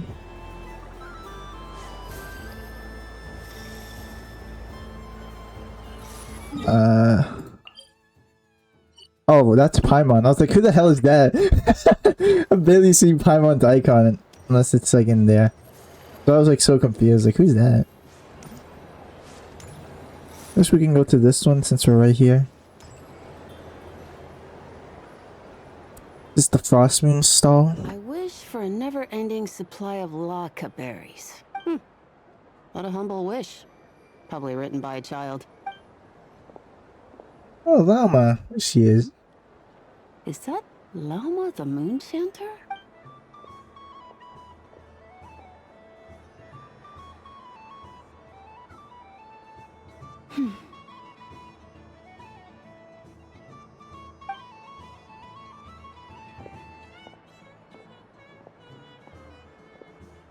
I wish that the long plume ibises would stop biting me.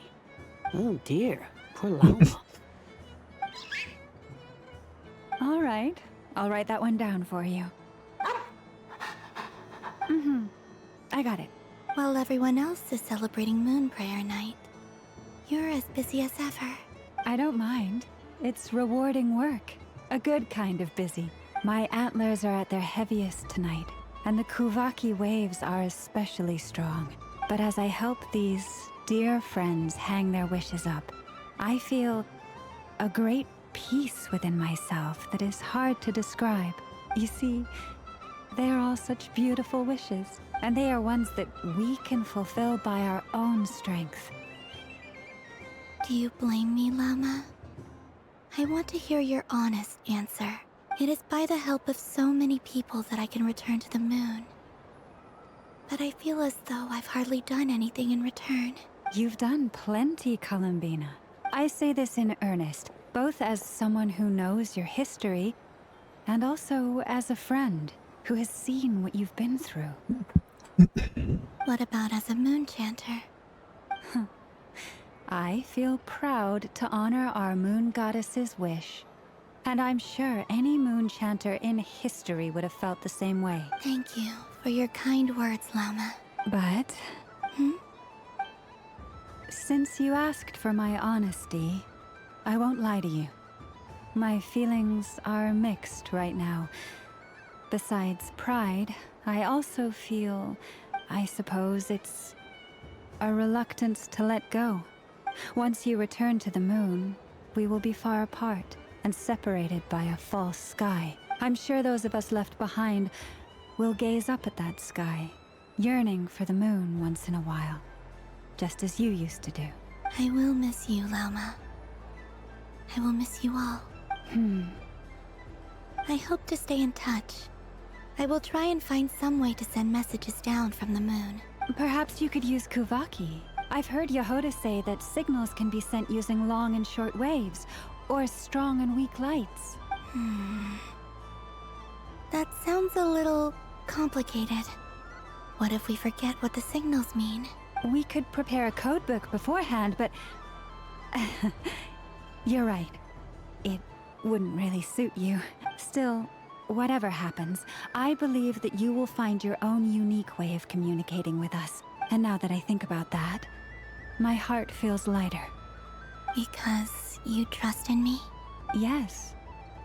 I have faith in you, and in the power of truth. In my experience, the truth tends to be difficult.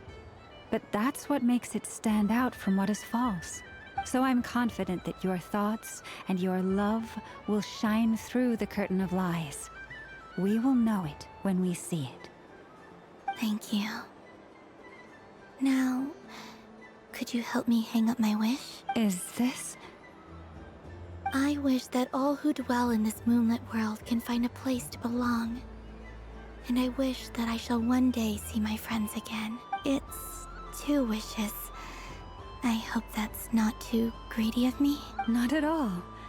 And I think you speak for us all with the second one.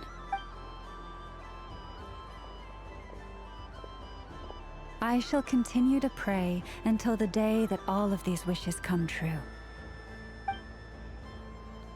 Oh, look at that screenshot. Pretty nice.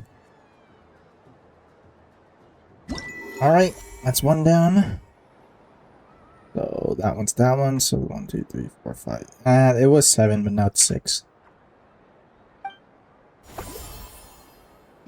Was that 5? Did I count that? I'm so stupid. Does Llama say anything else? Yes. May everyone's wishes come true. Okay, that's it. Is this a new thing or is this the same? We have Yehoda. What's she up to? Wow, the Frost Moon Scion stall looks kind of plain, but it's pretty cool once you get into it. I don't go to Hisi Island much, but it's got that, like, old world cultural feel. And if culture means we get more festivals, I'm all for it! Hello, Yehoda. Columbine? Hello, Moon Goddess. That was too close. I almost gave the game away in front of the staff. Oh, wait. What's the deal with her shoes? They don't make a sound when she walks. I could do with a pair of those. Do you like balloons too? Balloons? Oh, you mean those? What's so fun about balloons? I'm not a kid anymore. They're probably more up Aino's alley. Yes. The animals seem very curious about these strange flying objects. I was drawn here by their voices. I recently learned a fun new game you can play with balloons. So I decided to come and give it a try. A new game? Hello. Welcome home, Moon Goddess. Here to buy some balloons? Yes. Could you give me a few that haven't been inflated yet? Are you sure? I guess it's not a problem, but... Yes, please. Thank you. Uninflated balloons? But those are just little rubber pouches. What does she want with those? Would you like to play the balloon game, Yehoda? Huh? Sure. I guess. How do you play it? Wait here a moment. Oh. This is so weird. What have I got myself into now? I thought I saw Columbina nearby. Olakino. Uh-oh! That's the 4th Harbinger! Although she's helped us out quite a bit, she's good people, right? Is she looking for Columbina? Oh, guess that's my ticket out of here. I'm not sure my heart can take being sandwiched between 2 Harbingers. Which stall is she checking out? Oh, it's that other Frost Moon Scion's one. Try on the headgear, see what it's like having antlers or animal ears for a day. Oh, I wouldn't be caught dead wearing that stuff. So embarrassing. I have enough gear to carry as it is. Wait, what? What? Put it on? No way, bro. No way. Yo, people are gonna be losing it after they see this, bro. Holy crap, bro. Yeah, that subreddit is gonna go crazy. Oh, I can't wait to check it out, bro. After we're done with this, but I refuse to check it right now because I don't want to spoil myself with anything. Well, I'm done with this. How peculiar. This would take some getting used to. I wonder if this is what it's like for Lynette. It really suits you, ma'am. What is this? She was so intimidating a moment ago, but now, dang, she's really rocking those ears. How does she make them look so cool? I suppose I may as well keep them on for now. All part of the festive experience. She's coming this way. How do you do, Miss Yehoda? I can't, bro. With the damn ears, bro. They're killing me. Don't talk to me while wearing that thing. Where am I supposed to look? Oh, hey there. I'm looking for Columbina. Have you seen her? She just... Huh? Oh, wait. Is that what she meant by balloon game? Yeah. Oh, damn, bro. Damn. Damn, bro. Personally, I wouldn't take that. No fair. How come I get caught in the crossfire? An ambush from the rear? Is this a declaration of war, Columbina? Would you like to play too, Arlecchino? Seriously? Are they gonna start some beef right here, right now? Gladly. That said, I believe there is another who would like to join. It's not her. Boss Nev! Thank goodness! You've gotta get me out of here! Things are kicking off big time! Hello there. I'd like 10... no, make that 20 balloons, please. Uninflated. What? Miss Moon Goddess, I hope you're prepared to pay the price for assaulting my employee. Oh, shoot. Welcome to the game, Nefer. Just to be clear, let's keep this a fair... Bro, face, bro. No strange powers, please and thank you. Naturally. Don't just stand there, Yehoda. Aren't you going to team up with me?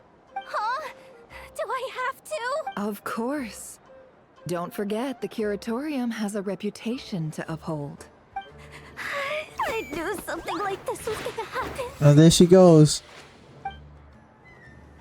That is pretty nice, bro. I kind of want to hop on. Let me check the Arlecchino subreddit, bro. They must be going crazy over that image, bro. I have to see, bro. I can't wait, bro. This shit probably is funny, bro.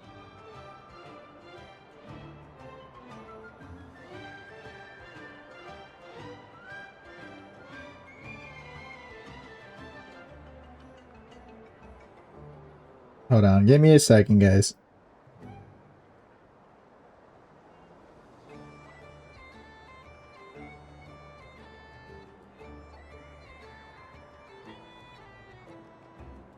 Maybe not. I don't think they made it there just... Oh, yeah, someone has a screenshot of it. Oh, that's pretty funny. Don's already got it. That's actually hilarious.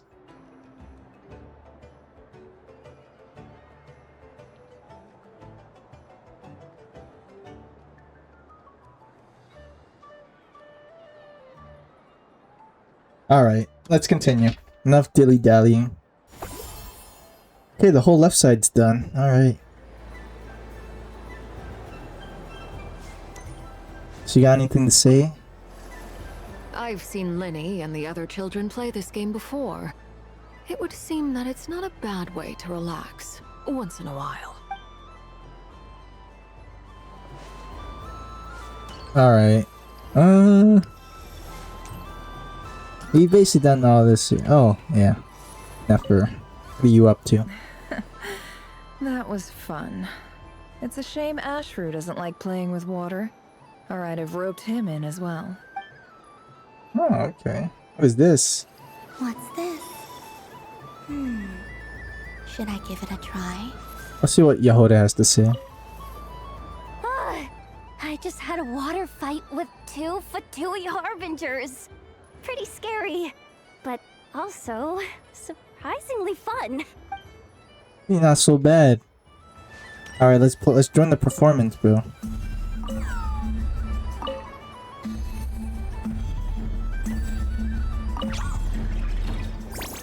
What is this? Hey, you got some money. Now's the time. Oh, they liked it. That's pretty cool. Okay. Alright. What else are we missing? So we done that. Talk to them. I think they have the same dialogue, I'm pretty sure. How about this? Have we done this? Oh, we can take photos together? Let's invite the traveler over. And done! Here, take a look! I think it looks quite funny. Well, Paimon thinks it's super cute. It looks like a silly chic badger and a rhyme-horned deer that's about to fall asleep. Maybe I'll stand on the chic badger's side instead. It looks like we've attracted the attention of quite a few animals. What the hell? Make room for them.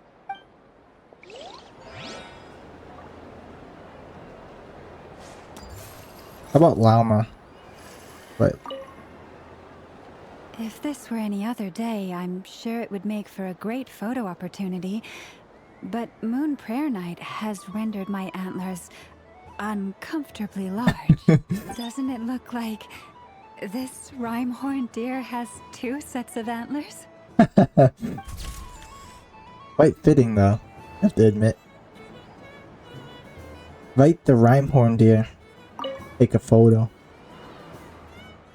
It looks like it's exactly where it needs to be, bro. Okay, we're done with this. We have Kathy. Oh, it's caught. Wait, let's do. No, no. There are so many attractions here. There she is. Since I rarely get out, I might as well make the most of it. Is it up here? Yeah. I remember seeing a certain screenshot of someone getting crushed. Well, look who it is. I heard someone went and disappeared on us the moment we let her out of our sight. They looked all over for you. Frankly, I didn't think you'd be back for Wait, she has cat ears too! Oh my goodness! Are you serious? Bro, it took me a bro. Oh my goodness, bro. This is amazing, bro. I was like, wait, and I just noticed the cat ears, bro. They're killing me, bro. I love it, bro. I love it. This is amazing, bro. This patch is peak, bro. Sandrona with cat ears, bro. Amazing. Were you worried about me, Sandrone? You would like that, wouldn't you? Do you even hear what you're saying? It seems to me like you disguised yourself with festive headgear, just so that you could come see me on Moon Prayer Night. Oh, yeah? You didn't even bring Polonia with you. You? I thought you couldn't see. I cannot.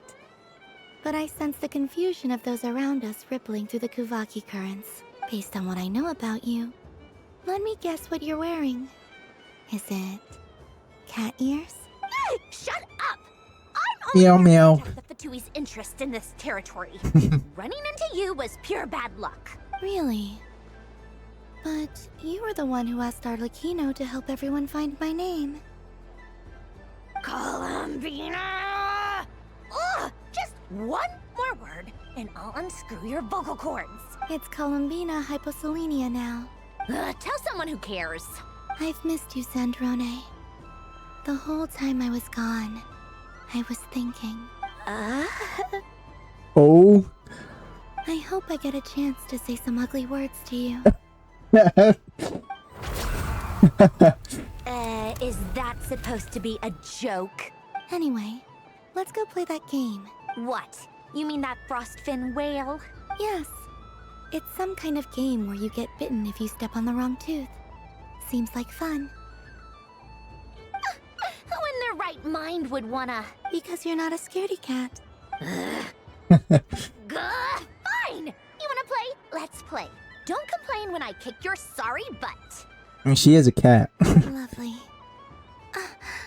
You old geezer! I'm gonna beat the pants He's gonna mimic them. you watch. He's gonna mimic them. I almost forgot. Sandrone? What is it now? You'd better not lose, or I'm going to beat your head in. God damn. Allow me to demonstrate since I'm feeling so nice. You just step on the teeth. Like this. Oh, is it like... Isn't this kind of scary though? You step back and it just slams on you? Okay. Which should I pick? I mean, right's always the right one. Your turn, Sandrone.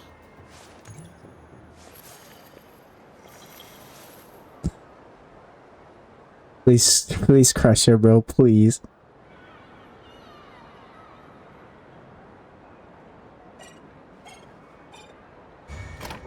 No. Come crying to me if you get bitten. Since she's sticking to the left side, I think I'm gonna stick to the right side.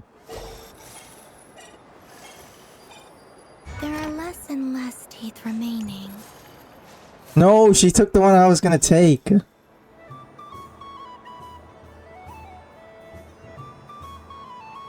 Oh, please get chomped. Please get chomped. What's that noise? Yes!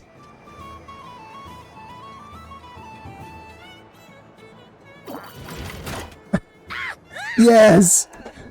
Let's go! I think you might have picked a bad tooth, Sandrone. Shut it! Do you need any help? It seems like you're stuck. No! It's just a blasted toy! How is its grip this strong? Stop laughing! All right. Well, you lost. So just like I promised. Oh no. Hey! What are you doing? Are you seriously? Hiya. Why you? Oh, just you wait! Rematch! Are you all right, Sandrone? That was quite a strong bite. Are your clockwork parts? Quit your fussing! I don't need it! All right. Look at that pouty face, bro. I love it.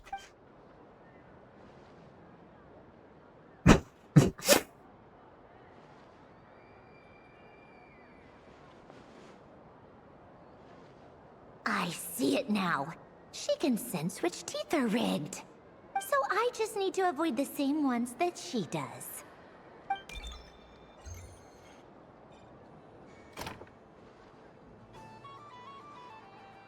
This one. Seems fine. She avoided that one then? Now I've got you. All right, my turn. Oh, please chomp on her again.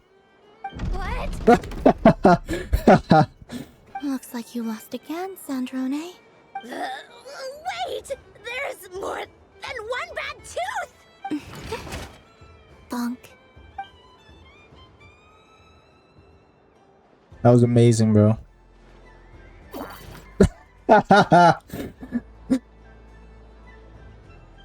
This is, I love, yeah. Stupid game! What idiot came up with this? Are you all right, Sandrone? You said some nasty things just now. Oh, I'm peachy. Should I let you bonk me on the head as well? Ah, forget it. Come on, bonk away. It can be your consolation prize for losing so badly. I told you, forget it! Gah, you've always been so annoying. Singing right outside my door, inviting yourself to my tea parties, going AWOL. And now you're off to the moon or something. Of all my days with the Fatui, the times I spent with you, Arlecchino, and Rosaline, they were my favorite. I will not forget them. Just as I shall not forget this moment. We'll always be friends. No matter where we are, right? Who'd want to be your... Aw, look at that. No, look at that. I'll miss you, Sandrone. Come on. Come on, give in. You missed your chance. That was nice. Bye, Sandrone.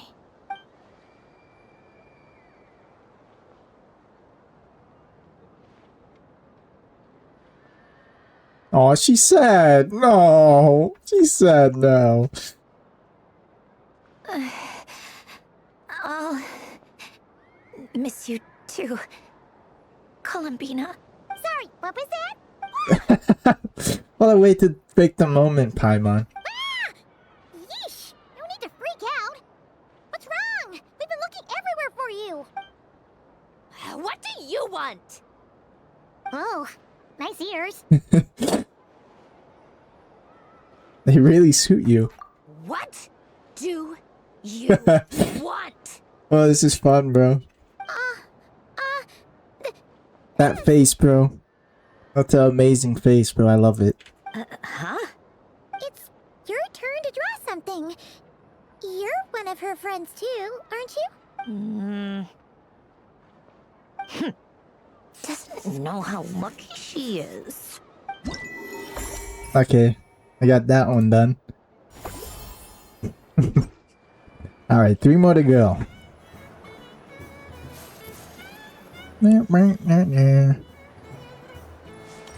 Oh, wait, what? What is going on over here? It looks like fun. Hold it right there! You can't run away from me, Moon Goddess. Hmm? Are you talking to me? Of course. Do you see anyone else here dressed up as the Moon Goddess besides me and you? Hey, come on. Call me by my title. Happy Moon Prayer Night, Moon Goddess. And the same to you. Anyway, there's no time to waste. Get ready for the duel of a lifetime. Duel? Meet my partner, Stacko. Come on out, Stacko. Oh, it's these guys. I love these guys. Well, don't just stand there. Let's see your partner. One's a dog and one's a bunny. One's just a regular block. Partner? Yahoda. Hmm?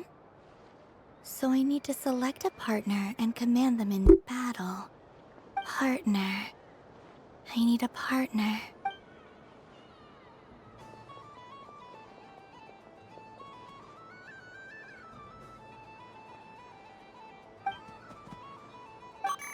Whoa! Am I seeing things? Where'd you get a Kuhenki? They're super rare. That's great. But you can only bring one partner to battle against me and Stacko. No ganging up allowed. Oh, fair. It's 3 against 1, bro. They all look so eager to be picked. Hmm. Nah, the robot will win, bro. I'm not sure what this bot is trying to say, but it seems very happy. That bow. Does it want to dress up as the Moon Goddess too? I choose you, Pokemon. This is the most fairest match. This is an emergency broadcast. An exciting battle is about to take place right here at the Nasha Town Special Arena! In this corner, we have the Moon Goddess and her robot partner. And in the other, we have the Moon Goddess and her other robot partner. This announcer stuff is harder than I thought. Why does everything I say sound so dumb? If I could cringe any harder, I'd fold in on myself. I feel the exact same way. Only one Moon Goddess can be victorious in this ultimate battle of destiny! But who will it be? There's only one way to find out! Now, without further ado, let the Battle of the Moons begin! I don't care who we're up against. Beep beep. Let's strike first. Stacko, formation shift. Ho ho ho! The robot has kicked things off with a change of formation. But how will this affect the battle? Nobody knows. Defend. Just play from the opposing team. This moon goddess has come prepared. Where will it go from here? Okay then. Stacko, maintain formation and enter your empowered state. Empowered state? Absorbing the immense Kuvaki present on Moon Prayer Night? This lean, mean machine has greatly increased its offensive power! Attack! Good choice! Buffs count for nothing if you beat them before they can use it! Exactly. Take that. Oh, it's a hit! But Stacko stands firm! Oh no. The battle is heating up fast! I'm about to start sweating machine oil over here! Go for it, Stacko! Set Kuvaki to match! Can their opponents withstand this blow? And what will this moon goddess do? Don't be afraid. Fight however you wish. And it's the empowered state! Oh, he charged up too. Both robots empowered now! The attack comes in, but oh, attacks repelled! Opposites attract, but likes repel. And now you've seen it in action! What a powerful repulsion! The robot Damn. crashes into the wall! He reflected. Keep going! Stacko! Oh, Stacko is down for the count! Our winner is... Damn. Moon Goddess! I honestly thought we were cooked. The slightly taller one, I mean. You did your best, Stacko. I'll take you to Ainos for a checkup right away, don't you worry. Well, you beat me fair and square, I guess. Honestly, I underestimated you. Won't make that mistake again. I think my partner deserves most of the credit. Just you wait. When I'm a little bit older, I'm gonna come back a whole lot stronger. Be ready for a rematch.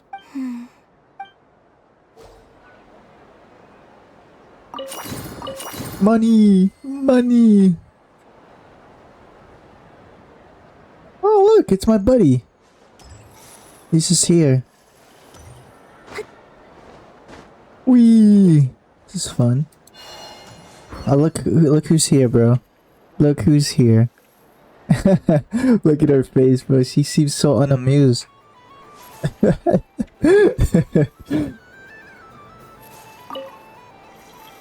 there to see on that moon anyway? Let her go up there and cry alone. See if I care. Oh, you care a lot.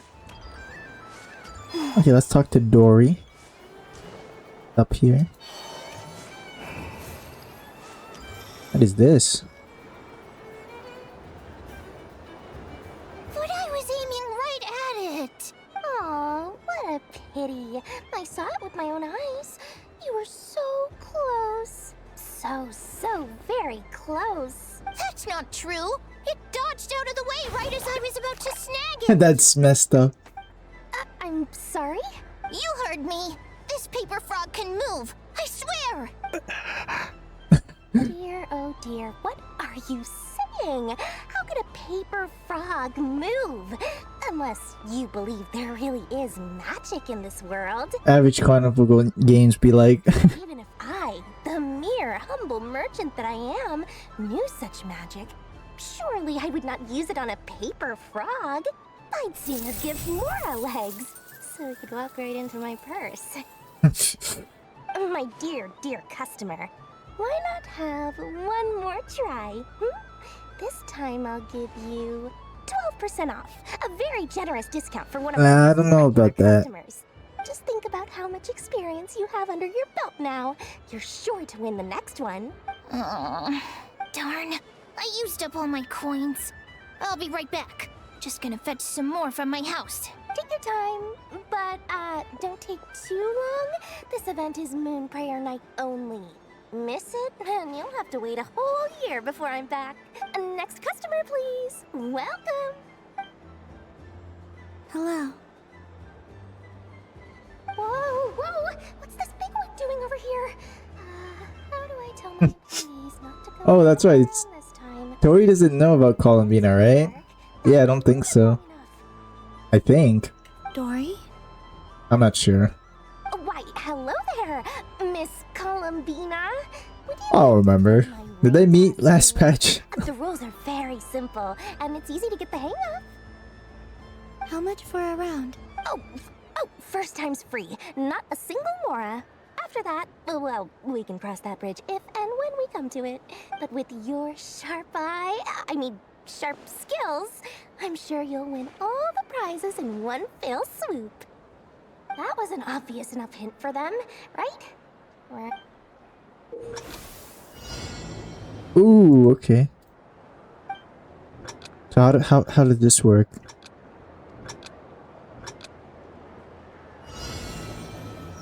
Here comes the ring. Oh, nuts.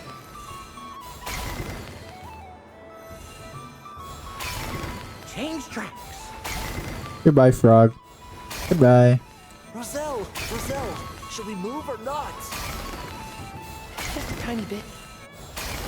All right, then I'll sugar plum.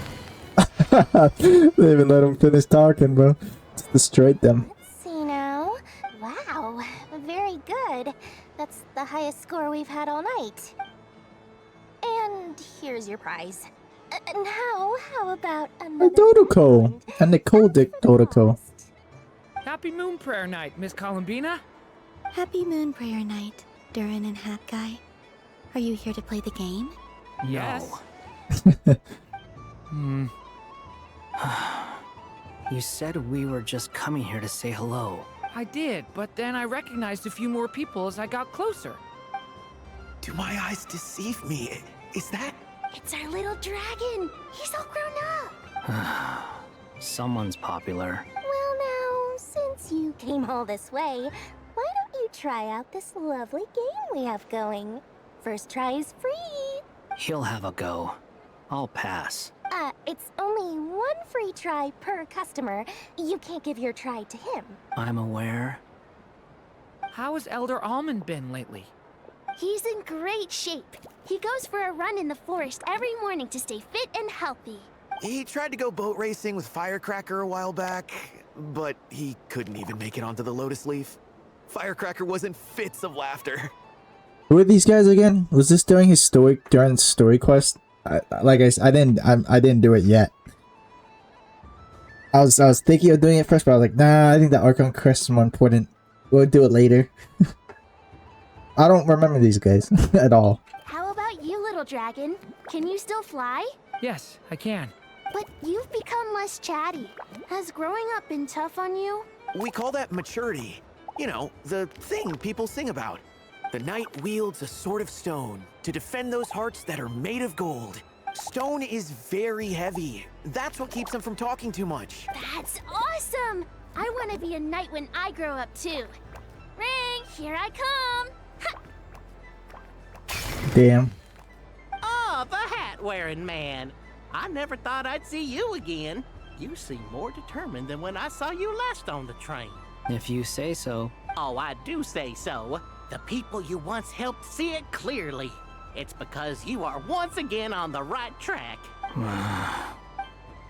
May the engine in our hearts propel us to the station of our dreams. I can move! I can move now, Roselle! What are you doing? Running into the rings like that? You got them all so Bro, they won just for him, though. I have never seen anything like this in all my travels. Is this guy actually an old friend of theirs? But how? They're origami animals and clockwork people from a fairy tale. Getting to know them would be quite an arduous task. Unless they share a hometown? I have to get to the bottom of this.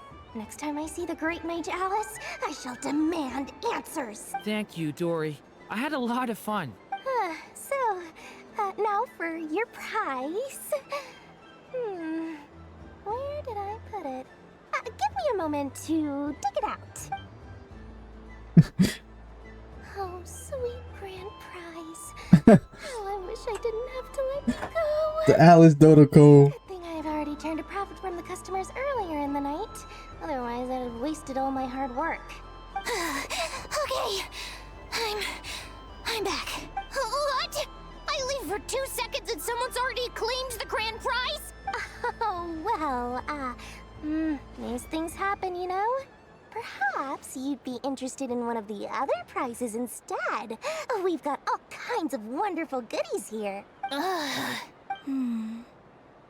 Is this the thing you wanted? Here. You can have it. Huh? But... Don't worry about it. It will be happier with you. Oh, thanks so much, miss. Moon Goddess. Oh, goodness gracious, Columbina. Give me strength. How am I supposed to make any more money from this child at this rate? Daddy, look! That's the game I was telling you about! Forget it. She is the Moon Goddess after all. He's about to scam these poor family, bro. Doing this. Maybe I can try to hook this new kid. Huh? Oh, someone already He's they're gonna give his prize. You can take mine if you want. What? Why? Why are all these bleeding hearts coming here to ruin my business? Happy Moon Prayer Night, everyone. Ah, there it is. Happy Moon Prayer. Dory's just dying in the background. Okay, 2 more to go after this. The one with Enough and I know we haven't done yet. We'll see what these guys are doing. If all the prizes are gone, I might as well close up shop for the day. But you haven't had your fill of fun yet, right? So the next time a customer shows up, you're going to have to run faster, all right? And remember, run out of the rings, not into them. How about the frogs? The frogs are having a good time. How about Darren Scaramouche? Done being a do-gooder yet? Thanks for coming here with me, Hat Guy. Are there any games you'd like to play? It's your turn to pick. I'll come. Why does that hamster think you've grown up? You haven't changed at all. I know you don't mean that. You're just taking the opportunity to make fun of me, aren't you? Even if you won't admit that taking some time to compose yourself is important, I can see that you're doing it in practice. Otherwise, you'd have taken off your hat and flown away by now. Looks like Albedo's socialization program has been far more useful to you than all those Vahumana textbooks. Alright. We done this area. We done this. Which area are we missing? I know there was one area. Was it? Let me head back here. Yeah, over here. With Anefa and Aino. Go here first. Oh man. Why does Aino look like that? This doesn't make any sense. How am I losing every single time? Wait, Inefa, you're cheating, aren't you? Yeah, that must be it.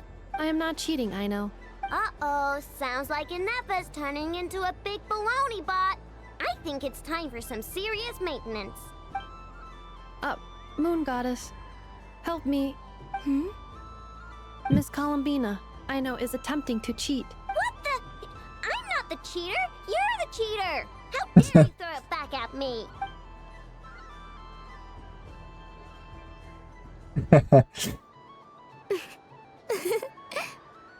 Alright, fine. Let's all laugh at Aino.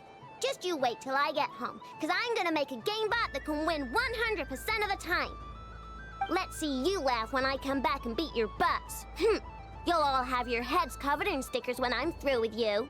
We came to check everything was okay after all that yelling, but,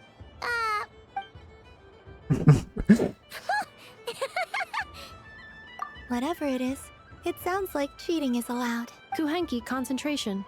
Each player starts with differently colored kuhenki. Each round, they draw one kuhenki from their opponent. When a player has 2 kuhenki of the same color, they make a pair and can be discarded. Any that can't form a pair must be kept. The round ends when a player can't form any more kuhenki pairs, and that player gets a sticker. ooh, can 4 people play as well? That is fine, so long as the turn order is fixed beforehand. Alrighty then. In that case, the 2 of us will join as one team. Okay, but if you lose, you're both getting stickered. I don't want to hear any excuses. Sure. And if we win, If you win, only one of you gets to sticker someone else. I have taken to calling this. I know logic. Hey, lay off me, alright? Okay, so we're starting the game from scratch again, which means all my stickers so far don't count. Looks like Luanatar is the Kuhenki of honor for this game. Anyway, let's go clockwise, starting from Inefa. Waiting for your chance to choose the boxes? Wait, what, how does this work? Oh, is it the one they pick to get a sticker?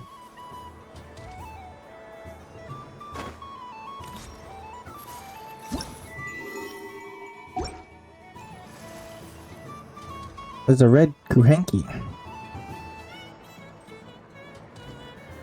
Nice! That's a pair!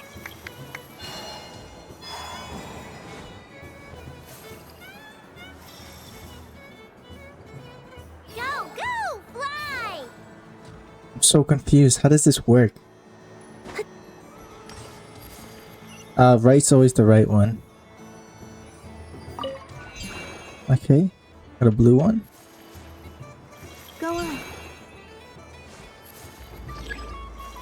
And now what?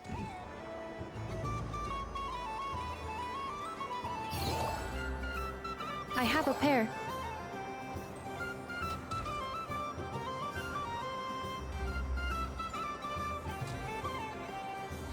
Uh-oh! We gotta pick up the pace! Is that a pair?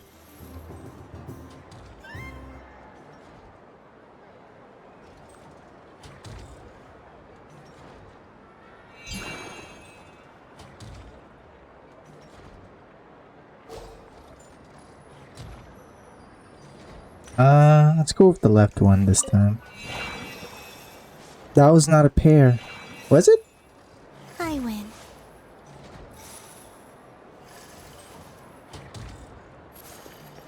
Huh? I have no idea how this game works, bro. Phew, that was too close. I thought I was gonna lose. Good luck, everyone. We're out! Is it whoever gets the other one?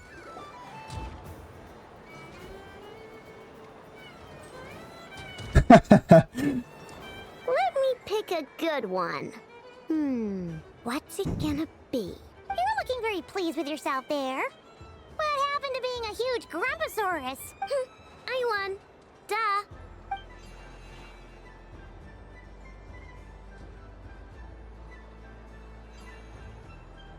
Hey, nice. Let's say if you pick the one that's not matching its sticker. Like that one? Yeah.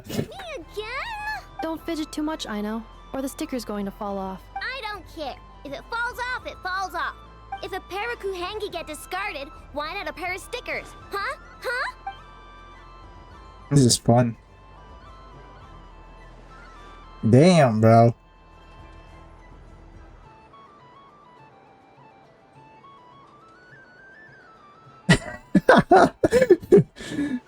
Oh, she got some too. I've lost.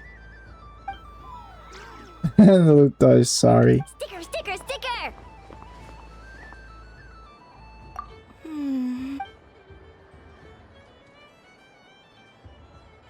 Cute! You think so? Shame. I can't see it for myself. What did Luanatar say? She said it looks so cute that she wants me to lose a few more rounds. That's pretty cool.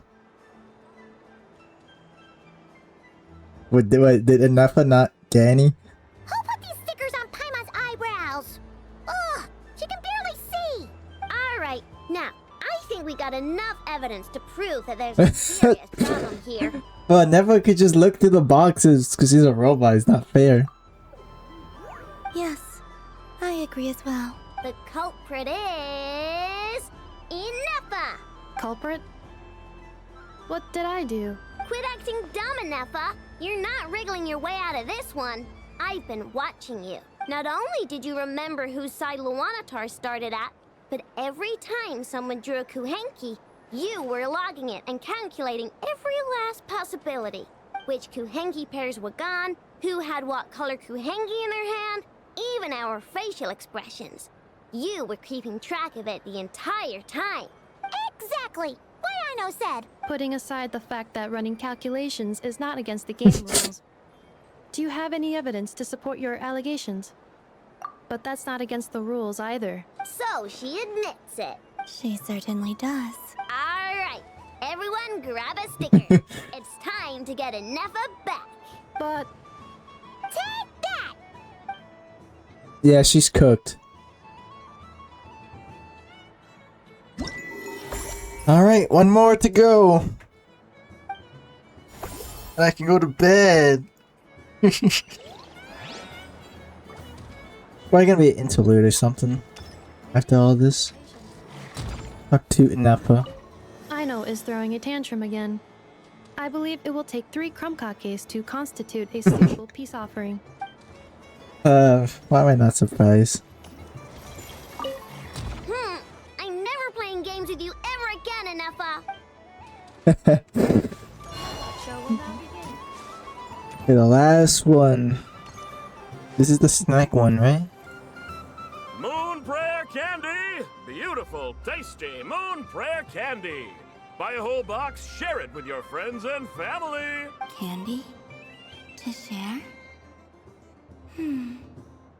I wonder what flavors everyone would like. Welcome home, Moon Goddess. Fancy a box of Moon Prayer Candy? Sure.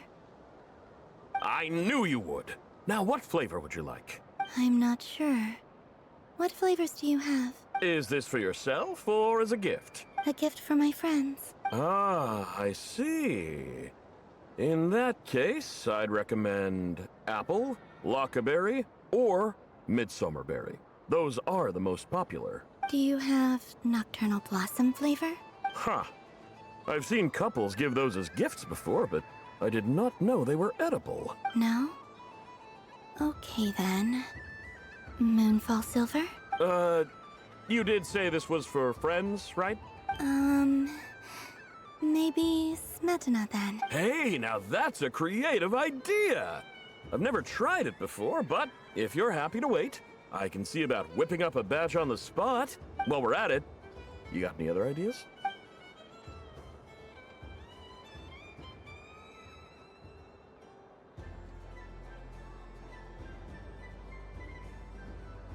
Here you go. Every flavor you asked for is in there. Oh wow, that looks pretty cool. Thank you. I should be the one thanking you! You brought me a whole bunch of new business. It's like a genuine blessing from the Moon Goddess. I hope you and your friends have a lovely night. That is it, the last one. Which was honestly the quickest one. Out of all of them. Hey, we got the booklet too. Let's head back. This is like the last time we're gonna play as Columbina, bro. Before we can never play as her again, bro.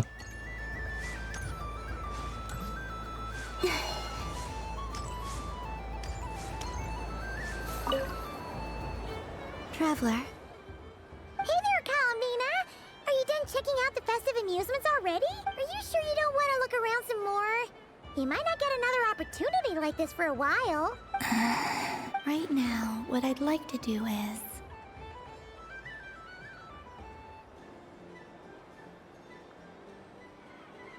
I mean, we basically interacted with everyone, so I think it'd be fine.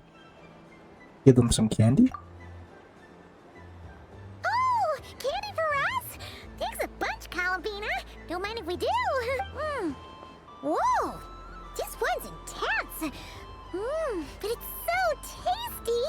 What about you, Traveler? How does yours taste? Oh, sounds good. I'm drooling now. Are there any more Smetana candies in the box? Yes, I believe so. Okay, gotcha. Let's see. Sure. This one. And, yep, this one looks right too. Okay, that's 3. Here we go. 1 per person. It's so sweet. Alright, yeah, we're done now. Now we can, Traveler. Columbina! Finished with the festival already? I think I've had my fill. Really? You're sure you don't want to have a little more fun out there? Final answer! I mean, we did talk to everyone, right?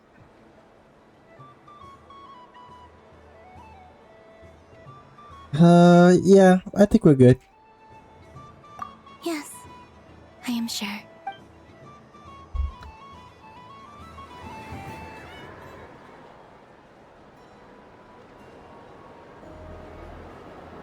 This was the most fun I've ever had on a moon prayer night. Everywhere I went, people were saying, "Welcome home." And there were friends at every turn. I only wish it could last longer than one night. Aww. Yes, you're right. The moon prayer blossoms. Ooh, look! Look! Oh wow, they're turning red. Moon prayer night has come. Good time for it to ascend to the moon. The moon. It's so beautiful. Happy moon prayer night, dear. Happy Moon Prayer Night. Happy Moon Prayer Night.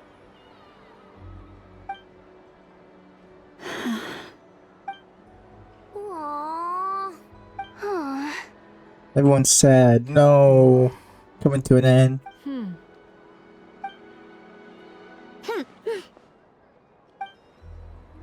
Oh, look at the Nod-Krai. Flies when you're having fun. Indeed. Looks like the time has come. Columbina. You're heading off then? Yes, to the ruins you mentioned. And from there, back home to the moon. Wait! I know? At least... Take one of our craft shop's crumb cookies up to the moon with you. You know, for a snack. Sure. Why not? The Curatorium of Secrets believes in proper farewells. No story should be left without a satisfactory endnote. Never. Farewells are an important affair for the Ratniki, too. We never know when we might meet again. Haha! And here I thought grand farewells wouldn't suit tonight's mood. But I suppose friendly passion is not to be stopped, eh?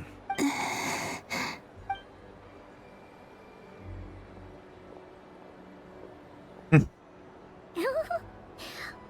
made a little something for you, Columbina. The whole gang is here. What is it? A Moon Prayer Night greeting card. Oh, look at that. By all of your friends. Damn, look at these drawings. I like these drawings. the Alice was just stomping on Nicole, bro. That is pretty funny if I'm not gonna lie, bro. Of course, Durin. I mean, not Durin. Durin's looks pretty nice. And Albedo is a painting, of course, looks amazing. The flinch one's just killing me. The Paimon and Aether one looks nice.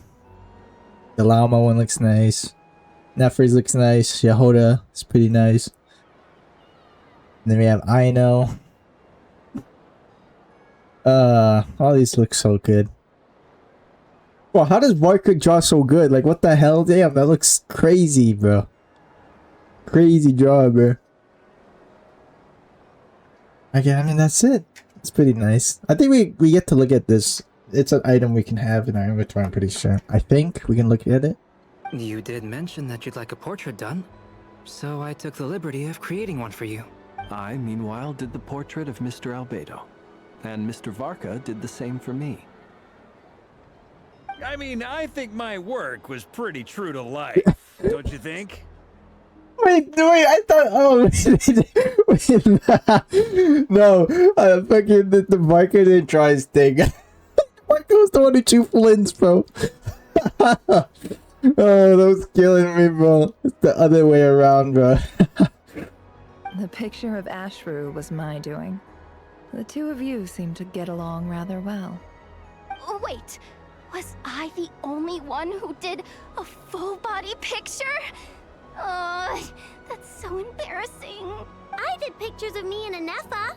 I did my own portrait and one for Hat Guy. Those two look so adorable. I love it. The little dragon and the cat. Plus, there's the two mages, Arlecchino and Sandrone. So, if you ever miss us, just flip the card open and we'll all be right there with you. I don't know what to say. Thank you so much, everyone. This whole moon prayer night was more than I could have ever asked for. It is the greatest gift I have ever received. Lauma, I figured it out. Figured what out? Remember how the Frost Moon Scions used to use milk as invisible ink to write hidden messages? Sorry for the frame rate drop, bro. My PC isn't the best. That was a very long time ago. Oh, are you saying? Yes. When I miss you all, I shall use moonlight in the same way to write words that only you can see upon the moon itself. Wow, that sounds lovely. Quite. But how will we see them? Simply open your windows on nights when the moon shines bright, and the moonlight will naturally flow towards the words I have written. That sounds most fitting indeed. Very true to form. I'll try to write them in places that won't disturb your sleep. I, for one, would sleep all the better for having read one of your messages before settling down for the night. Exactly. So don't worry about disturbing anyone's sleep. Just promise you'll write to let us know you're okay. All right. I promise.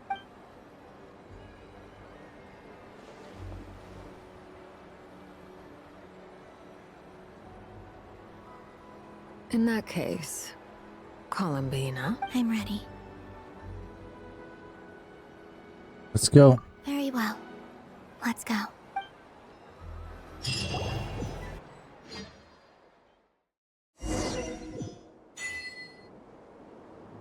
Oh, this is it. Just a few moments. I will be gone. I still don't know what to expect on the moon. Will I really be able to send messages to my friends? The Kuhenki, the animals of Nod-Krai. I'll never get to see them again. I wonder where I'll be when the next moon prayer night. Damn it. I didn't think it would go in so fast.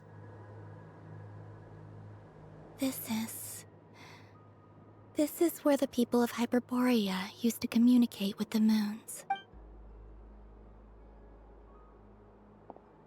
Eternal moon, frost moon, iridescent moon. When the power of all three converge, the gate to the moons shall open. Guys, am I the one who thinks something bad's gonna happen, bro? I feel like Dotaro's just gonna show up. I have a bad feeling. There's something inside me that's saying something bad might happen. Not that I don't want anything bad to happen, because I don't. That I just have a bad feeling. Moon marrow preparations are complete. Only the final step remains. I'm sure Nasha Town is livelier than ever at this moment. Yeah. It's a shame you couldn't be there for it, but it's now or never, right? It's fine. I'm more than happy with this. My last piece of luggage. My only piece of luggage.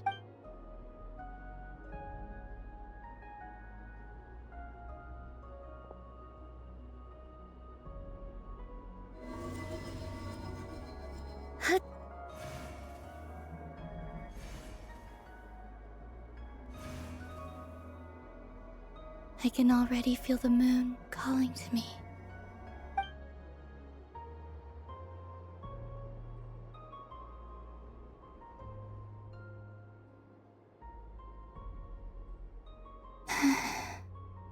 Your home lies on the far side of this light, Columbina. From now on, we will at last have a reason to pray to the true moon. Columbina. Yes? I'm listening. Be sure to come back and see us when you get the chance.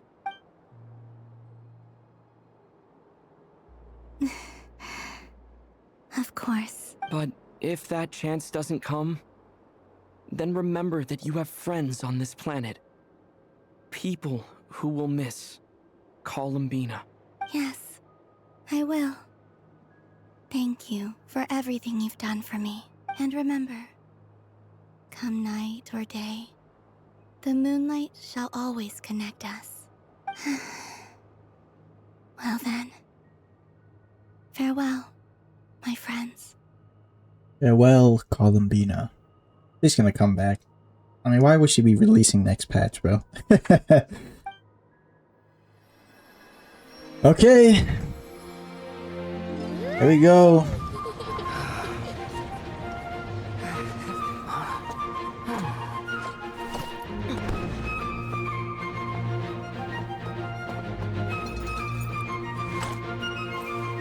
The homie's chilling, bro. Thank you. This was my happiest night in Teyvat. Farewell, Columbina. I have a really bad feeling, guys. I don't know why. I know this is a good moment, right? But like, there's something that's scaring me right now. I feel like something bad's gonna happen. I'm not trying to jinx it.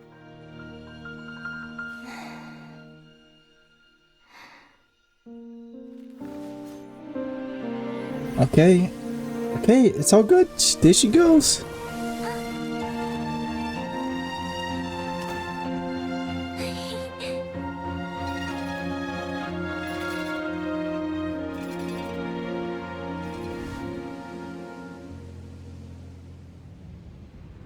The moon really is closer than ever tonight. Dodoro?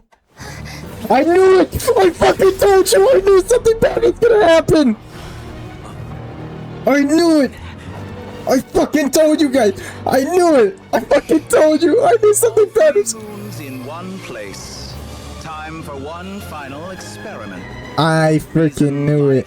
Death, time, and space. They all believed I would fail. Come on, Varka! Let's go! Ugly bastard. But Teyvat's primordial power never did belong to the throne of heaven. And now, they are mine. He's gonna do hollow purple! No! Come on, Traveler. Come on! Come on, Traveler! Go in!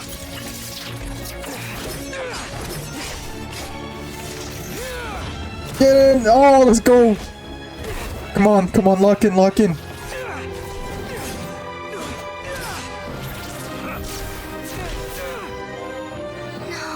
as long as I'm here. The doctor is free to Holy shit! He's going crazy!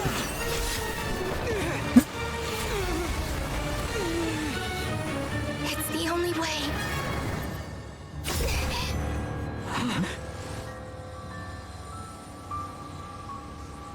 I guess I won't be going home today. Is she gonna jump in that one direction? Where Rear went?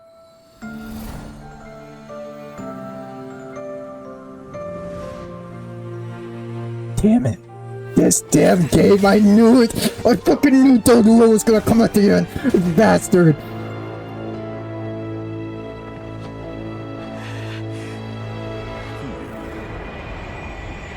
And now, what you gonna do now? Your thing ain't gonna work anytime soon, Dodoro.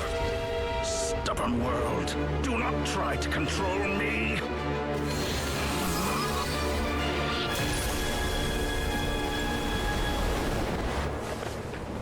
Columbina. Damn it, they even have to drop the booklet too. I knew it! I knew something bad was gonna happen! I just told you guys! I knew it, bro! This game, bro! Well... Bit.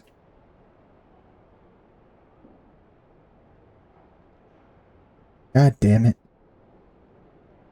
I told you, I knew it! Do your wounds still hurt? I knew, Dodo. I told you, if there's gonna be no weekly boss, it's gonna be him next patch. And it is. Fucking knew it, bro. I had someone prepare a little medicine that could prove effective. Take it if you need to. In that case, let me relate the contents of the call we made to Alice after the incident occurred.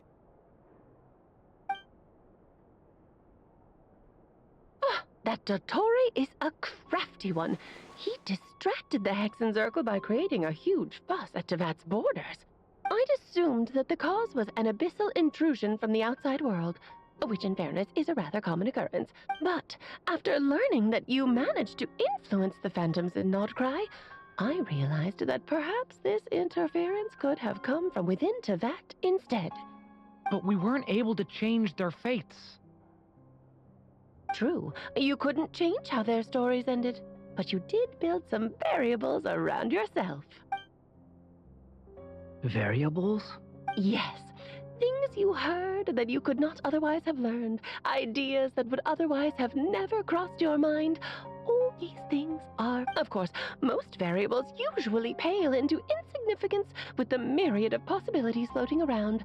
But the moment you start treating them as building blocks and intentionally stacking them, that changes things. That's what Dottore did, and it's how he created the necessary conditions so that when you activated the portal tonight, it played right into his plan. However, we have no way of knowing exactly what he did. Yeah, we also need to ascertain Columbina's status. And that about sums it up. As I suspected, Dottore has disappeared completely.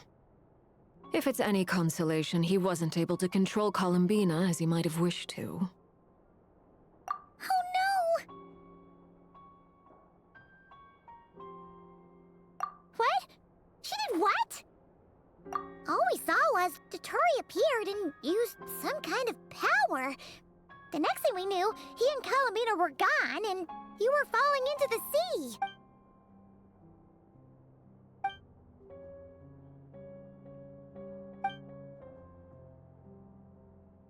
So, Columbina intentionally opened the Moon Gate and escaped into the same mysterious world as Rerir and Thalindis. Knew it. I told you. I knew it.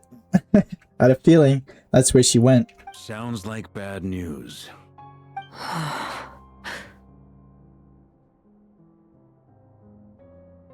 Seen in that way, the Trilunar Syzygy and Rerir's emergence, Dottore might have been pulling the strings in both cases. According to Miss Alice, he is attempting to transcend his destiny and finish an experiment that only a god might complete. An utter lunatic. Wait a sec. Where's Hat Guy? Seems like he'd want to be here for this. He took off with the Dodo communication device after we spoke to Alice. He said he had a hunch that he wanted to investigate by himself. The look on his face was terrifying. I've never seen him like that before.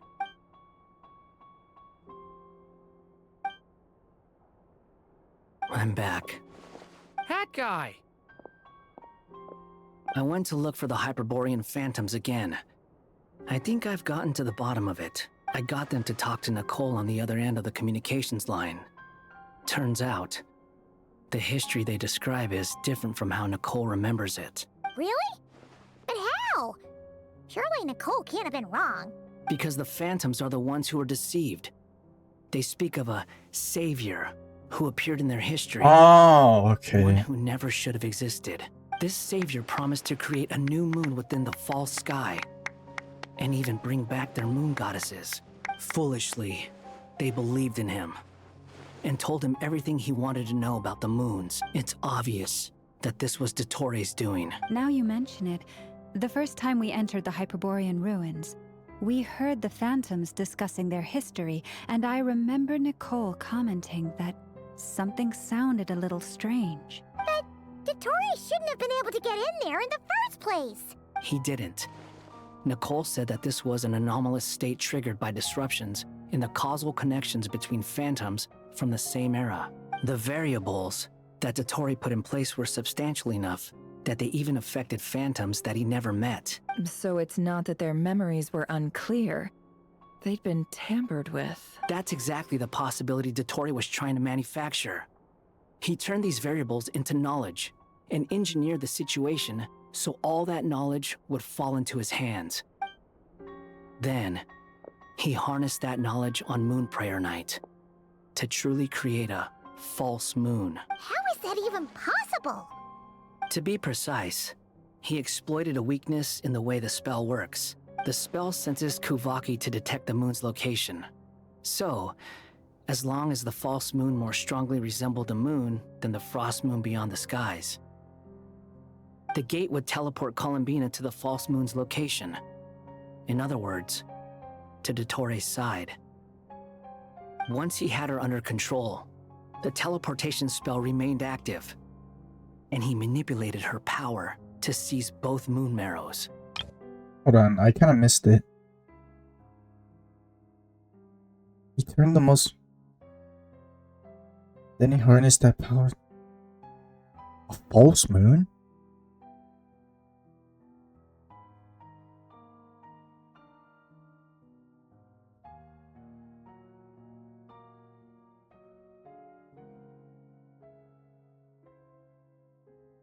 Oh, so it was a fake moon?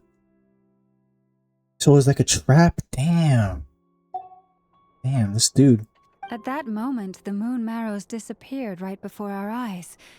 It was already too late, even as we were leaving the ruins. By then, Dottore had already amassed the power of all 3 moons. So, where does that leave us? What do we do now? I'd certainly like to know what Her Majesty thinks, now that the concerns I expressed to her have come to pass. But we cannot simply sit and wait for her to decide the matter. And in any case, it is not the Fatui Harbinger Damselette who sees us as her friends, but rather Columbina Hyposelenia. If, even in such extreme circumstances, Her Majesty will not lift the prohibition on Harbingers drawing steel against one another, then I will do as my heart demands. I will fight as Peruware instead. Oh, Arlecchino! No way, we're actually having a Harbinger, like one of the strongest Harbingers fight for us. Time is short, so I'll make the Let's first go. move.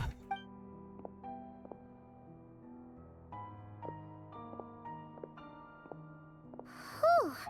Even Arlecchino seems to be losing her cool now.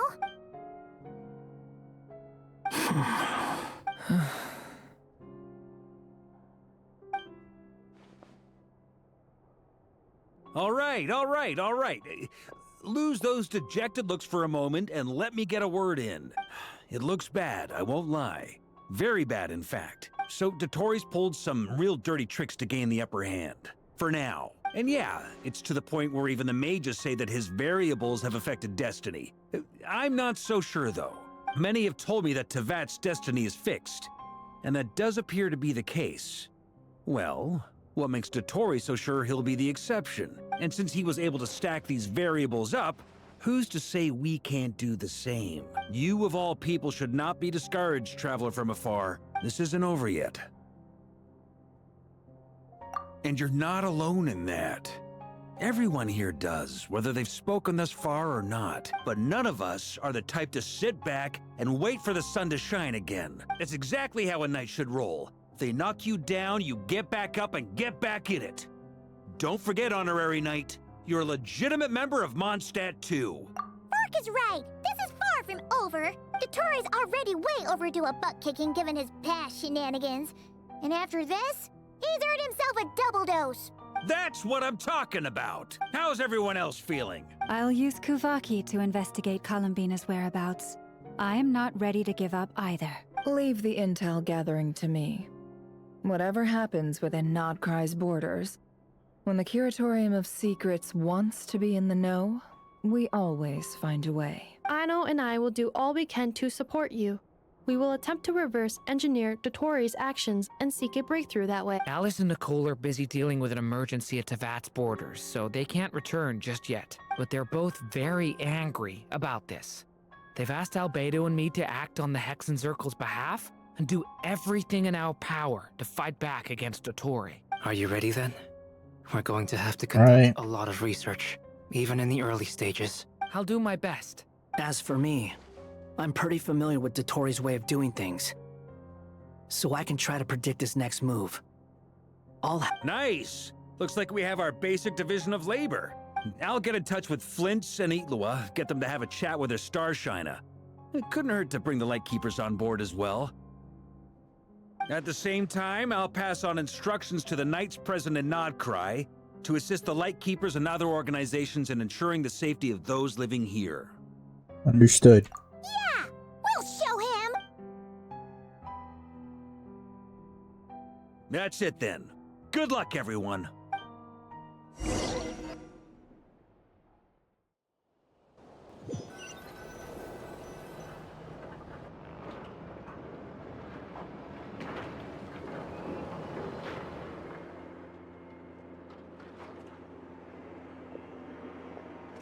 I never thought that Columbina would become my real name. It went from being a Fatui code name to something my friends call me. And remember, come night or day, the moonlight shall always connect us. I think that's it, guys.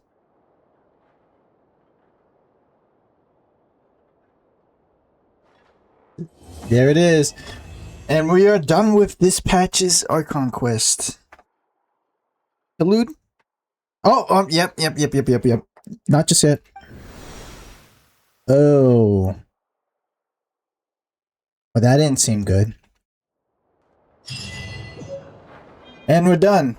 Holy crap, bro. What a crazy patch. I knew that this patch, it wasn't going to be all sunshines and rainbows. I had a feeling. At the end there, I was like, this is not no sunshine, no rainbow, bro. This something bad is going to happen at the end there. And of course, I was right. Not to be sniffed at. I was like, yo, Totoro is going to be coming out. Like, why would he just be silent? Why would he just be mentioned in the background like nothing, bro? And I was freaking right, bro. I just knew it, dude. Well, that's it for this patch. I think it was good, bro.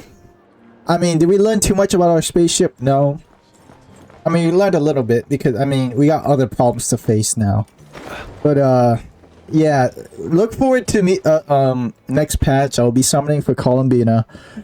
And, yeah, crazy patch. Not as crazy action focused as the last patch. Now, it makes sense because it was a build-up to last patch, so it makes sense. It's gonna be similar to, like, this patch is, like, building up until, like, the final fight, which is next patch. Oh, boy! I mean, this recording is probably, like, 6 hours long, as long as, you know, my other recordings for this, for, like, story playthroughs. But, yeah, crazy. I'm gonna, oh, yeah, I did say I was gonna look at the leaks, so I am gonna stop. I'm not gonna stop recording. I'm not gonna show the leaks. I mean, if you guys want to, stick here. But, let me just go to Genshin leaks. I want to see the new stuff. There's a lot of leaks that came out. So 6.2, the amount of gems you can get in 6.2 is about 64 pulls. It's not too much, to be honest. There's no expiration. Weekly boss. Holy shit, bro. Totoro looks crazy, bro. Yeah, that is crazy. I am not surprised. We didn't get any Columbina leaks. No Columbina skill leaks or anything, surprisingly. Which, I mean, honestly, I would expect. I mean, we already got her kit and stuff, but no animations or anything. But, yeah, stay tuned for that. I don't know if I'm going to be doing, you know, Durin's story, bro.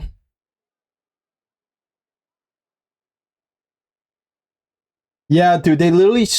there was a spoiler here that literally leaked the end of this patch. Thankfully, I didn't read it, because, like, I don't like reading story leaks. But, yeah, that's it, guys. Thanks for watching. I hope to see you next time. If you want me to do a video on Durin's story, comment below. Because, sometimes I'm too lazy to do story quests, but if you want to see me do that, then, yeah, I'll do it. So stay tuned for the next patch. I'll be recording the summons first, and then we're gonna get straight into the story, and then yeah, that'll be it. I hope to see you guys next time, and goodbye.